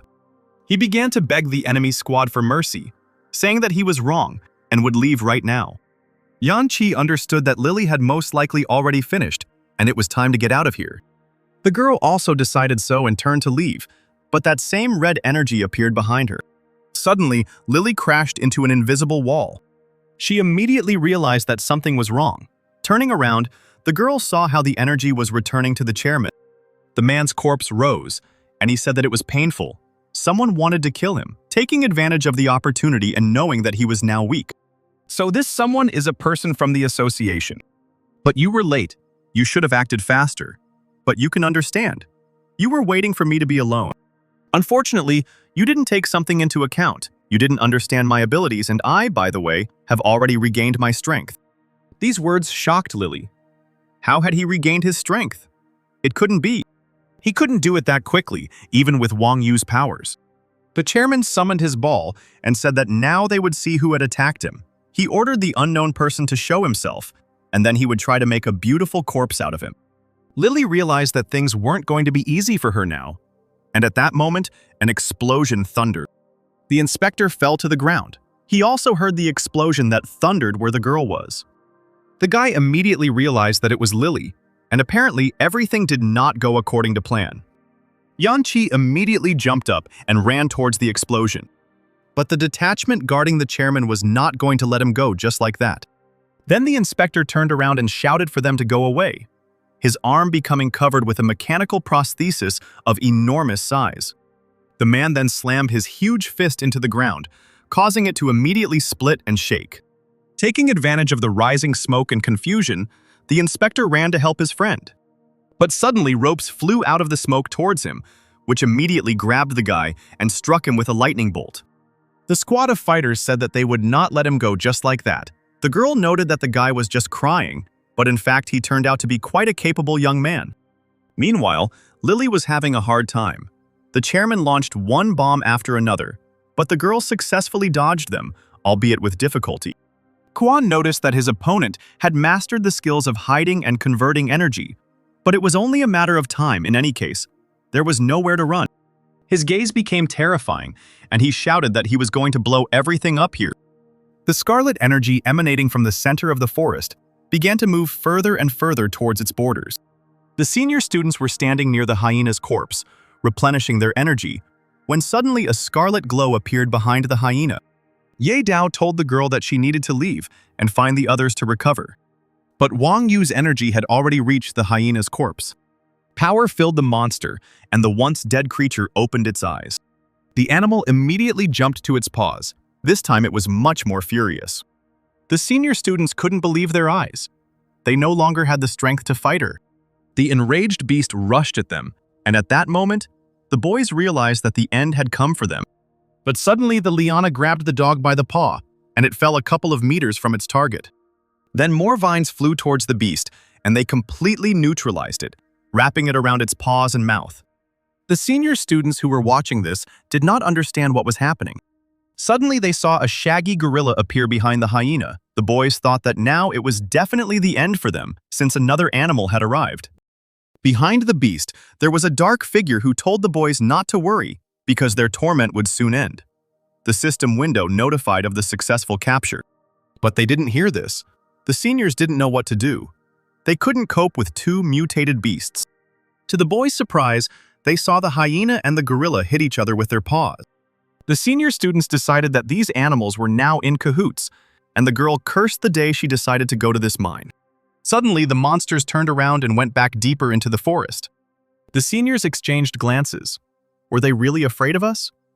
Besides, the guy thought he saw someone on the orangutan's back. In any case, whoever it was, they were saved. Meanwhile, Luan, riding on a hyena, walked deep into the forest. The guy laughed very loudly. The hero said that he would become the future king of the mutated beasts. They headed towards the center of the vein. It was time to deal with all the animals in their own way. In another part of the village, soldiers were running away. These creatures were stronger than expected, and there was no better solution than to flee. Behind them stood an angry three-headed hyena. But at one moment, it turned into three cute little dogs. The spider with a dozen crazy eyes also instantly turned into a cute creature. Next was an angry vulture, who turned into a cute little bird. The last one was a mighty centipede, which also became one of the animals in the collection. Meanwhile, in the center of the forest, the inspector was barely holding out against a squad of fighters. The scarred boy was surprised at how long the inspector had been able to hold out against the four of them. But it was time to end this. Suddenly, they heard a strange rustling in the forest, the trembling of the earth, and the sound of something approaching. The scarred boy turned around and couldn't believe what he saw. A pack of wild animals from all over the forest was rushing straight towards them. All of them were aggressive. The girl, seeing this picture, did not understand why all these animals had gathered in a pack. This had never happened before. The mysterious dark figure still appeared behind the orangutan. Luan said that it was all because they were guarding their master and working for him with full force. Powerful beasts attacked the squad guarding the chairman. An orangutan attacked a scarred boy who deftly dodged its vines. A sweet but cheeky girl summoned a shield in the shape of a bear's face to protect herself from the web. The bespectacled scientist used his whip to subdue the dog that was attacking him. The masked man used his colossal strength and dealt with the three-headed dog with his bare hands. While fighting, the squad forgot about the weak inspector, and he crawled away from them in horror, watching what was happening. Suddenly, Luan appeared next to him and asked if the guy was okay. The hero picked up the man and said that he would take him away from here. But the inspector was interested in how he ended up there. The guy replied that he was just passing by. Yanqi was injured, but he couldn't just leave because Lily was still fighting with the chairman. Luan was shocked to hear these words and asked to tell him everything in more detail. Meanwhile, the explosions in the center of the mine continued. Lily could no longer dodge so deftly, and blood began to pour from her mouth when another explosion managed to hit it. The chairman mocked the girl's injuries, wondering how much longer she would last.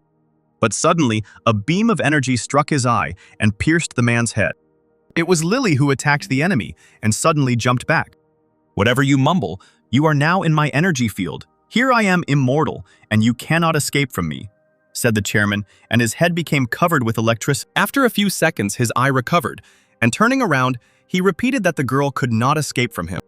Heart, head, nothing works, no matter how strong. He should be a center for collecting psionic energy, but why doesn't he have one? At this moment, Lily looked at the clot of scarlet red energy that was called Wang Yu. It seemed that only now did she understand one of the chairman's secrets. The villain said that now he had played enough. There was no point in wasting time, otherwise she would find out too much. The chairman decided that this was the place to end. His body was covered in purple energy like a living bomb. He decided to use the explosion of the entire energy field. A wounded Lily looked at the impending disaster, and memories flashed through her mind. She remembered her parents and their tombstone, near which she had once vowed revenge. The light from the living bomb grew brighter. The girl did not believe that she would die now. She could not die until she took revenge. Suddenly, from under the ground where Lily stood, a huge mouth of a beast appeared, which swallowed her along with the earth. A little earlier, Luan ran to Lily and remembered the words of the inspector, who said that almost all the deaths of inspectors are connected with Quan Ming, including the death of Lily's parents. She hid for so many years to take revenge on him, so now she is determined to win at any cost. If she fails to kill Quan Ming, she will be trapped in his energy field, which means certain death for her. And since the energy field cannot be broken, Quan Ming will be invincible. At this moment, Luan guessed that any ability must have a drawback. There must be a place where the field can be bypassed. Yanqi looked at the guy and asked, "What place is this?" This place was the ground through which the worm had crawled into the field and was now devouring Lily. The appearance of the worm surprised the chairman and the girl. A huge worm, just like in an exam, appeared from under the ground and swallowed her. Then the worm immediately jumped into the ground and burrowed inside. The chairman became angry. He knew that the energy field did not cover the surface of the earth. But in any case, he could not let his opponent escape. The chairman raised his hand in the air and called upon his ability. He used the energy field opening, and an insurmountable wall flew after the worm. The energy field cut the worm without any problems. One part was behind the field, the other under it. The hero ran towards the worm. He put on his mask so as not to reveal his appearance. A girl fell out of the cutoff part. Fortunately, she was not harmed by the chairman's attack. Lily was breathing with difficulty. She was covered in the worm's drool, but at least she was alive. Quan chuckled. Who would have thought that such huge worms were hiding underground? But this worm would not interfere with his plans. So the chairman raised his hand in the air and began to concentrate his energy. Suddenly, he heard someone approaching him behind him.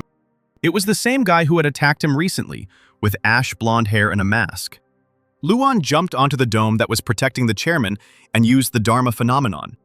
At that very second, a huge projection of a red warrior appeared behind the guy. He called upon Lord Penguin, and the battle with the main villain began. Seeing the annoying enemy, the chairman immediately became furious. The great projection swung its weapon and struck Quan's dome. The force of the impact was colossal, and from such power, the chairman's dome began to crack. The cracks spreading across the dome immediately made themselves known, and Quan felt himself losing his balance and his mind growing cloudy. Determined, Luan asked his enemy if he was willing to fight him again. Lord Penguin raised his sword and struck the dome again, and this time it split into two pieces. The chairman was getting worse and worse. He was irritated by this vile boy who always showed up at the wrong time. Lily was crawling out of the worm, covered in sticky mucus, when Luan ran up to her.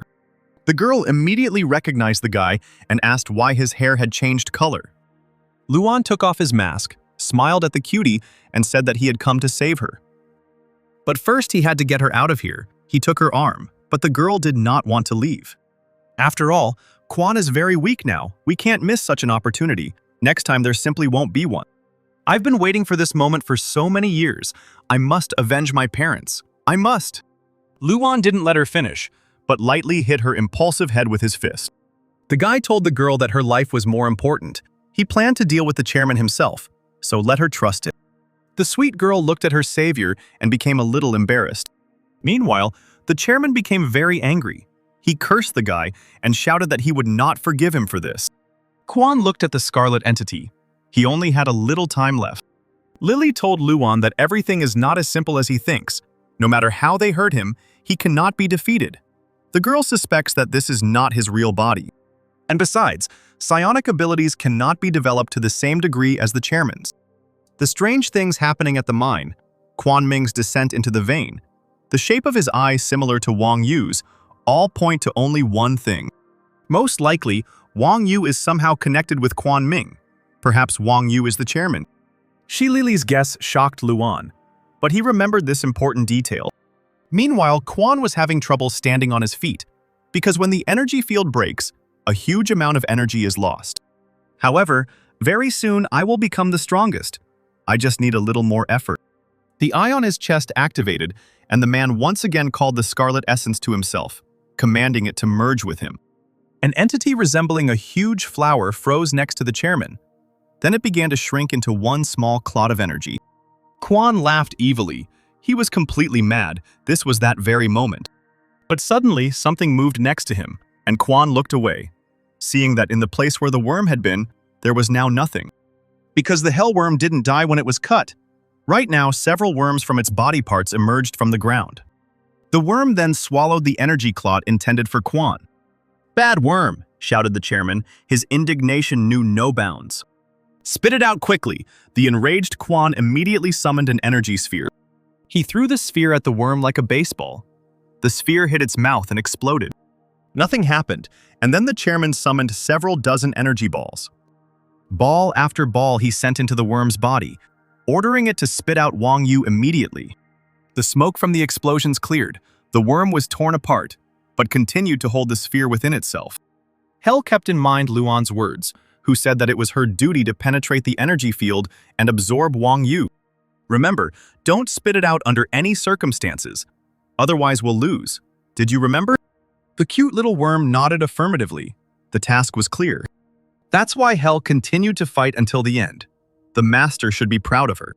The worm spat its sticky saliva at the chairman, but he deftly dodged the attack. Quan was angry that some worm dared to touch him. He also understood that he had lost too much psionic energy, and he would not be able to create a field. Suddenly the worm felt a sharp pain, as if the sun inside him was blazing up and growing bigger. The chairman, who was watching this, knew that the worm must be in great pain now, because Wang Yu was too strong for it. The man shouted at the worm to spit out the core quickly, otherwise it would explode and die. But the worm continued its mission. It was all tense, but remembered the words of the owner. Under no circumstances should it be spit out. "You lousy worm, you think too much of yourself," shouted the enraged chairman. This time he summoned even more energy spheres, shouting at the worm to spit out his son. Hell held back the core as best she could, and it was becoming even more difficult to hold back as energy bombs rained down on her every second. "Don't spit it out under any circumstances." Hell repeated this phrase to herself while holding back Wang Yu. At this moment, Luan came running to the battlefield. The guy remembered how he carried Lily, and she asked about the insect. The girl recognized it and asked if it was the same worm that was on the exam. It can absorb psionic energy, and if it swallows Wang Yu and his energy, it will greatly weaken Quan Ming, but under no circumstances should it be spat out. Otherwise, the chairman will regain his strength and then everything will be over. Although, if you don't spit it out, this little worm will explode from excess energy. Luan watched his suffering pet. He didn't know what to do. Spit it out or not? After another explosion of energy bombs, Luan made a decision. He shouted at the worm to spit out the core quickly. The worm followed its master's order and immediately spat out a red-hot clot of energy. At that very second, the huge, menacing worm turned into a cute little worm. The chairman saw the electrified core, and the worm finally spat it out. The distraught man laughed. His opponents had failed after all. His eye on his chest glowed, and a scarlet red light shot into the sky. The chairman ordered Wang Yu to return to his body. While Quan was busy absorbing the energy, Luan ran up to his wounded comrade. Having lifted his exhausted pet, he promised that the chairman would still pay for this. At that moment, the guy remembered Lily's words. The girl said that as soon as the enemy replenishes his strength, everything will be over. Luan placed the worm on his shoulder. The guy understood that they would not have time to stop the chairman. He turned around and started running away, shouting at everyone to get out of there quickly. Hearing the hero's words, the boys were surprised. Had they really lost? The chairman's aura at this moment became more and more bloody and terrible. He continued to laugh maliciously. Luan heard this laughter. It irritated him, but now he could do nothing but use Shadow Step and run away from the epicenter. In an instant, all the bloody energy in the form of tails disappeared. The chairman fell silent, and a scarlet crown appeared above his head. Then he opened his eyes. His pupils were deformed and filled with terror. They looked like pierced spheres. The heroes looked at the enemy and realized that something was about to happen. The chairman broke his silence and said only a few words. Energy field. In an instant, The villain's field began to spread over a huge area. With no one left to escape, Luan and his allies, even the seniors, saw the dome covering them, blocking out the sky. Kwan's allies also fell under the dome, and the scarred boy from his squad realized that their master had succeeded after all. Within seconds, a huge dome covered the entire mine area. Finally, it happened. Now the chairman received full power. Luan realized that things were bad. Apparently, the energy field had strengthened, and it was unknown whether he would now be able to use the power of Lord Pangwan and cut through it. The hero's thoughts were interrupted by a female voice coming from the clock. It was Lily calling. The guy answered the girl that he was okay for now, but the entire mine was in Quan Ming's energy field. At that moment, Lily realized that it was all over. The inspector also said that the situation could not be worse. The man smiled and asked Luan, as a first-year student at the Psionic University, if he had any ideas on what to do now. The boy laughed and replied that he was not as good as the teacher thought. But the hero really did have one interesting idea. But to implement it, Luan needs the teacher to help him buy a little time. Yanqi exchanged glances with Lily and replied that since Luan called him her teacher, he must fulfill his student's request. Meanwhile, Quan contacted his people. He asked to immediately inform him of the location of all the members of the brigade. I must find this fair-haired guy. No, not necessarily fair-haired. I need to find this cunning upstart. And the chairman also asked that these 3 students be brought to him immediately. Kuan's men said they would fulfill his request. At that moment, someone approached the man. Good afternoon, Chairman Quan Ming.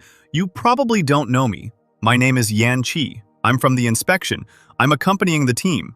My job is to supervise the activities of the association members at the mine. And I think some of your actions violate the rules, so I have to take disciplinary action. The words he heard confused the chairman. How could some pathetic person dare to say such a thing? Meanwhile, in another part of the forest, the animals were quite exhausted, but continued to fight the enemy. The chairman's squad was also exhausted. The pink-haired girl noted that these creatures were really huge. I don't know how these brainless beasts came up with the idea to unite, but we need to finish them off quickly. These beasts are fighting with all their might. We'll finish them off quickly now. The orangutan seemed to hear the words of the scarred boy and fell to the ground, growling menacingly and preparing for battle. Suddenly, he was distracted by the owner who appeared behind him. Luan said that the time had come. Fighting opponents at the level of the chairman is very difficult, thank you. You will greatly weaken their strength. Only with your help can we win. Luan also added that biting creatures has now become much more profitable. Guys, you need to hold on a little longer. Lady Hell will soon help you replenish your strength. The enemy squad watched the beasts. The masked guy was curious as to why these creatures were listening to him instead of attacking. The pink-haired girl thought this boy looked familiar. And then she remembered that this was the very little boy the chairman was looking for, who had come galloping up and saved them the trouble. At this moment, Luan finished his speech and ordered the creatures to disperse and attack the enemies one by one. The inspired animals understood the order and roared unanimously. To the surprise of the enemies, the earth began to shake, and it seemed as if something was moving in it. Suddenly, a huge centipede appeared from underground and divided the enemy squad. What kind of stupid tricks are these? You can't even hurt anyone like that. How boring. Suddenly, vines flew towards the cheeky fox and embraced her from all sides. The orangutan held its prey tightly while the centipede distracted other enemies. The girl got angry and broke free from the trap, shouting at the animals that their attacks were just child's play. At that very moment, another beast, a vulture, appeared above her head. The creature flapped its wings, and a powerful stream of air crashed down on the enemy. She raised her hands to protect herself from the blows of the wind, dust rising around her, blocking her view.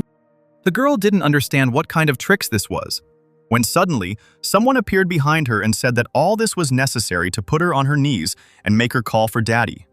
After these words, the vampire opened his mouth and sank his fangs into the soft pink skin. Meanwhile, in another part of the forest, a powerful explosion thundered. The powerful shockwave caused the inspector to hit the ground several times and fly several meters away. His strength was insufficient. He could barely breathe lying on the ground. The chairman, mockingly, said that this handsome man wanted to punish me, but somehow he didn't succeed apparently. Only nobodies remained in the inspection. Yanqi trembled as he tried to get up to continue the fight. He was wounded. but he had to continue to buy time. Lily took advantage of the inspector's distraction, and using her invisibility, rushed at the chairman from behind. But Kwon turned around sharply and grabbed the invisible girl by the throat. "Did you really think that trick would work on me again? You're seriously injured right now and can barely breathe. Unlike me, because I am now at the peak of my powers." The chairman's hand squeezed the girl's throat more and more tightly. Yan Chi, who saw this, shouted his friend's name. The system informed Luan that the capture was successful. The guy smiled. There were only 3 left. There was not a second to lose. Yan Chi couldn't let his partner get hurt, so he couldn't think of anything better to do than nudge the chairman with his shoulder. Kwon staggered from the unexpected attack.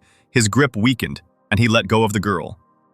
Yan Chi stood up for the little girl and shouted at her to run quickly, because she still had her whole life ahead of her. She couldn't die here. "Run away?" the chairman said, surprised and cold, which startled the inspector. At that very second, he summoned a colossal purple ball and said that now no one would escape from him. Yan Chi looked at the glittering danger hanging above his head. It seemed like this was the end. Shi Lili burst into tears and shouted her partner's name. A huge energy ball crashed down on Yan Chi. The shockwave from this bomb knocked Lily off her feet. The girl's gaze clouded over as she realized what had happened, and tears streamed from her eyes, filled with horror. She remembered how Yan Chi told the mentor that he couldn't let the girl go alone because this task was too dangerous. That's why the guy said that he would go with her. No matter what happened, he promised to always protect her. The dust from the explosion cleared, and a huge crater formed on the ground, near which the chairman stood. In the center of the crater, under the rubble, lay Yan Chi, showing no signs of life. Lily fell to her knees when she saw him, her mind racing, as if the whole world had collapsed with the bomb. The chairman slowly walked towards the girl and told her not to worry, because she would soon join this guy. The chairman was walking towards the girl when suddenly someone grabbed him by the leg and stopped him. "He's not dead yet, how stubborn," Kwon said, looking at the bloody and wounded Yan Chi, who was holding onto his opponent's leg with all his might. He continued to fight, being exhausted. The inspector barely told Lily to run away. At that moment, the chairman directed his psionic energy at the guy's head, and it shot through it like a bullet. Blood poured from his nose and mouth. His eyes turned white, and Lily continued to watch all this. "How touching, but this is your problem," said the chairman, and rained down dozens of small needles on the wounded Yan Chi, which riddled his body. Lily didn't move. She didn't scream or beg to stop. The girl froze in horror, sobbing and watching Kwon's atrocities. The chairman kicked the boy's body with his foot, when suddenly someone appeared behind him and called his name. The villain turned around to see who dared to disturb him. It was one of his gang members, a muscular man in a mask who was holding Luan. They brought the one their commander needed. The chairman was glad that his people had finally managed to catch this scoundrel. The man threw the hero to the ground and said that they had to run after him a bit to catch him. "We've already spent all his psionic energy. Now he's only fit for the scrap heap," the girl said. The chairman praised them. "When they get down to business, he's confident in the result." Luan coughed while lying on the ground and said that Kwon was a vile person, and that he was also the chairman of the association, and that he killed whoever he wanted and whenever he wanted. Kills? The death of a few crew members at the mine is normal, but you were probably torn apart by those crazy beasts. Crazed beasts? Originally, they were normal and psionic beasts, but they've transformed into mindless beasts, beasts that can only kill, and it's all you're doing. These sudden oddities in the mine, and the chairman personally going to the vein. Such a distribution of psionic energy in the mine, and the mark on his body matching Wang Yu's form. This cannot be a simple coincidence. It is all connected to you, Chairman Kunming. "What are you muttering there?" said the villain, approaching the guy. "Who are you really?" Luan remembered his teacher and replied to Kwon that he was from the city of Chao. The chairman's face showed surprise when he heard about this place. Luan shouted that he was from the very city that the chairman ordered to be destroyed. "It turns out there are survivors left in the city, so that's why you're following." It was a long time ago, about 10 years ago, yes. That incident was really worthwhile. There was a time. The destruction of the city of Chao. It could not have been avoided. Do you know how psionic energy came into being in this world? This energy is present in all living organisms. Every creature in this world possesses a small amount of psionic energy. And for some reason, the energy that was evenly distributed between the beings began to actively move, and when it gathered in one place, a restoration of energy occurred there. However, the energy in the world must be balanced. If the amount of energy increases here, it must decrease elsewhere. Creatures that lose their psionic power become unconscious beasts, and those that gain it become psionics. The ore of power and the psionic reagent that you use for improvement are ultimately of the same nature. So if you want to have more psionic energy, the only way is to take it from others. At this moment, Luan realized that he had really done it. Yes, Chao City, the chairman said. I took the energy from all the creatures of that city, so they all turned into unconscious creatures. Men, women, children, dogs, everyone. Such pleasant memories even made the chairman's pants start to tremble. Luan was furious when he realized what this beast had done to the people. Quan continued his story, however. Back then I was a bit impatient, absorbed too much energy, and damaged my body, so from time to time the energy leaks out. Every couple of years I get weak and need to replenish the energy. Therefore, your guess is correct regarding the connection between my body and Wang Yu. The thing is that Wang Yu is my energy body. This mine was built only so that I could replenish my strength. Beast, can you even imagine how many people have turned into animals because of you? Luan shouted. The chairman laughed. Look at this knight, what nobility! Only this is the real world, baby! Meanwhile, the pink-haired girl turned on the device on her watch and turned up the volume. Destroy one city or forest. I will do everything to achieve my goals. The whole world will become my food. The whole world will become my food. This phrase was repeated over and over again and spread throughout the entire dome. What's he saying? Did someone turn on the broadcast? The seniors wondered when they heard a familiar voice. Some soldiers did not understand whose voice they were hearing, but they seemed to begin to guess that it was the chairman's voice. The Thunder Tiger, who had come to his senses, was horrified when he recognized Chairman Quan Ming's voice. Luan started to get up. Suddenly he said that probably all villains die because they want to express all their deep thoughts. Having gotten to his feet, the guy shook himself off. He considered this enough, because he was already tired of pretending. The chairman did not understand what kind of performance was happening now. Luan turned to the girl and asked if she had conveyed everything the chairman had said. Yes, everyone who was within this sphere heard everything. I turned on the broadcast mode. Quan didn't understand what was happening, what the broadcast mode was. Why were his subordinates obeying Luan? Excuse me, Chairman, but have you heard of the trick of turning enemies into friends? A popular character with yellow hair often uses this trick. This is a secret technique where people suddenly realize everything and go from bad to good. So now your fighters are my people. How can this be? The chairman shouted, not understanding what was happening. At that moment, a huge sword from a scarred guy pierced his chest. The guy said that the chairman's weakness was that his body belonged to Wang Yu. Any harm done to him would accelerate the leakage of psionic energy. What kind of joke is this? The chairman shouted, unleashing his powerful energy, which drove back his new enemy. The guy flew back a few meters and was stopped by a man in a mask. The scientist ordered to take positions, and the detachment that had once been with the chairman attacked their commandant. Luan, meanwhile, took advantage of the distraction and ran to his friends, calling the worm with him. Running up to the inspector, the guy saw his deep wounds. He asked Lady Hell if she could share her psionic energy with the man. The cute worm purred and nodded affirmatively. Then the hero ordered her to quickly heal her friend. Hell instantly increased in size and took the inspector in her mouth. Then the pet absorbed the man's body. Luan asked her to try her best. The hero turned around and, seeing Lily, ran towards her. In front of him sat a tearful girl who seemed to have gone crazy. She did not move but simply froze, having seen all the horror with her own eyes. Luan asked the girl if she was okay, but Lily did not respond to his words. Then he put his hand on her head and said that everything will be fine, don't worry. He stroked her silky hair and removed his hand, promising that he would solve everything and that the girl should stay here for now. Suddenly, the lifeless eyes filled with horror gradually returned to their normal appearance, as if Luan's voice had brought her back from that terrible world. Before her stood a true hero, with ash-blonde hair and a scarlet aura, who promised to make Quan Ming answer for his actions. Meanwhile, the squad continued to fight the crazed psychopath.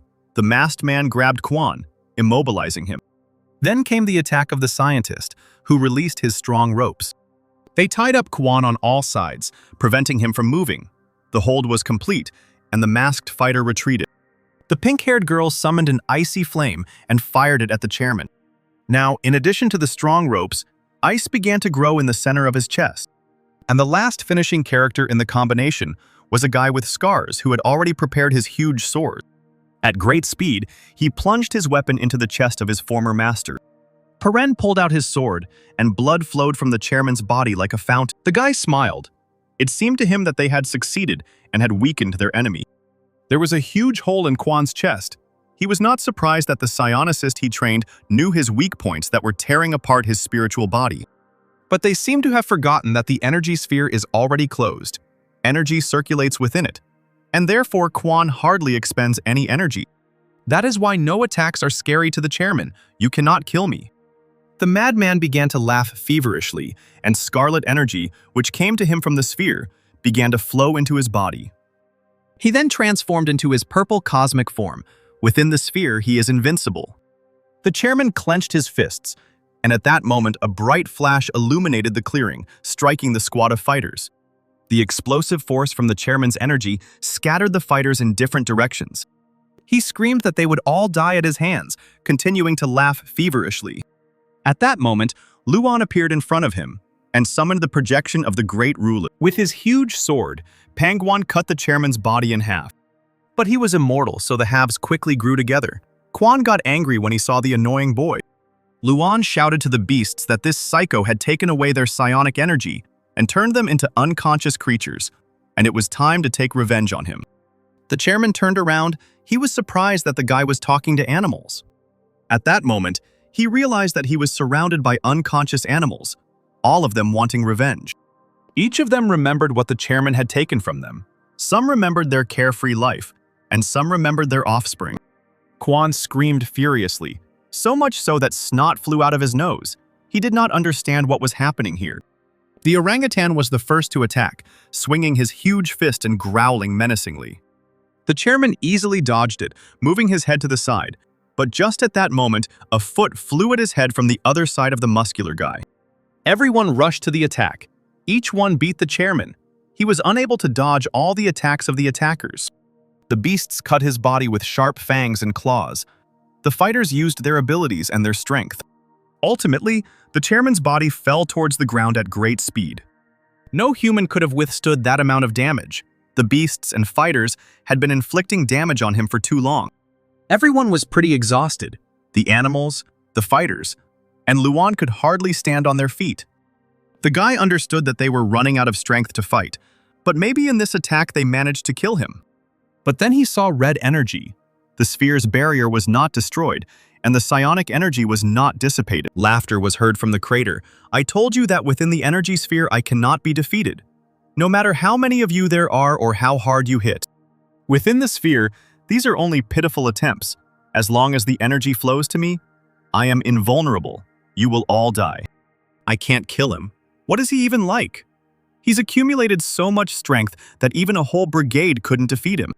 At that moment, scarlet, sparkling circles began to appear under the dome of the sphere, which seemed about to explode. The mad chairman shouted that these spheres are called the Limitless Explosion. Luan realized what was about to happen and ordered all his subordinates to quickly run away and hide in cover. Each sphere began to explode, the blast wave throwing the fighters and beasts in different directions. The guy turned around and saw one of these spheres flying towards him. At that moment, he saw Shi Li, who jumped towards the guy. The girl knocked him down and thus saved him. The sphere landed a couple of meters from the guys. A colossal explosion covered the area, and it seemed that there was no escape from these explosions. The girl lay on the guy and held back the heat of the explosions, protecting Luan, who was screaming her name. Tears welled up in his eyes, and the boy realized that if he didn't change anything now, Lily would die. He raised his watch and shouted, "We must destroy the barrier together. This is the only way we can save ourselves. Quan Ming has gone crazy. Let's destroy the barrier." The soldiers couldn't understand who was talking to them. What do you mean, he's gone crazy? This guy says we have to fight the chair. Luan saw Lily's face. She was barely smiling. She was exhausted and wounded, but she still continued to protect him. Seeing the girl suffering, Luan burst into tears and shouted at the top of his lungs, "Please save us! Save Lily!" At that moment, a clap of thunder was heard. and a powerful bolt of lightning struck the impenetrable dome. "What are you standing there for?" The man shouted to the surprised soldiers. "I, the Thunder Tiger, am not going to die here because of a psychopath," the man said, and gathered energy into his hand for the next attack. The commander's words inspired the soldiers, and they opened fire with machine guns at the barrier. Under the barrage of attacks, the barrier began to crack, but each time cracks appeared, it was restored. Then Wang Man used Lion's thunderclap, and a powerful discharge of electricity punched a hole in the dome. The man ordered the soldiers not to stop. They needed to wear out the chairman.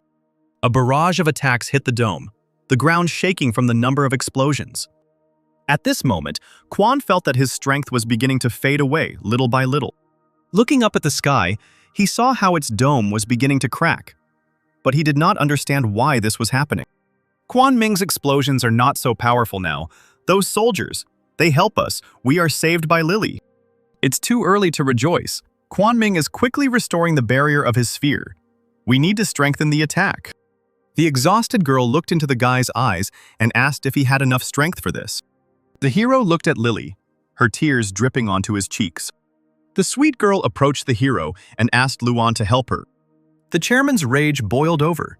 He could not believe that some bunch of scum dared to attack him and start a rebellion. The mad chairman laughed, and the dome tightened again. There was not enough strength. Suddenly, he saw a scarlet fire that flared up nearby. It was Lord Pangwan who was summoned by Luan to stop the chairman. The mighty warrior looked at the dome. It was time to deal with this villain. Luan promised the girl that he would help her. Pangwan grabbed his sword tightly. The hero shouted that he would definitely defeat this bastard. At that moment, the chairman realized that this attack would be fatal for him. But he did not have time to stop the ruler of the underworld, who jumped up and rushed towards his goal. A moment later, the sword pierced the strong, impenetrable dome, and all the energy rushed into this hole from the sword. The chairman felt a strong pain, as if the sword had pierced not the dome, but his heart. The dome cracked like glass, more and more energy leaving it. The chairman couldn't believe that he had been defeated by some lousy kid. After a few seconds, his body began to dissolve until it disappeared completely. Lord Pangwan's projection disappeared, and Luan fell to his knees. Finally, it's all over. How strong the chairman turned out to be, how complicated everything is. The guy fell to the ground. He had no more strength left. Now he could finally rest. Suddenly, he heard a dark figure approaching him. The guy lowered his head to see who was approaching him. At that moment, he saw a menacing thunder tiger standing above him. The guy got scared and started to quickly get up to escape the reprisal. "You again, you naughty boy," said the thunder tiger to Luan. The hero began to beg him to stop, because all this was just a mistake and a misunderstanding. Behind the thunder tiger, senior students appeared, rushing to help their comrade. They blocked Wang Man's way to the guy, saying that he did not dare raise his hand against the student. The thunder tiger looked menacing. His soldiers were already standing behind him. It seemed to him that these two were asking for trouble. Yangani replied that whatever happened between you, he is a junior at our university, and we will protect him. Thunder Tiger looked at Luan and said that he wouldn't even be able to get up in this state. Then he took out a psionic reagent and said that he would just give it to him so that he could get out of there quickly. The commander turned to his subordinates and gave the order to clear the area where the bat had been and to provide assistance to all the wounded. One of the guys asked the commander what to do with these creatures and looked at the unconscious animals. "Tiger, Thunder Tiger, wait, they will not cause any harm. They will behave well, I guarantee. It was only Quan Ming who was dangerous. Do not attack them, I beg you." Wang Ming looked at the boy silently and then ordered his subordinate to form a team to monitor the beast. "But Commander, all mutants must be destroyed. Your order is not in accordance with the rules." At that very second, the evil commander hit the guy on the head and said that his order was the rule. Then he gave his subordinate a kick in the ass and ordered him to carry out the order. Luan watched this performance and smiled. After all, the Thunder Tiger was a very powerful man. Finally, it's all over, and thank God that it all ended well. The heroes helped the wounded, and the detachment remained at the mine for another 2 weeks studying the area. They collected quite a lot of psionic ore. This would have been a joyful event before, but knowing the origin of the ore made it impossible to rejoice anymore. Meanwhile, in the city, people couldn't believe the news. It said that the association's chairman, Quan Min, had died in the mine. Zhao Chenglin was reporting to 3 unknown figures at this moment. She said that the information received was reliable. The mine was created for Quan Min so that he could replenish his strength. The 3 figures were surprised by this news. They considered the chairman a real psycho. He created a special energy sphere with which he wanted to kill everyone, but they united and were able to destroy the sphere. According to the news from the mine, the image of a red Buddha appeared on the battlefield. This appearance is very similar to the one seen during the state exam in the eastern region. It must be him. Most likely, Quan Ming was killed by the Lord of Pangguan, who was summoned by the rebel Zhao. As for the rest of the news, I will report it to the 3 chairmen as soon as I confirm its authenticity. Right now, the squad is returning from the mine, and soon we will find out everything. In one of the trucks, a guy was happy that he would finally be able to have a normal conversation with a tiger. Luan kindly offered Wang Ming a glass of water, saying that it was thanks to him that he was still alive. "Don't try to be my friend," replied the Thunder Tiger. "I never remain in debt. You saved me once. Now we are even. Why didn't you leave me to die then? In fact, I have always had a good opinion of you, and it is all because of your stupid nephew. Or rather, I meant Tianhao. Because of him, you are angry with me. You must know what kind of person your nephew is, and yet you still wipe his ass. Obviously, only because he is your relative, and not of your own free will. But you are devoted to your family, devoted to duty, and such a person cannot be bad. That's why I really like you, Thunder Tiger." Hearing such flattering words about himself, Wang Man felt a little embarrassed. Then he told Luan to get out of here and go to the back of the van and keep an eye on the cargo there, which was not the answer the guy was expecting. The sad hero sat at the end of the truck among the boxes. It was damp and lonely here. The soldier told the guy that the commander had conveyed that if even one piece were to disappear, the hero would be in trouble. "I don't understand what's going on in this tiger's soul. I'm not actually going to bite everyone. It makes me so angry." The guy fell to the floor.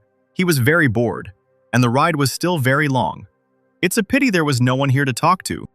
It suddenly dawned on him that he could just get his system in order. This time, he had bitten quite a few people. The vampire system reported that his list of captured creatures included 37 living creatures and 12 dead creatures. Opening the list of his creatures, he was amazed at how many there were. In the end, the guy had 1,001 points left. The list was simply huge, a whole collection. At this rate, the hero will collect 8,000. However, the large number of skills can play a cruel joke on him. During battle, the hero may forget what abilities he has and which of them are more effective. Suddenly, he saw a system message that said the owner's request had been recorded, and the system had suggested an improvement. Luan was incredibly happy that the system could be improved, and only 1,000 points were needed. He had exactly 1,001. After selecting the appropriate button on the display, the guy was enveloped in a bewitching blue aura, and the system improved. The power filled him, and the boy's eyes turned bright blue. The system congratulated the hero on his improvement. Now, new functions were available to him. The first function was summoning prisoners. Now, Luan could summon one subordinate to himself once a day. The second function is skill combination. The system owner can restructure skills. He can combine them and create completely new specialized skills.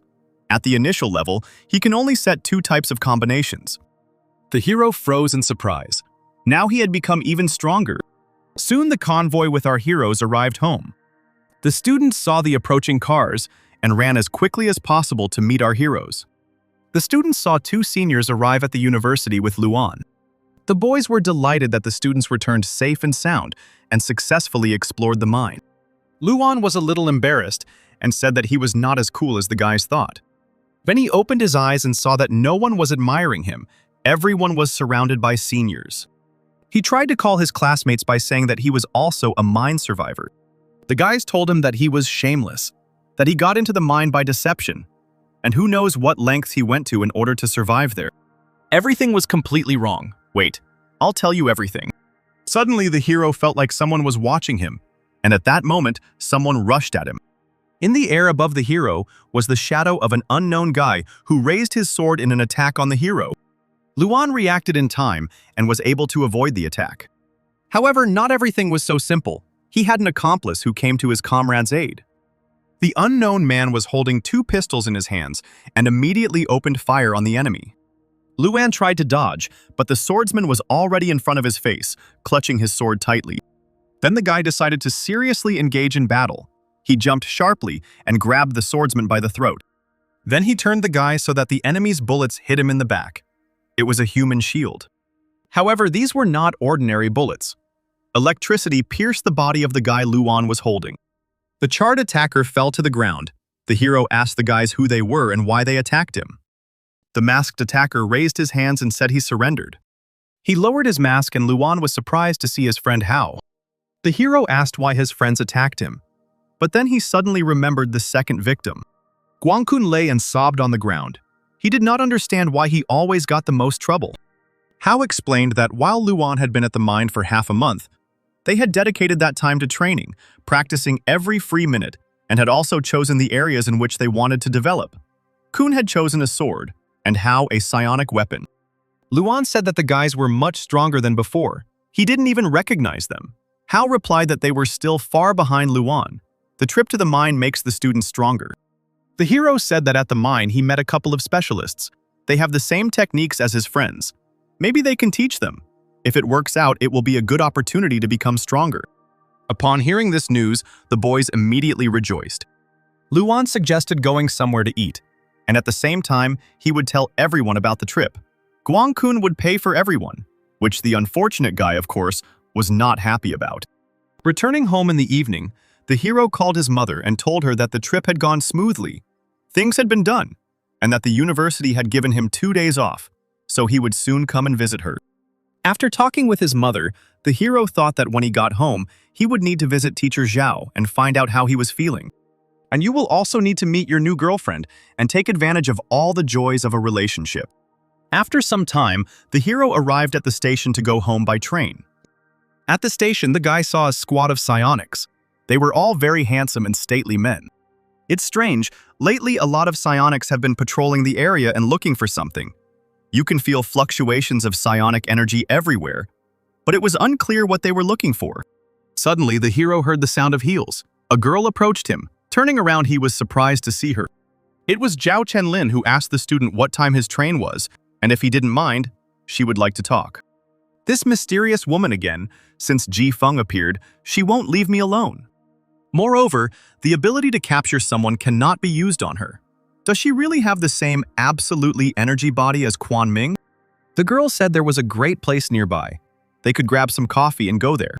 Luan decided to agree, since he now had the ability to summon an assistant at any time. He told Aunt Zhao that he wouldn't mind going with her, but the girl was indignant when she heard her name being called Auntie. Night had fallen outside, and the aromatic coffee gave off a pleasant smell. They sat on a hill from which the lights of the night city and the beautiful skyline were visible. Luan was amazed to see such a luxurious view. The girl confirmed that it was very beautiful here. The hero began drinking his coffee, saying that this place reminded him of his home. It was very nice here. Suddenly, Zhao said that it was probably he who killed Chairman Quan Ming.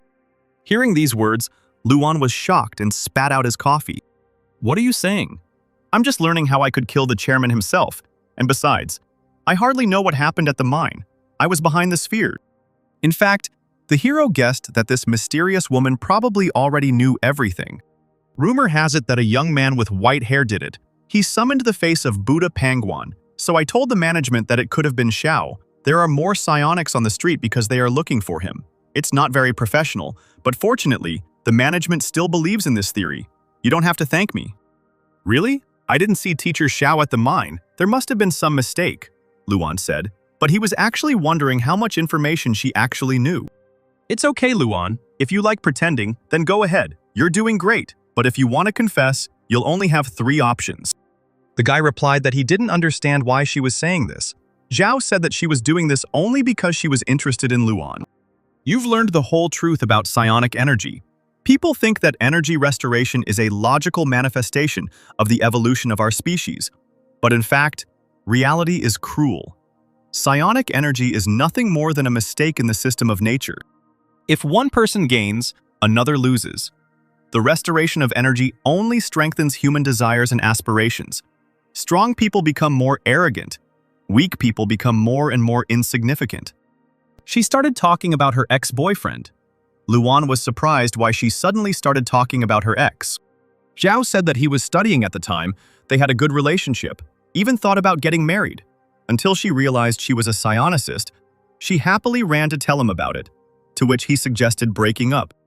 The girl asked the reason, and he said that psionics and ordinary people were two different species. He believed that the huge gap in the abilities of the two species would eventually lead to the enslavement of people. To prove him wrong, Zhao joined the association, and in the end, she thinks he was right. You will understand this, Luan. Many of us are trying in our own way to stop the changes of psionics. But so far, everything has been in vain. The power of personality is insignificant before the passage of time. But Zhao still retains hope. If energy restoration is a mistake in the natural system, then I believe that a force will surely appear that can correct it. What do you think about this, Luan? The girl asked him. The guy fell silent, then replied that he thought Zhao had a point. They finished their coffee and, lost in his thoughts, the guy returned to the platform. He stood silently on the platform and recalled Zhao's last words about the force that would definitely be able to correct this error in the system of nature.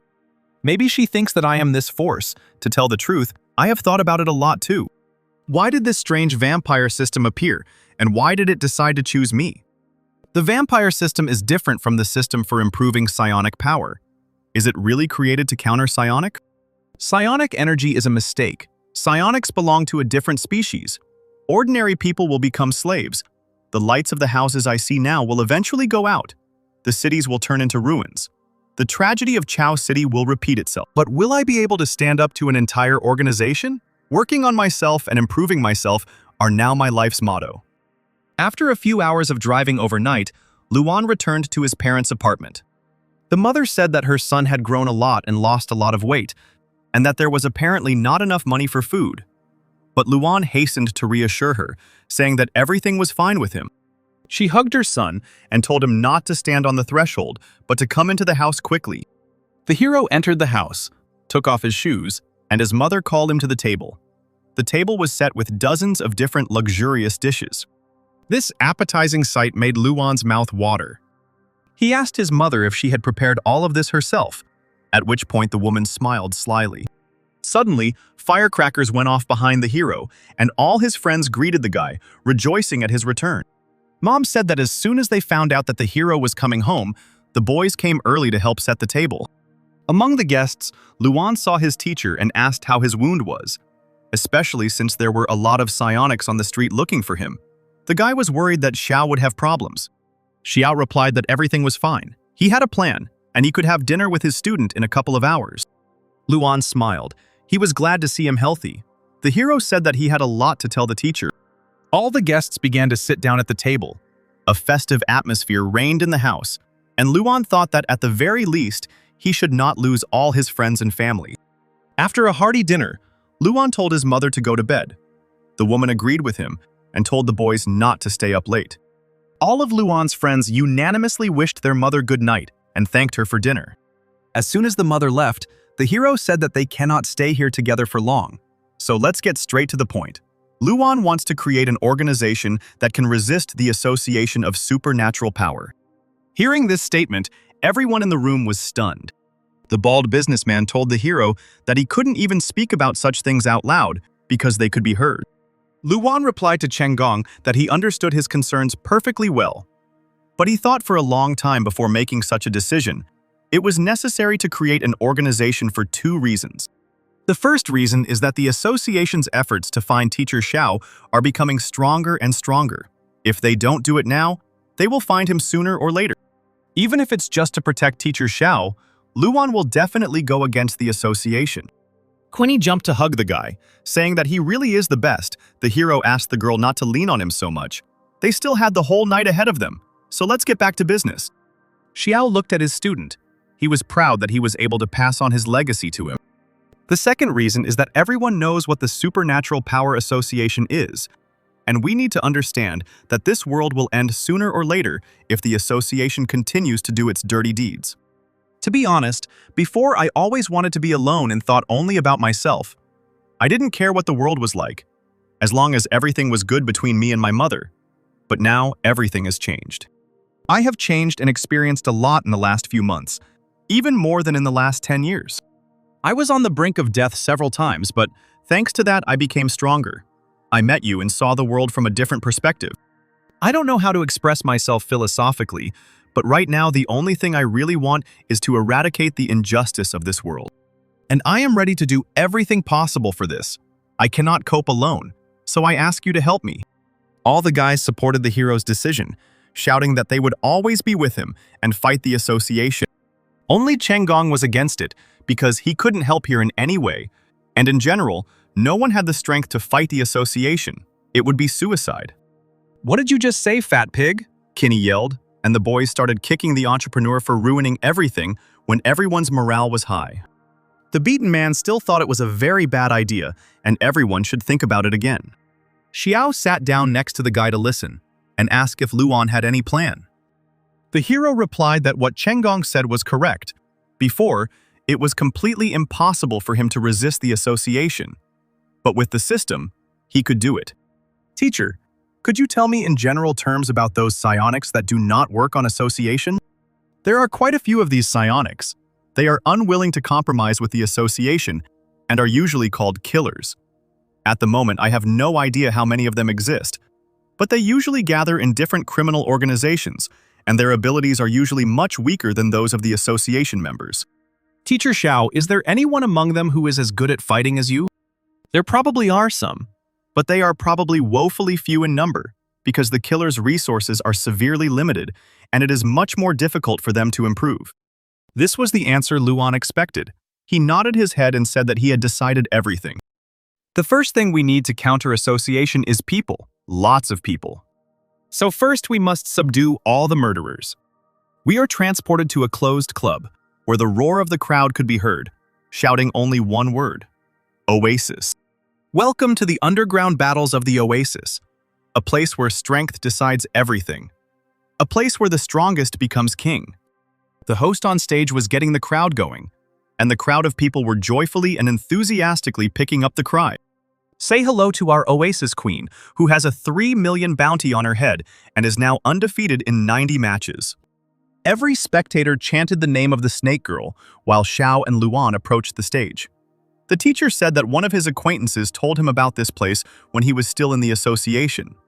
This place is called the Underground Battles of the Oasis. It is very famous among killers, and the prizes here are simply huge. The venues are constantly changing. The association has spent a lot of effort, but has not been able to eradicate them. And the organizers are still unknown, if Luan needs people. This is the best place to start. After listening to the teacher, the boy suggested going to see what kind of fights were going on there. In the arena stood an imposing man in green armor, radiating a terrifying aura. He said that the time had come for a new king. The time of the vulture turtle had come. The audience was delighted. Today's challenger can transform, and he also has pretty strong armor. His opponent was a graceful girl whose only clothing was duct tape wrapped around her sexy body. The fight began. The girl attacked first, turning her hands into snakes. The spectators immediately recognized the famous snake grip. In an instant, the formidable giant was wrapped in snake heads, immobilizing him. But the guy wasn't that simple. He shouted that the girl wouldn't be able to break through his shell anyway. Here it is. A battle between two owners of beast-like transformations. We will find out which is stronger, a turtle shell or a snake grip. At that very second, the man began to transform, his head turning into a long column similar to the head of a turtle. The presenter continued commenting on the fight, surprised that the guy could even transform his head. The girl did not waste any time and also transformed her head into a huge snake. Then, like a bloodthirsty python, she swallowed the guy's head. Clenching her powerful jaws, she bit off his head. Even his impenetrable shell couldn't help the man. The fight ended too quickly. The girl returned to her previous form, asking who wanted to fight her next. The crowd chanted her name, and she won again without any effort. Now her winning streak stands at 91 matches. Luan turned to his teacher, wondering if he could defeat her. "I think there would be no problem if I used all my strength. The main thing is to be careful with her. Maybe you could try to fight her." Luan happily agreed. It would be a sin to refuse such a prize. But first, he needed to earn a few points, as the guy already had few of them. The host climbed onto the rope and asked the audience who was next ready to fight the invincible snake. Are these the legendary battles at the oasis? Xiao said, "It's a disgrace. What's the point of even coming here?" The audience fell for the provocation. They tried to find the one who said this nonsense, who dared to just insult the oasis. Xiao continued to mock, saying that this entertainment was just for such worthless people. The host recognized the guy who was bragging. He was the Lord of Pangguan, the famous Gong Xiao. Xiao smiled. It turns out that someone here even knows him. The audience recognized Xiao, saying that he was the same guy who was the association's errand dog, but was then expelled and declared wanted. They laughed and called him a beaten dog. Xiao turned to the boys and replied that a dog was still stronger than a pack of small rats. The hooligans immediately became furious upon hearing Xiao's ridicule. Meanwhile, Luan's system was filled with numerous notifications about receiving points for crowd dislike. The crowd was getting angrier and angrier, and Luan told the teacher that he had teased them enough, but he found it difficult to stop. "Stop acting tough, Lord Pangguan. Aren't you afraid to challenge our snake?" Xiao slowly turned around, looked at the host, and replied that she wasn't even worthy of his punch. But this is a great opportunity for his student to show himself. The host heard the answer and began to announce the start of the next competition. The challenge was issued by the disciple of Lord Pangguan, a former psionic from the association. As the saying goes, teenagers need to grow up, and growing up always comes at a price. And in the underground battles of the oasis, the price of growing up is death. So guys, to my left is the queen of our battles, who is on a winning streak of 91 battles, the well-known snake for whom this child will be a snack. The presenter didn't know the name of the candidate on the right, so he held out the microphone and asked the guy what his name was. Luan took the microphone and said that it is very popular now to come up with all sorts of pseudonyms for yourself. And there are still a lot of people here. He needs to somehow impress everyone, so he told them to call him the King of Darkness. The presenter abruptly snatched the microphone, as if unimpressed, and said that it was a great nickname. The furious spectators cursed the guy with all sorts of words. They wanted the snake to kill the upstart as quickly as possible. So, the battle between the King of Darkness and the snake begins. The host hit the gong and ran off the stage. The girl rushed into the attack, saying that she would bite the guy's head off in one fell swoop. She was curious about what he tasted like. The snake immediately used a full transformation. It seems that it wants to deal with the King of Darkness as quickly as possible. The snake slammed its head into the arena, but Luan quickly reacted and dodged the attack. The Dark King jumped into the air, but hasn't he watched Dragon Ball?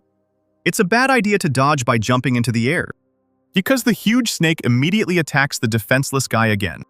To Luan's surprise, dozens of snakes began to crawl out of the snake's mouth, blocking his view. Finally, the ability of 10,000 snakes. I hope none of us will get sick from such a number of snakes. The spectators rejoiced at the outcome of the battle. They wanted the girl to crush the guy like a small bug. But Zhao watched calmly. He knew that the guy was not as simple as he seemed. He recalled Luan saying that after he improved his system, he could combine multiple abilities at once, but he hadn't practiced it yet.